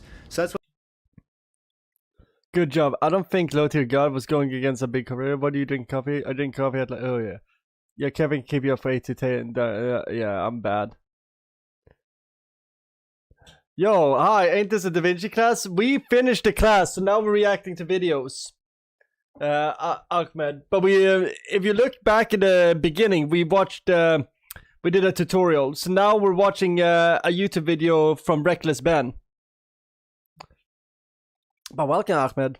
Hope you're having a good night or day. What this whole thing's about. However, before I was allowed to show any of the overwhelming evidence I have to support my claim, it's funny though, after doing that, I'm looking at every video we've been looking at and just how they've been editing it and just like, how do I do that? The judge didn't care about the evidence and signed the protective order anyways. Mr. Schneider, the court's going to sign this You seem pretty chill. on you. So what we're watching right now is a documentary about a guy who's... it's not a documentary. He's investigating some people that... And I know this sounds silly. Some people that stole some Legos from an old man. But the Legos are worth like $27,000. So it's a lot of money. The court has made it clear they do not want to look at the evidence and they want to protect Josh and Brandon for some reason. And now I have to somehow fight a court case against all of these mystery crimes against me that I have no clue what they're even saying I did. So this whole mess is happening in American Fork, Utah.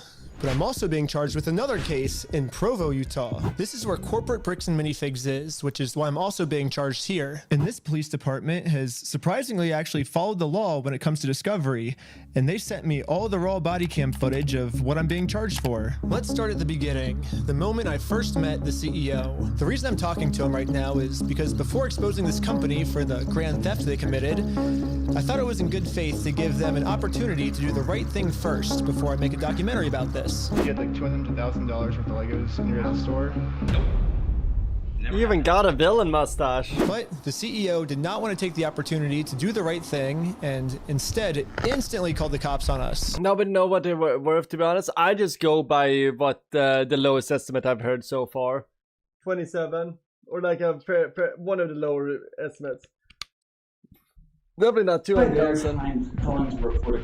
They themselves say, hey, you guys stole this product from this person. If you don't give it back, I'm going to burn the place down. Or we're going to burn the place down. Or I'll kill you. It's Ben Snyder who's been the one engaged in this behavior. You can see in the police report that the crime he wanted to get us charged for is called extortion, which basically means we're threatening him into paying us, which is very illegal. The lowest is 50K. I've heard that's estimate at 27K. Cops said estimate them at 110K. Yeah, but then they could only the problem with that, I watched a cop sale video.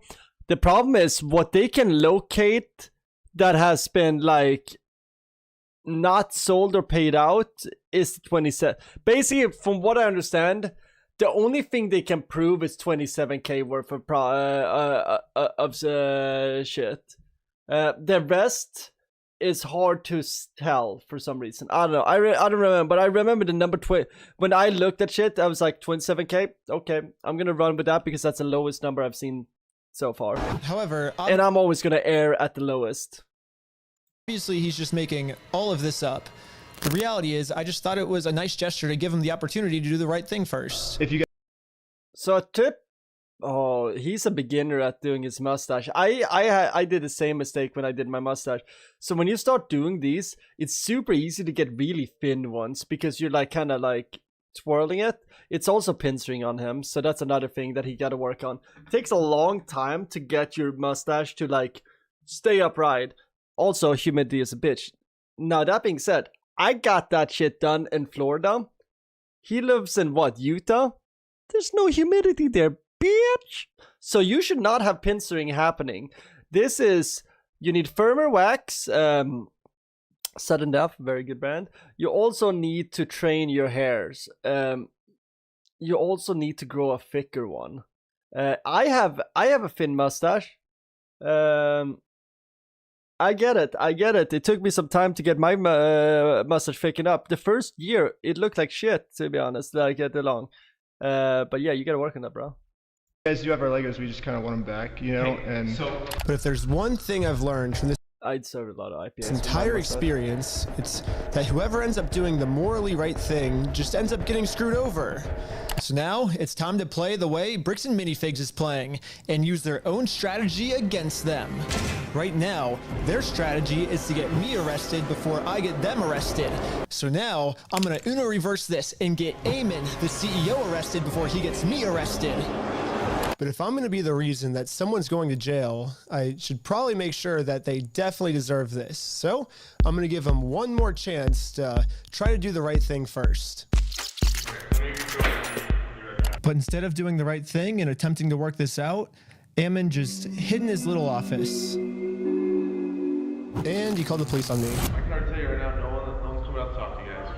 Really? But they told us that they were. I know. Normally I wouldn't want to get someone arrested, but we gave him every opportunity to talk to us, so at this point he's just arresting himself. However, the only difference between my strategy and Bricks and Minifigs' strategy is I don't have to lie to the police. Eamon McNeff actually committed a crime. I have tons of crimes on camera that Eamon McNeff has committed. Let's start at the beginning with crime number 1. So what's going on? So you guys are holding some of our Legos? No, we're not. You're not? No. So who's Brian Mansell. Okay, and who is that? He's a guy who had he had like $200,000 worth of Legos in your guys' store. Nope. Never happened. Eamon was first trying to claim that he's never even heard of Brian Mansell, and this guy definitely never had any Legos in a Bricks and Minifigs store. But once we showed him all of the social media posts his own company made, it was very obvious that we just caught him in a lie. So the CEO decided to change his story, and now the story is the Legos used to be in the store, but the previous owner, Crystal, she stole the Legos right before they took over the store. We don't have the Lego. Crystal sold the Lego. The only problem is their security camera footage of the previous owner getting kicked out. These are ones that he has not been paid his percentage yet. And if I don't have the tickets, I won't know how much I need to pay him.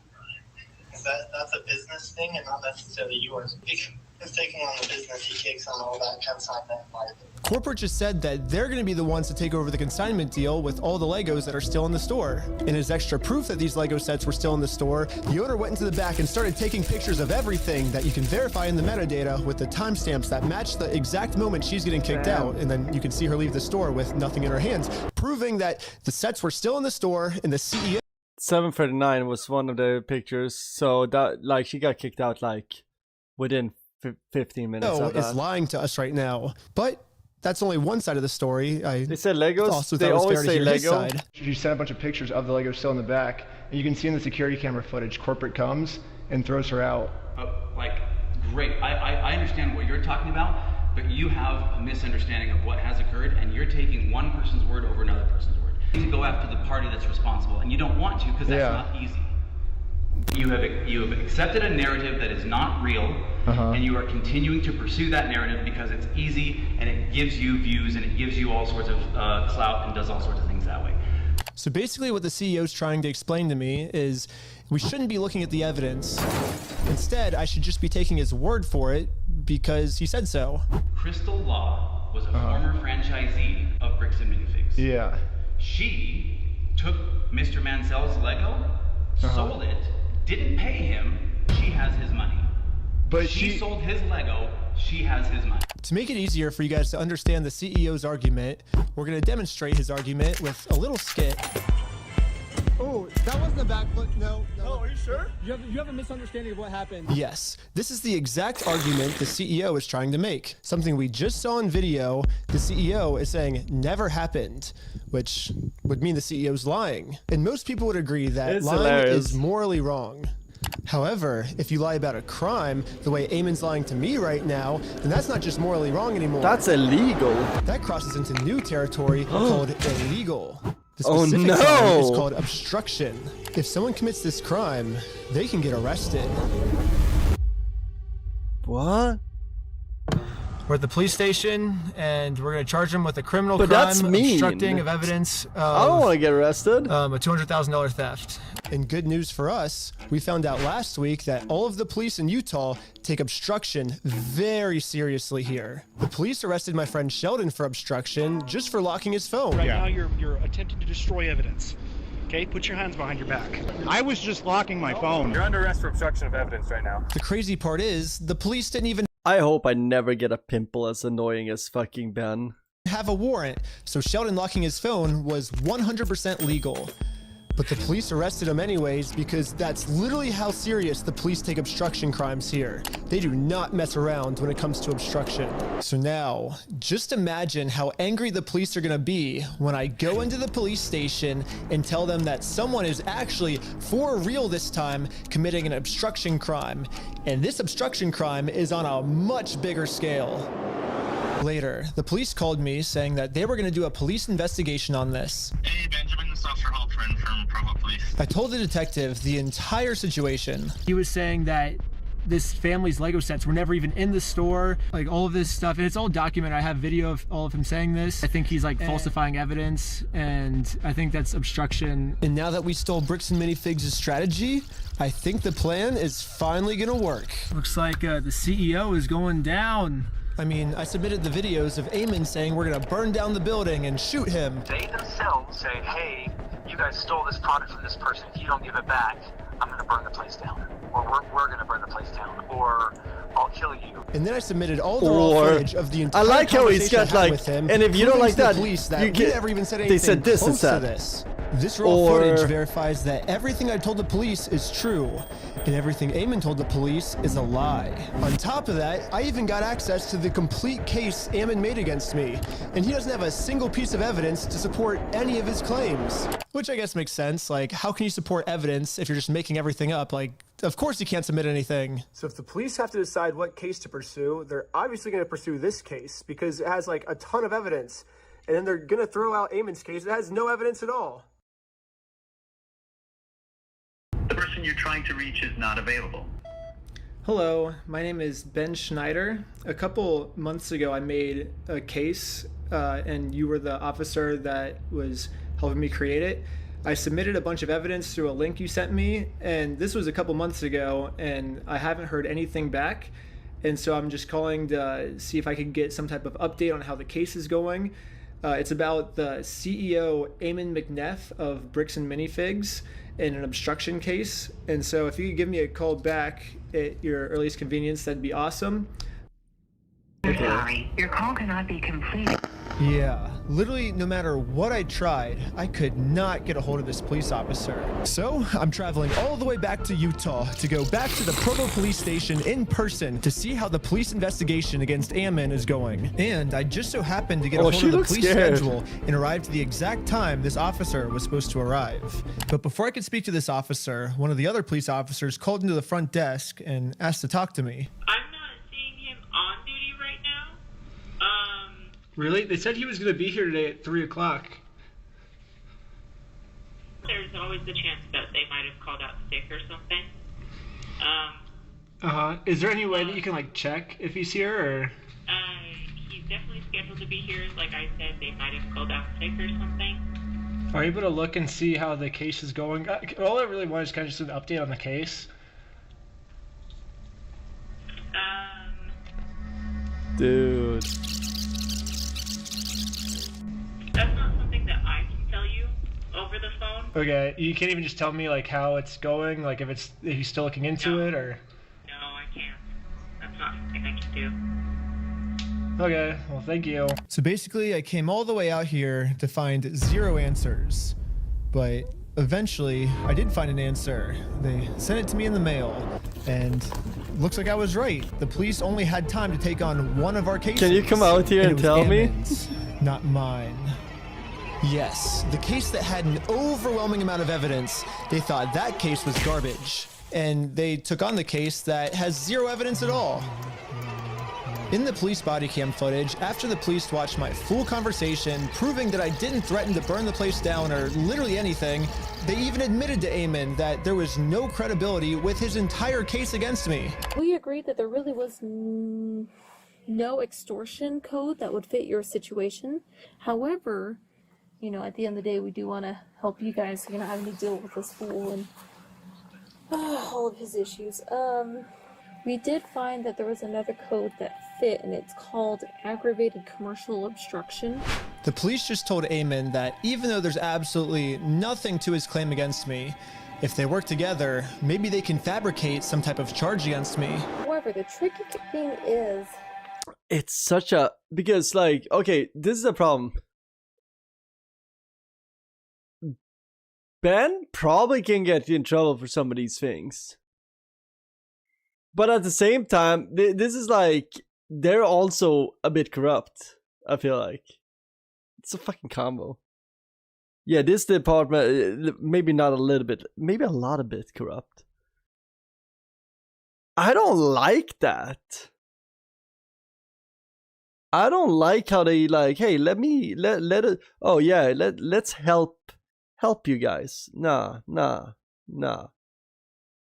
Fuck that. Is that we have to prove that this individual either entered or remains unlawfully on the premise. When he came to the property, did you have to ask him more than once to leave? Yes. Okay. You know, we're not leaving until we get it. And he's like, no. Like, So Eamon's telling the police that even though they continuously told us to leave, we didn't leave. But if we go back and look at the footage of what happened, this is the reality. So when they say go to corporate, how do we respond next time? I have no idea. You have to take it up with them. It's your thing with them. That doesn't involve us. Okay. As a separate business entity, you got to take it up with them. You got to resolve it with them. Okay. Well, thanks so much, guys. Yeah, thank you guys. Good luck. Sweet. Thank you. Hey, do you want to talk to them? They're on their way out. If you want me to grab them or not? I don't know. It kind of looks like the reality of what happened is we left too early for them. They wanted to pull us back in and keep talking to us. But we did show back up a second time, and to Eamon's credit, it's good that it's going to be investigated. He did say that if we don't leave, he's going to call the cops on us. You can leave. If you come back here, we will call the cops. If you don't He is a Muse fan, though. Good band. leave right now, I will call the cops. So you don't want to do the easy way? I remember, Judge Petrol, I remember us driving around in New Jersey listening to some Muse. Good times. I told him you could do it either the easy way and just give us the Legos back, or we can do it the hard way, implying that we would take him to court. So you're threatening me. I'm not threatening. We're right. Like, we have a right to the Legos, so we're gonna get them the easy way or the hard way. What proof of ownership have you provided to me that you own this Lego? I mean, I can give you proof if you want. Right, provide proof. But right after he says this, he's now asking us to provide him proof that we actually are entitled to these Legos, so we can't leave now because he just told us to stay and provide proof. And then at the very end of the conversation, he says this one more time. Okay, you've been asked to leave. Please leave. We have to leave? Okay. Well, thank you for working with us, and so see you later. Well, we have now all just seen the video footage of what actually happened. But now let's hear how Eamon describes it to the police. guys, at this point, You notice how much Josh Dawson was reminding him that he's involved with the church? Oh, yeah. I've asked you to leave. Please leave. Well, we you know, like, you have to listen to us. You have to pay us this money. No, guys, you need to leave, and you're not leaving. Like, but I asked multiple times. They did not leave. Looks like that might be a second-degree felony. He's facing felony charges. It is a felony? Yes, because I went to the corporate headquarters and tried to give Eamon the easy way out of all of this, they're now trying to get me on a second-degree felony, which I don't really know how any of this would make me get a second-degree felony. Like, what the heck, police officers? But they're doing it, and the punishment for this crime is 15 years in jail. I don't know, like however else, like some of that stuff comes through, but like the reality is, like, we've tried to talk with him and said, we're willing to work with you. I think one of the main reasons the police keep taking Eamon's side instead of ours, besides the whole Mormon thing, is that Eamon keeps framing the situation as he's just the helpful CEO who's trying to do the right thing and return Brian's property. And we're the ones that are preventing him from giving it back to Brian. So I say we rewatch the footage and see what actually happened. We said we would be more than happy to help Mr. Mansell. Yeah, because Brian said he was unwilling. Mr. Mansell? Brian said he asked for the store inventory, and that because he said like he wanted to work with you, and then you guys didn't provide the store inventory. We asked him to provide us with any documentation, and he it seems like Provo is the better one. Yeah. Fork is corrupt. Anybody, that's clear. Provo is still up in the air. All of your ice cream machines belong to me. Why? Because so-and-so said so. Why? And I have a spreadsheet that says that all these ice cream machines belong to me. That's not proof of ownership. That's not proof of anything. So first off, this spreadsheet Eamon's referring to wasn't just some mystery spreadsheet. It was the actual inventory the store made. But I guess Eamon's trying to claim that the previous owner stole the Legos and then lied on the inventory, and so now it basically makes this inventory invalid. He said that when corporate was taking over the store, that they actually did their own inventory, and this is the correct inventory. When we took over, we did an inventory. And good news for me, he's willing to give me this inventory. He's actually always been willing to give it to me or Brian. All we've ever had to do was ask. We will work with you to obtain any Lego that does exist. Well, we did that, and you guys... When? I think like 5 or 6 times, and we've gotten 0 response back. Yeah, literally the first thing I did right when I heard about this entire situation was I googled bricks and minifigs, clicked on their website. My Chemical Romance fan, huh? 1 second. I have a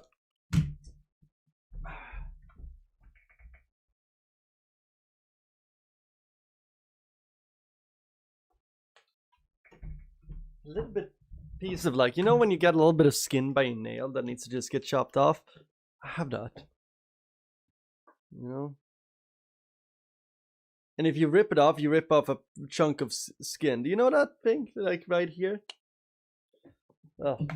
Site, clicked contact us, and sent them a message.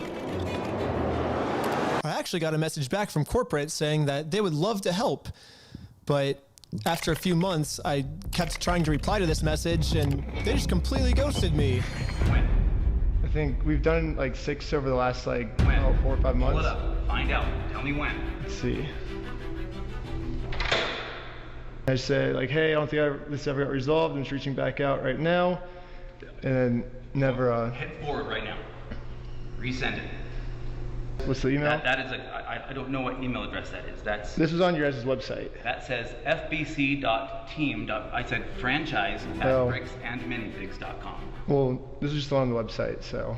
Did I tell you look up something on the website and send it there?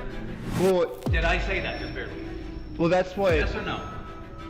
Did I say that? No. I just said send me an email to franchise at bricksandminifigs.com. And we will work with that. But you're getting mad at me because I emailed the email on the website? You keep saying that you, like, so that, I understand that, but I'm telling you right now, and you're trying to argue on something that I didn't give you any information about. I'm telling you, send it to that one. Yeah, but you're like getting upset at us that we emailed the email that was on your website. No, I'm telling you the way to do this, and you've been probably trying to communicate with a ghost. Well, that's your guys' fault for putting that email on the website. Sure. Okay. Understood. Ben, so why are you getting mad at us because we emailed the website for your instructions? You continue to harass us for all sorts of things. I'm not getting mad at you. Well, we're not harassing. We're just asking for our Legos back. If someone stole money from you, we just want the Legos back. I'm not good with email, but can I have my Lego back? Lego would be nice. And you went and politely asked for the money back. Is that you harassing them? It seems like Ammon kept either trying to stall or switch the subject. I wonder, like, Ammon works in the Lego business. He should be used to, like, so can I buy Lego, please? I would like to buy 2 tons of Legos today.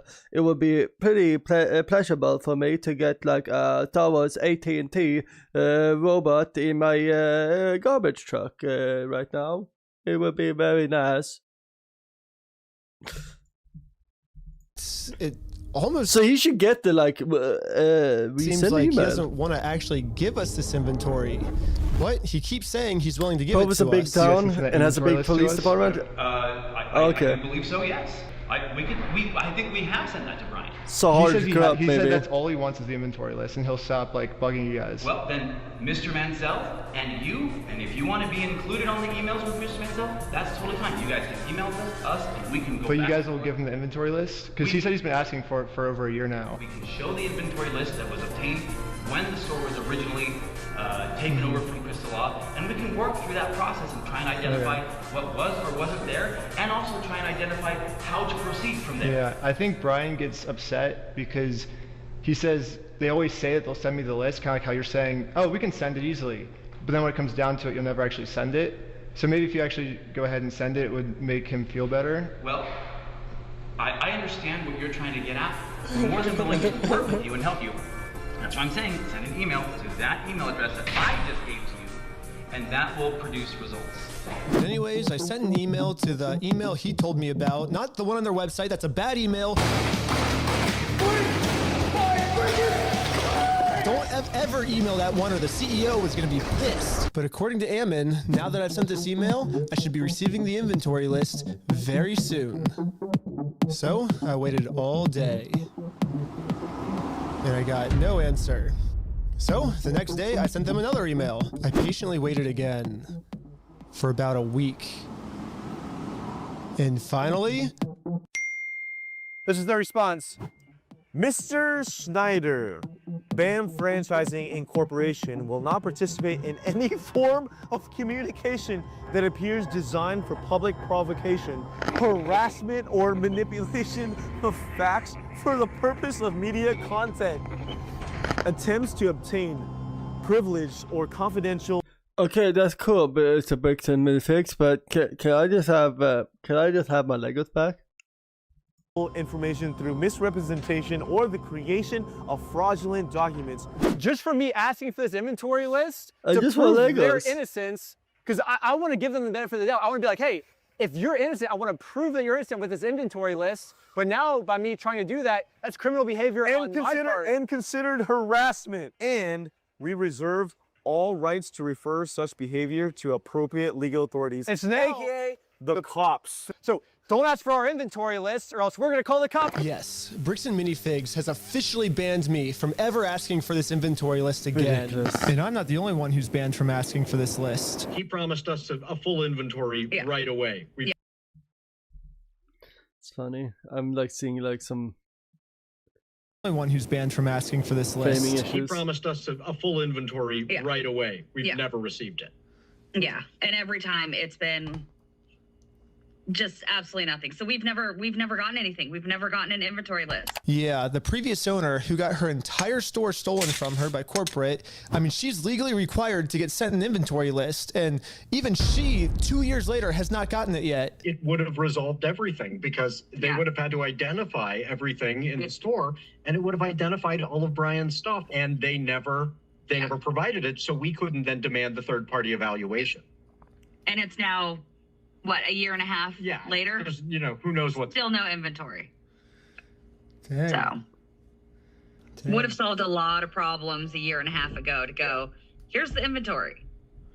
And even Brian still hasn't received this inventory list yet. I've never received. It's gonna be interesting to see where all of this ends up. They opened the store up almost right away and started selling it. Because the negative And the market worst of bricks part and about all of minifigs is this crazy. It seems like the CEO is pretty much just trying to rub all of this in everyone's face. When I turned on the news, I saw this. Now, as far as offering Brian the inventory, have you gone through the store, figured out what was part of his collection, taken inventory, and shown him that inventory? Damn. Guys, Fox News is hip. They got somebody with pimples on there now. And puka shell bracelets. You know that's what young people have on. Offer that? We've tried to share those with Mr. Mansell in hopes that he can see, that we were not attempting in any way, shape, or form to withhold anything. Those then were offered to him, and the initial offer was rejected. So now Wait, on public television. Church Better, you randomly met Amanda at your local bricks and minifigs the other day? Wait, I didn't take you for a Lego guy, Church of Petrol. Television, Ammon, the CEO, is telling the world that he tried to give us this inventory, but we're the ones that didn't want it. We do want to help him recover as much of the collection. Our number one priority right now is to ensure that he gets made whole. We know that we have a responsibility to work with him to make sure he does get made whole. So you've offered Brian the inventory of sets that was in the store? Yeah, whatever was left over, we've offered that on multiple occasions. So we've tried to make multiple offers, and hopefully we'll be able to get them to the table so we can discuss it. And this is pretty much Ammon's game plan now. Okay, Go to okay. as many news stations as you can and lie. What was he up to? Was he like, I don't know, stealing Lego sets? The entire time we were saying, hey, we want to help, we want to help. The main narrative now seems to be... Also, that's a cursed fucking whatever this is. Cursed. Bricks and Minifigs has always been trying to give Brian his Legos back, but Brian just never wanted them back. Would you be willing to just take this? And the answer was no. It was attempted to be given to the family, and it was refused. They made the offer and said, hey, you can have all this. And that offer was not accepted at the time. Well, that's Ammon's side of the story, but I say let's take a look at what actually happened. Read from the bottom up. That is our correspondence with bricks and minifigs, trying He had to a good, work with pretty them. good sense of humor, hoping and also say corporate act like fucks. So Yeah. right when this happened, Brian hired an attorney to This reach out to Bricks and corporate. Minifigs. They sent an email saying, how should we proceed to retake the possession of the set/minifigures? And they actually emailed back saying they were willing to help. And then after this, they just never respond. So Brian's attorney sent them another email, just following up on this, when can we pick up the sets? And they still didn't respond. So the attorneys emailed back saying, it's now been 16 days, how can we get these Legos back? And finally, they received a response. It says Brandon Best and Joshua Johnson have no legal obligation to return any of the Lego product that exists in their store to you. What? So yeah, basically they're saying that they're the ones that are not able to work with you, is what it seems like. Exactly. They finished this email saying, we consider this matter closed and will not be returning any Lego products to you. So as you can see, that's the reality of what actually Damn. happened. But then Ammon goes on Fox News and says this. So they actually did have an attorney send information to us. We said, great, appreciate this. Let's see what we can do to work this out. Yeah. And then we never heard back. So why is Ammon going on like Fox News then and saying we wanted to give Brian his stuff back? He's the one that didn't want his stuff back. He didn't want any of his things. That's my point. I don't know. He's lying. I truly do believe in integrity. Truly, I believe in the sentiment of integrity, and I believe. Yeah, believing in integrity and actually having integrity is two different things. Believing is something you do in church, motherfucker. Oh wait, Mormon. Everything is a church for this guy. You know what? Everyone should have integrity. But anyways, another thing the CEO seems to be pretty upset about is that when Brian kept demanding his stuff back and couldn't get it back, eventually he had enough. And he was like, I'm gonna make a Facebook post about this. And in his Facebook post, he called Bricks and Minifigs thieves and liars. And this Facebook post, like, really pissed off Ammon. I mean, Bricks and Minifigs is literally suing Brian now for millions of dollars, all because of this. I mean, back when I was talking to him at corporate headquarters, he made it very clear that what they did is technically not actually considered theft. There is no theft. Do you understand the legal definition of theft? Legally have to be So the definition of knowing that the property was stolen or otherwise not belonging to that person. And on my phone, That was not known until Mr. Mansell came in days later and said, I have some of these things. Bro, stop talking. You're snitching that's another yourself. lie again because It is not another lie. So I showed Ammon the security camera footage where corporate acknowledges that they are now going to be responsible for these Lego Star Wars sets. These are ones that he has not been paid his percentage yet. And if I don't have the tickets, I won't know how much I need to pay him. That's a business thing and not necessarily yours. He's taking on the business, he takes on all that consignment liability. And after showing him this footage to try to bring the conversation back to reality, this was his response. Now extortion? because we caught you guys. No, because you are attempting to extort us. So that's what you're doing. What you are doing right now is illegal. It's an extortion. So catching It's you what, guys in illegal extortion? activity, that's illegal on me. Nope. We have done nothing. See, I agree too. I agree. Nope, it's not illegal on us. Thank you for. Done nothing illegal, and you are doing something illegal right now.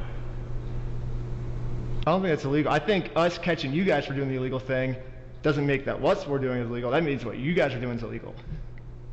By the way, Church of Petro, did you ever finish watching the Yellow Deli series that Reckless Ben did?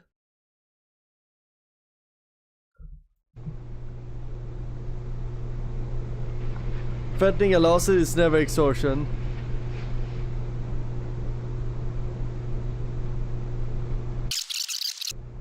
Okay, you've been asked to leave. Please leave. We have to leave? You should Okay. check it out. Thank you. Because that kind of shows you the levels of annoying, like that was like 4 states of him infiltrating different cults. It's tenacious. I think some of it is on his channel, some of it is on his friend's channel. I don't know which one of their series I saw. I think I saw it on his friend's channel. So just find the playlist for that or something. But It's good. For working with us, and it's good. It's really good. After it's like going around in 9 circles for episodes or something. Probably 30 to 40 minutes, and just having like kind of less than genuine questions or less than genuine responses being given to me. I was exasperated by the end of it. Less than genuine. When people get tired and exasperated, that's when we finally got the footage that we can use to make him look like a completely unreasonable monster. But that's what they do is people whose goal is to do those types of things, they just harass and go after people as long and hard as they can until somebody breaks and says something that then they can use that one clip to be like, oh, look at this horrible monster of a person. So that's what I feel like has kind of really happened here. So Ammon's claiming that I just harassed him for 30 minutes and finally he got fed up with us, which that was the one clip at the end that I used in my documentary. So I say let's go to the very beginning of the footage, my first interaction with them, and see what actually happened. So what's going on? So you guys are holding some of our Legos? No, we're not. You're not? No. Yeah, literally from the very first sentence we ever exchanged with each other, Ammon's goal was just to lie to us. But anyways, I'm now starting to think that the only reason Ammon wanted us to email him about the inventory list wasn't actually give us the inventory list, but actually it was a trap. Yeah, Ammon only wanted me to email him so he can find out my email and subpoena Google and find out all of my private information. And you think I'm lying, but they actually did this. They subpoenaed Google asking for all private information tied to this email address. And Google sent them like hundreds of hours of all the raw footage from everything I've filmed to the Lego video so far, all my emails, all my search history, all of the metadata that shows everywhere I've been. But anyways, this was the reaction of the police officer after she watched my entire first episode. I'm really curious to see like if this fool even makes any money doing this YouTube stuff. I'm like, if it's enough for him to travel to another state just to go get some footage. It doesn't even sound like his like secret information doesn't even seem credible from my understanding. No, so it sounds like you were able to watch the video. I think by secret information, the police officer is referring to the security camera footage that proves that everything Bricks and Minifigs is saying is a lie. My first question is, how could this not be credible? It's literally just video evidence of what happened that night. But at least now I can see why the police aren't listening to me. They're basically just saying that all of the evidence I submit to them is not credible and therefore case closed. Ben's wrong and we're right because we said that the evidence is uncredible. At this point, Bricks and Minifigs is working with the police to just come up with whatever story they can to make any evidence I give them seem as uncredible as possible. In all of his actions to just generate clicks and likes to get, like social media clout without putting in work and just doing the crummy stuff. Interesting. He seems like a fun gentleman. No. Oh, and his MO really seems to follow somebody who's like a paper tiger, right? Like who, like behind, or like a keyboard warrior. They'll make threats. And this is the craziest part of the video to me. Ammon's claiming that I'm a keyboard warrior. And a keyboard warrior is basically just someone who talks a lot of smack online, but then when it actually comes down to it, they won't do anything in person. Which, I mean, if we look back at the footage, I accomplished almost everything I set out to do. I didn't get scared of anything. If someone in this story is a keyboard warrior, I don't think it's me. I think it's Bricks and Minifigs. I mean, let's double check by looking at the footage. I like this track, by the way. He claims with his words that he can give us the inventory list.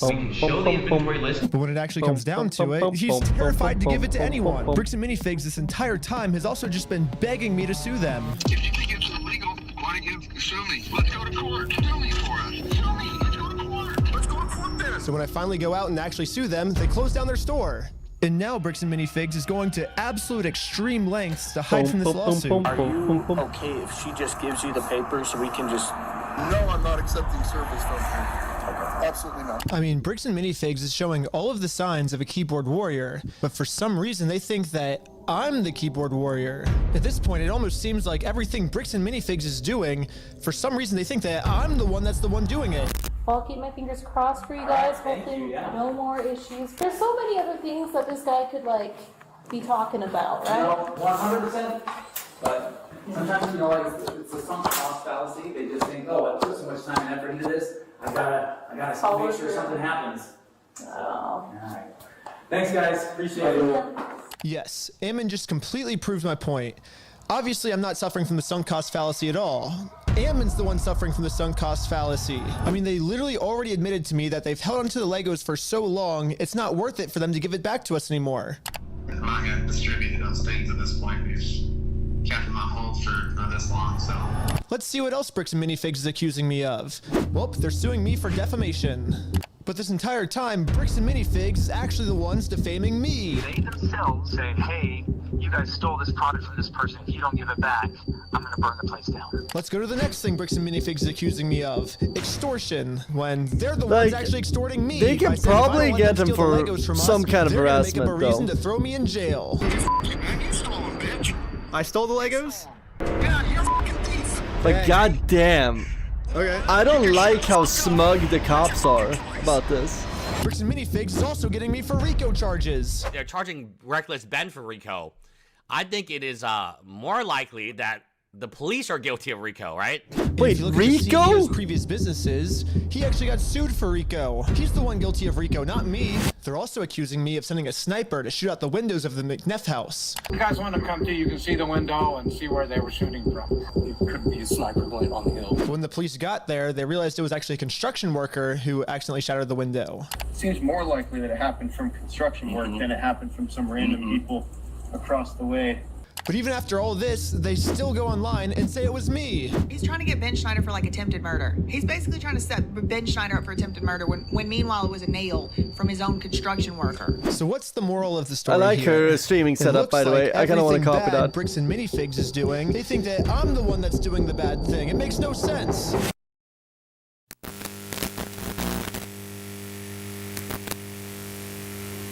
So, just to let you know, we call it a double blind.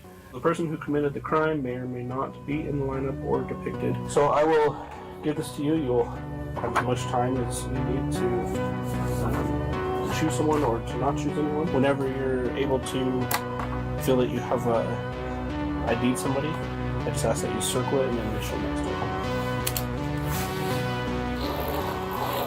And then, like that? Perfect. Okay. There you Wait, go. what the fuck? Okay. Cool. Really, this was like the final step that I needed. This is legit. We've been able to verify who he is now. Yep. So the police put on this. Oh, the legal teams have been eating. Oh, yeah. Look like they're going to all this work to verify the facts. And that's it's gonna be interesting. Something's gonna come out of this because some lawyer gonna find some kind of way of throwing their hat into this and make a buck. You know, because the legal streamers, that's exposure for the law community, I feel like. And I think that's where... Reality, they already know who I am. They already subpoenaed Google. They already watched my entire first Lego video. They already went through all my search history. To me, this just feels like a staged performance so they can show the world, hey, look, we verified everything, when if they would have just put an equal amount of effort into watching the raw footage I submitted to them, they would have found out that Ammon's just completely lying to them. But for some reason, they didn't. A few weeks later, when I ended up going to court, this was the staged response. My name is Nick Mielski. I'm the Well, I prosecutor. care about the Lego. Schneider here. Yes. I'm a Lego If guy. you want to take care of that today, we could do what we call a plea in abeyance. Were you able to see the footage I submitted to the police of our interaction? I have not watched it, no. Okay, because in that footage, you can clearly see that the second he tells us to leave, where we say, okay, we'll leave, and then he calls the police and said that we threatened to burn down the building and shoot everyone inside. And he was just making up all these lies, which you can clearly see in the footage that we submitted. We were being respectful the whole time. We left the second he told us to. Sorry, let me look. And so it makes sense why the police would take me to court because, I mean, he's threatening that we're going to burn down the building and shoot everyone, but we did nothing. Like, he's just saying that because he's trying to... I'm a documentary maker, so I'm making a documentary on the thing. So his logic... The animation budget throws shit. me in jail, then if he makes up a reason for me to go to jail, then I won't be able to expose them for their crimes. So that's the what's going on. It's clear as day in the footage if you watch it. It seems like they're just making up a bunch of false information. But yeah, I agree. No, silence criticism. not to make light of a situation. Yeah, That to the the Fort Police Department. Yes. Fuck them. Is the footage going such that it's still going like when you step out the door? It starts from when we're in the elevator before we talk to him to when we were back in the elevator going back down.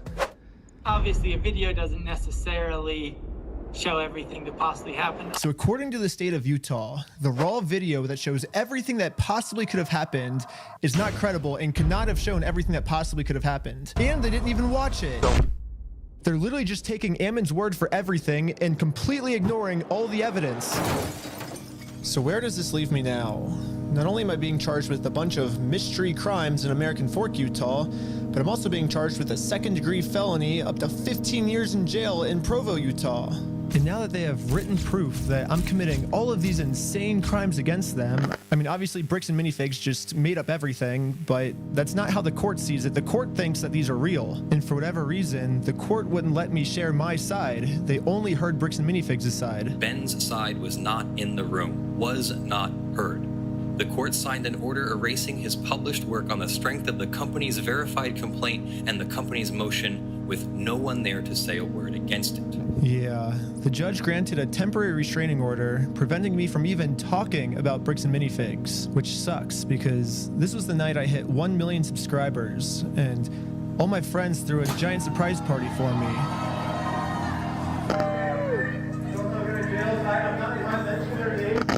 Yeah, Bricks and Minifigs gets to just keep spreading their lies about me, and I just have to sit in silence. Dude, I love Shell Fox, Fox News reporter. It's crazy to think about how much public support I was getting. $200,000 Lego dispute that's turning into one of the craziest legal cases and an internet crusade that is just exploding. A $200,000 Lego collection. This $200,000 Lego scandal is literally one of the craziest things I've ever seen. I think this might be the best video that I've seen. This is one of the crazier stories I think I've ever covered. Run by Mormons. Legos. Reckless Ben. Reckless Ben. It really seemed like the entire internet was uniting to stand up to this bully of a company. Bricks and Minifigs can stuff it. Brick by brick. Brick by brick. Brick by brick. Brick by brick. It really did seem like we were right about to get the Legos back, but I was wrong. Now the court has silenced me. Brick by brick. And it looks Brick like all by the work I put brick. into this was just for nothing. However, people were pretty upset that I was silenced and decided to protest. Brick by brick. It sucks that I'm not even allowed to be a part of this movement anymore. Brick by brick. Brick by brick. Or maybe I can be here, I just have to be in disguise so no one recognizes me. No. All right, I'm here with, what was your name? I'm Jerome. Just here to support the cause. Just an American Fork local. Just here to support. Here with Jerome. I spent the rest of the day protesting for the cause, and not a single person here recognized who I actually He's am. an idiot.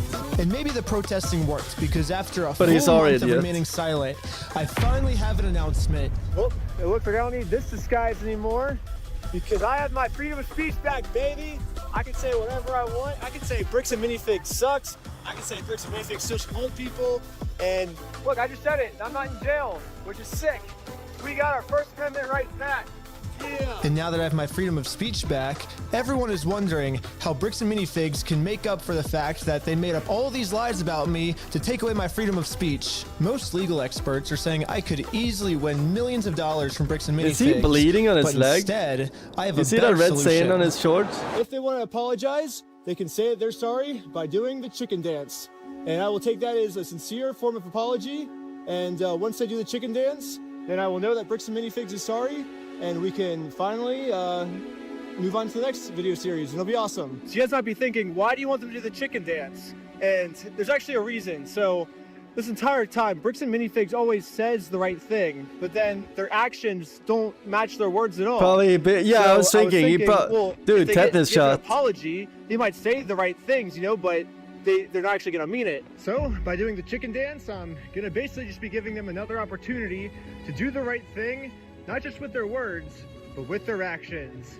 And once they decide to do the right thing, then I'll move on to the next video series and never talk about bricks and minifigs again. And also make sure to check us out at www.westealfromoldpeople.com, because right now we have 2 new Lego sets for sale that you can buy right now. One of Joshua Johnson and one of Ammon McNeff. And we're only making 500 of each, and once all 500 of each sell out, we're never making any more.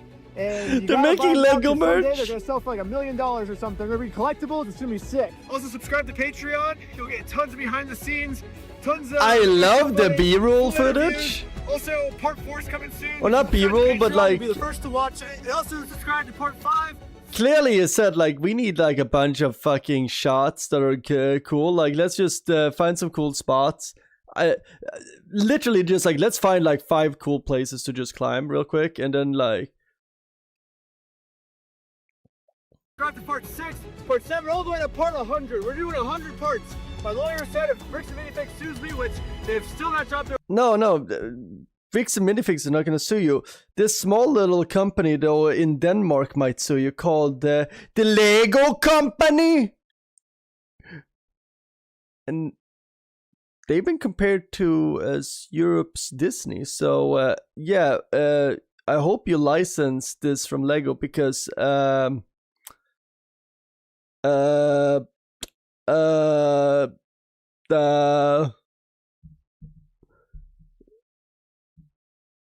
he started doing exactly. Well, that's the thing. Is like that's the cool thing about like what I'm looking now when, and I'm not saying I'm a reckless Ben, but like I'm looking at me when I'm trying to do my video editing and like live streaming. Like you pull from what you know, right?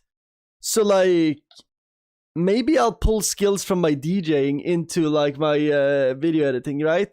Like you use what you have in your toolbox. And everybody, like I know there's a bunch of people in chat that have some really cool shit in their toolbox. They're just not utilizing it. And at some point you might find ways to utilizing that shit.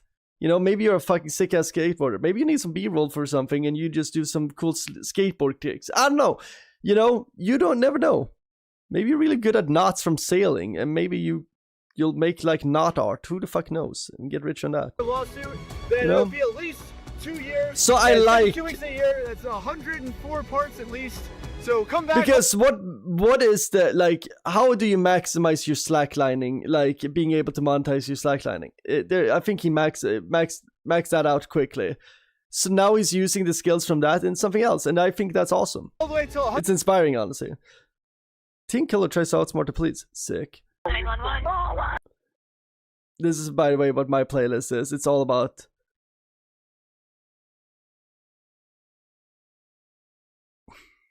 This is my YouTube recommendations.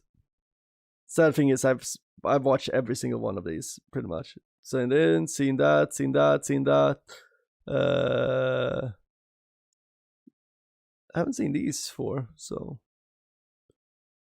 But I'm about to go to court. But my YouTube recommendations is cursed. I'm probably about to watch this next, so.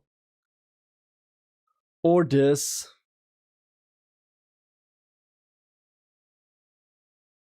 My summer car. What's the final struggle? I've been forgetting this recommended a lot. Some Midwest safety? Hell yeah.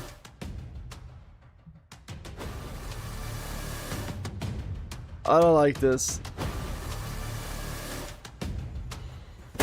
Ooh, shaky. I like that.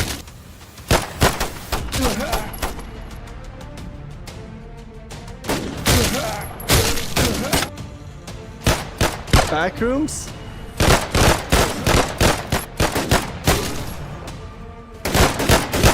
Yeah, I'm out. It looks like they're just... No. Not biting. Not biting. Is he being sued too? Oh yeah, Andrew Callahan's being sued by the guy he did a documentary on. I was watching that earlier. Crazy. Okay, let's watch this trailer and then...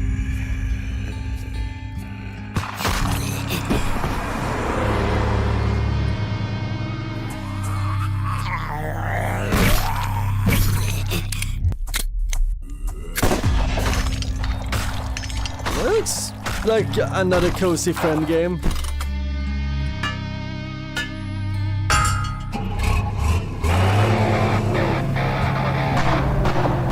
Andrew Callan did a documentary on like basically this like QAnon guy that it's kind of like crazy, and it's been his main money cow. Like he when he restarted his when he took a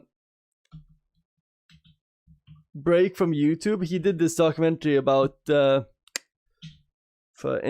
was doing the documentary. He did a documentary. Let's see here. Dear whatever. Dear Kelly. He did this one, and he's being sued by this guy. So it's an interesting thing because basically they're saying that. I think they're saying that they're tarnished this guy's name, but he did a documentary about a QAnon guy.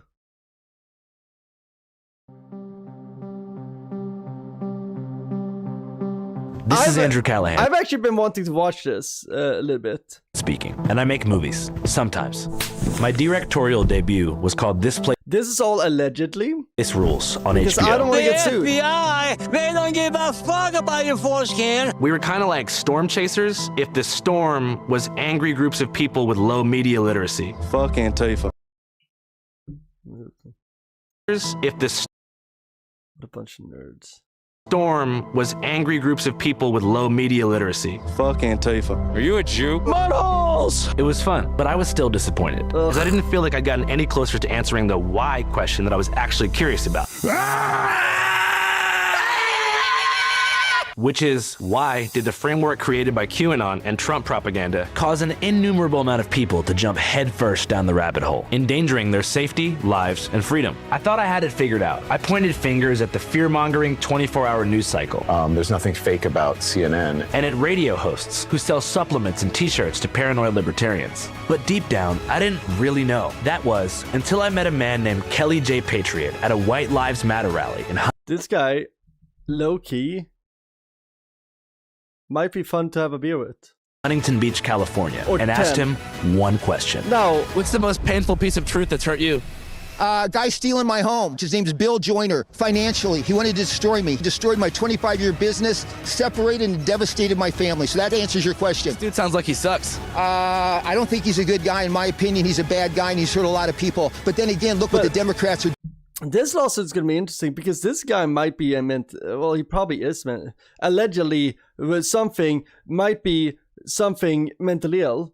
And what's the efficacy of doing a documentary about somebody who's just crazy, right? Because I think everybody has somebody that they know, like family member or some kind of friend or loved one that just is crazy, right? So like, would you want somebody to do a documentary on them and their fucking craziness? Doing to others. Kobe Bryant was assassinated by the Clintons. I hope you fucking die, homie, straight up. In Kelly's answer, the why that I talked about, which I tried and failed to answer for the HBO Straight project, up. seemed to sort of present itself on a silver platter. Save the babies! Save the kids! Save my house from Bill Joyner!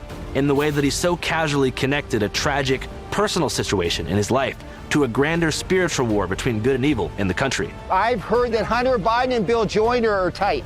And I was struck with the desire to go beyond the role of a journalist Shut and to up, Bill actually help Joyner. Kelly move on from his resentments to Bill. Bill Joyner stole my home. It's all right here, but nobody cares. And most importantly, become a caring father again and reunite. I don't care what they say about Bill Joyner. He's a stand-up guy. With his semi-estranged family. Kyle's here. Kyle's here. So I enlisted the help of his son, Kyle. He thinks he's my dad. Yeah, this is my son. Kyle, there was just a fight in your backyard. No way. Was it sick? Shout out Kyle. Must be tough to deal with, you know. And like he's not the only one out there in America who's dealing with like a mentally ill parent and just basically is on containment mode. So shout out Kyle. And shout out Kyle because it looks like Kyle still lives the fucking American college bro lifestyle. In my dad. And is still supportive of his dad and showing up for his dad when his dad is doing his little protest. This is my son. Kyle, there was just a fight in your backyard. No way. Was it sick? It was sick. I fuck with my nigga Kyle. his daughter, Was Haley. it sick? This is my necklace. It basically means sapphic, WLW, so it means woman loving woman, because I'm gay. A professional interventionist named Heather. How many times do you think you've done this That's a fucking... That's one hell of a family dynamic. before? Oh, I've done probably 3,000. And the local rapper named Uncle Pill. Hey, you don't know about the real Chico blood on my mama's. This ain't shit. All to see if Kelly was ready to change and put family before politics. I went through a lot. We all went through a lot. I've seen what's impacted me. I've been through a lot of pain, suffering. And my thought is, unless I could do things to help that situation after our house was taken, if our country is taken, it's all over for everybody. Because if we don't have a country to live in, then it's over. Yeah. So he's getting sued by, I guess, this guy and his family. So, Andrew Callum, give you a quick, we're not going to watch the whole thing. But we'll give you the quick one. Hey, listen up. Channel 5 is getting sued by some customers. By some customer motherfuckers. And we Yo, need y'all help. I'm going to let Andrew break it down. Fuck Bill Joyner. That's not going to happen. What's up, guys? We are in a serious pickle right now. For the past 2.5 years, we over here at Channel 5 have been fighting a lawsuit in silence against a wealthy California lender named Bill Joyner, who I've never spoken to. Oh shit, it's Bill Joyner suing him. It's not Dick. It's not fucking... It's the guy that the crazy guy here say...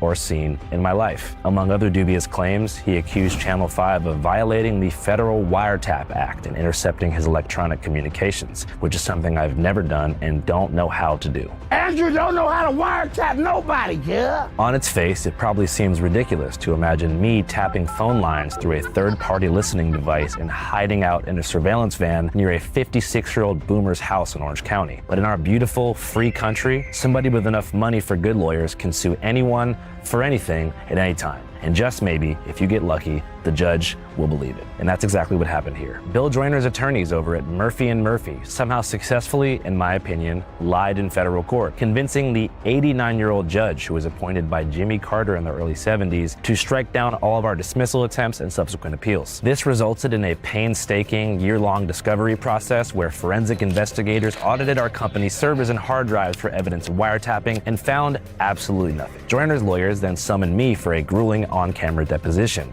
which we are currently gaining access to and are going to post on this channel in the coming days. During the deposition, they accused me of deleting and moving... We're not going to watch the full thing, we're just going to watch the intro, and then we're probably going to watch the full thing on stream one of these days, because files to hide the we have a new lawsuit to truth, follow. Which is by every account, categorically and I'm basically like a shitty... Fuck, I'm shitty Asmongold at this point. I don't need that shit. Fuck. demonstrably false. Our paperwork's good, huh? After years of fighting for the truth in a federal courtroom and spending over $800,000 on legal fees, Joyner's attorneys decided to drop the federal lawsuit entirely before trial. Poof, gone. They dismissed their own wiretap. He spent 2 houses on this lawsuit. Claims after probably realizing that such an outrageous, bold-faced, abominable, and once again demonstrably false lie would stand no chance whatsoever at a jury trial, where an actual 12-person group of jurors. Okay, we're not gonna watch this full thing, but this is interesting. We're gonna follow this. Damn, so Bill Joyner, the guy that the crazy guy was just like, he's the devil, he's ruining my life, is now trying to ruin Andrew Callahan's life. Huh. Fuck. Maybe we should have called Mr. Kelly crazy. Wait. What did he say about the Clintons and Fent? Anyway, chat. That's gonna be it for me. Tomorrow, it's Mecha Chameleon with the gang. We got Levi, we got Gus. I think Rain also is gonna be in. Church of Petrol, Andrew Callahan stepped in the wrong hole with this one. I remember when I saw these things, I was just like, this guy is probably not super pumped about, like, he's first, like, this guy that's suing right now, Andrew Callahan, he's probably not psyched being stalked by a crazy guy. And then when he hears that somebody's making a documentary about the crazy guy and actually, like, him as the central driving plot point in the documentary, I would be pissed too. And it sounds like this guy in California with a lot of money, a boomer with a lot of money. I'm gonna ruin this. Who the fuck does he think he is? Yeah, fuck that. Fuck that. I would be scared. Andrew, I'm sorry. That's scary. Fuck that. Fuck that. Seems like everybody's stepping on landmines right now. But we see it, everyone. Gideon, Andrew Callahan, Reckless Ben. Who's the next one? Like, I can see somebody who's who is it? Tommy G or Tommy C? He can get in trouble for something for hanging out with a criminal or something and getting caught. Just hang out. What the fuck is up with Gideon? Gideon got arrested. Do you not know the story? Church of Petrol? I can give you the rundown on it real quick. Gideon is doing exactly what remember Asian Andy evicted somebody from his house by using SJC, friend of the show. Not really. Not really. We're more friendly with Gushi's SJC's ex than SJC.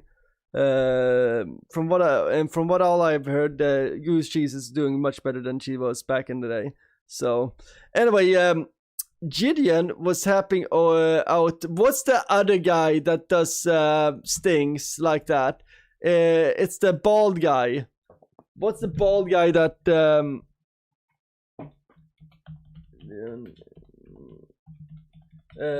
fuck, what's his name? He has a funny name.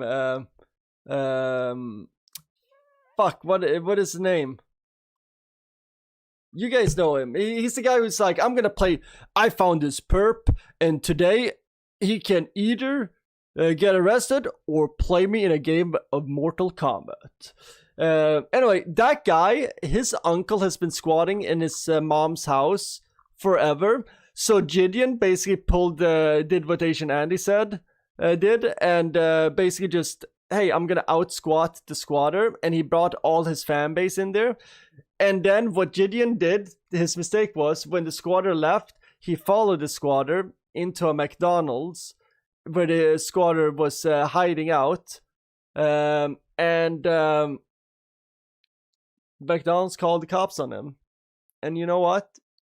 At this point, it's not about the squatter. It's at this point, he's invading a McDonald's. He's making people at a McDonald's not want to eat at McDonald's. You know, you have a bunch of teenage, and they get trespassed, and then, he sends in teenagers in. So, he had some of his viewers. He's just like, oh, you can just go. You're not trespassed. So they go in. They get arrested. You know? And then he gets arrested. So it's a dominoes. And I'm sorry. I'm a fan of Gideon. I'm a Gideon fan.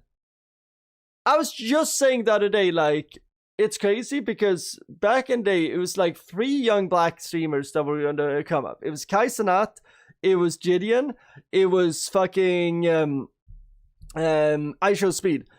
And not to be on a fucking woke or anything like that, but I thought it was kind of cool to have fucking, a little bit of a black come up in the streaming game that was predominantly white back in the day, right? So I thought it was sick. And just the PewDiePies and all those made mistakes back in the day, you saw some growing pains with these lads.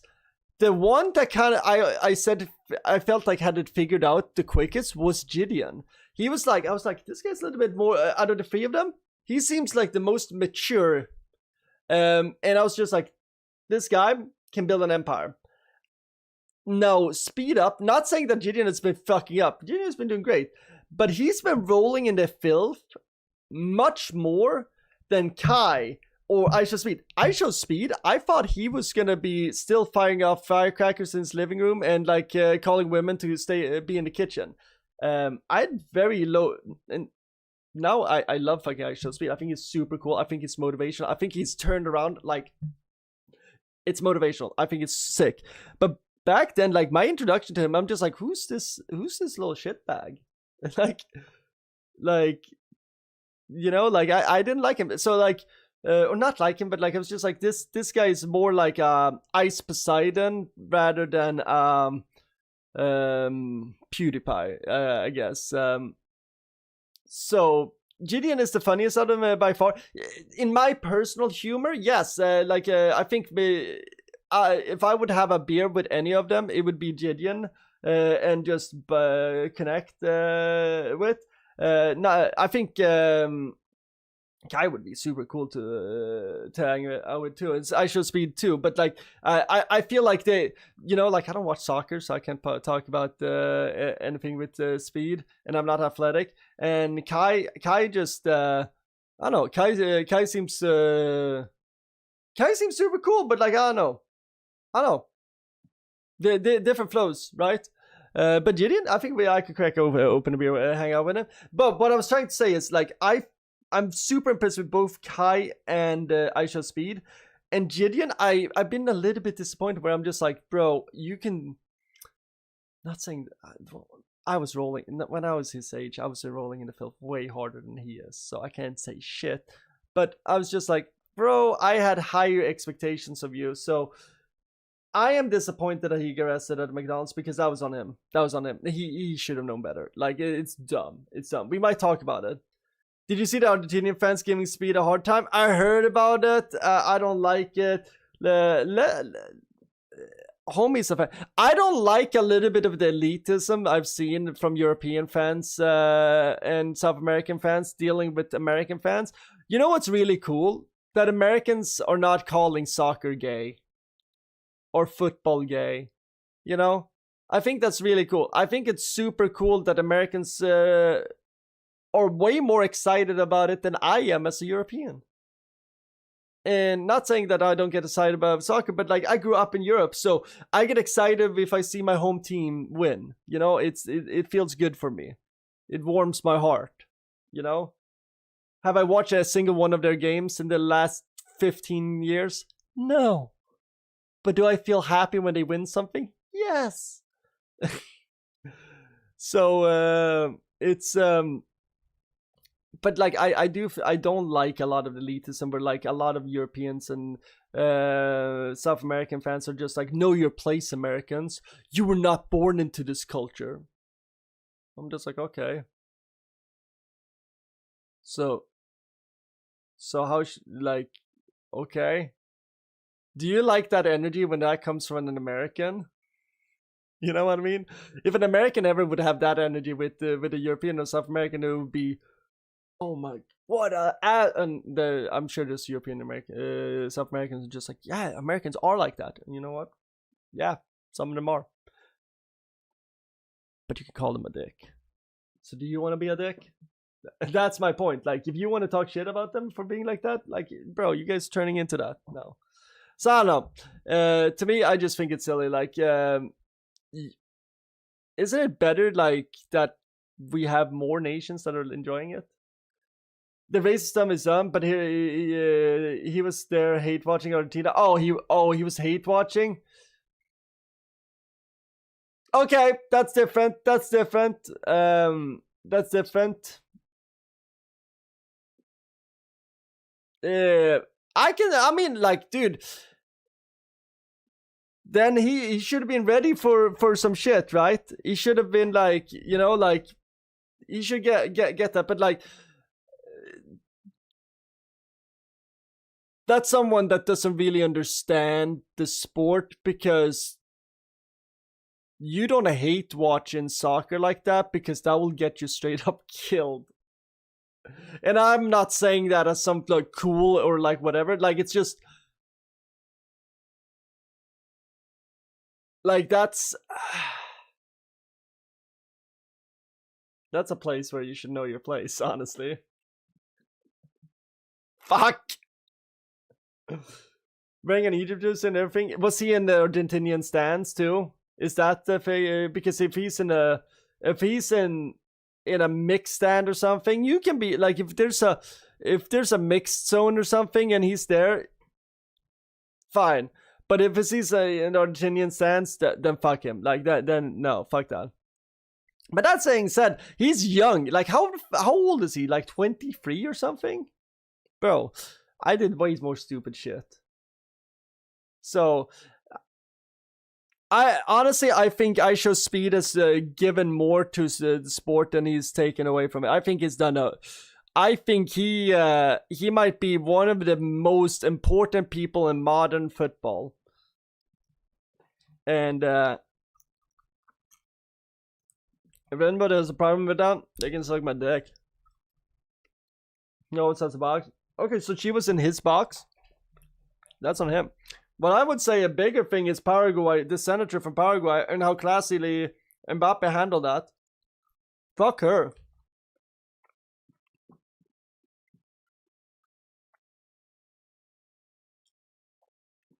He'll try to go to the ultra section for the team he's supporting. I like it. That's cool. That's cool.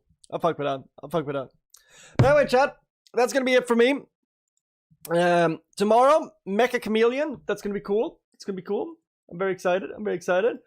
I'm gonna try to not overload my brain with editing tutorials. I'm gonna try to do one a week just to let it sink in, and then I'm gonna try to apply what I learned to the projects I'm working on. We learned some really cool shit. Honestly, it was a lot of information to comprehend, even though it was like only a 40-minute video.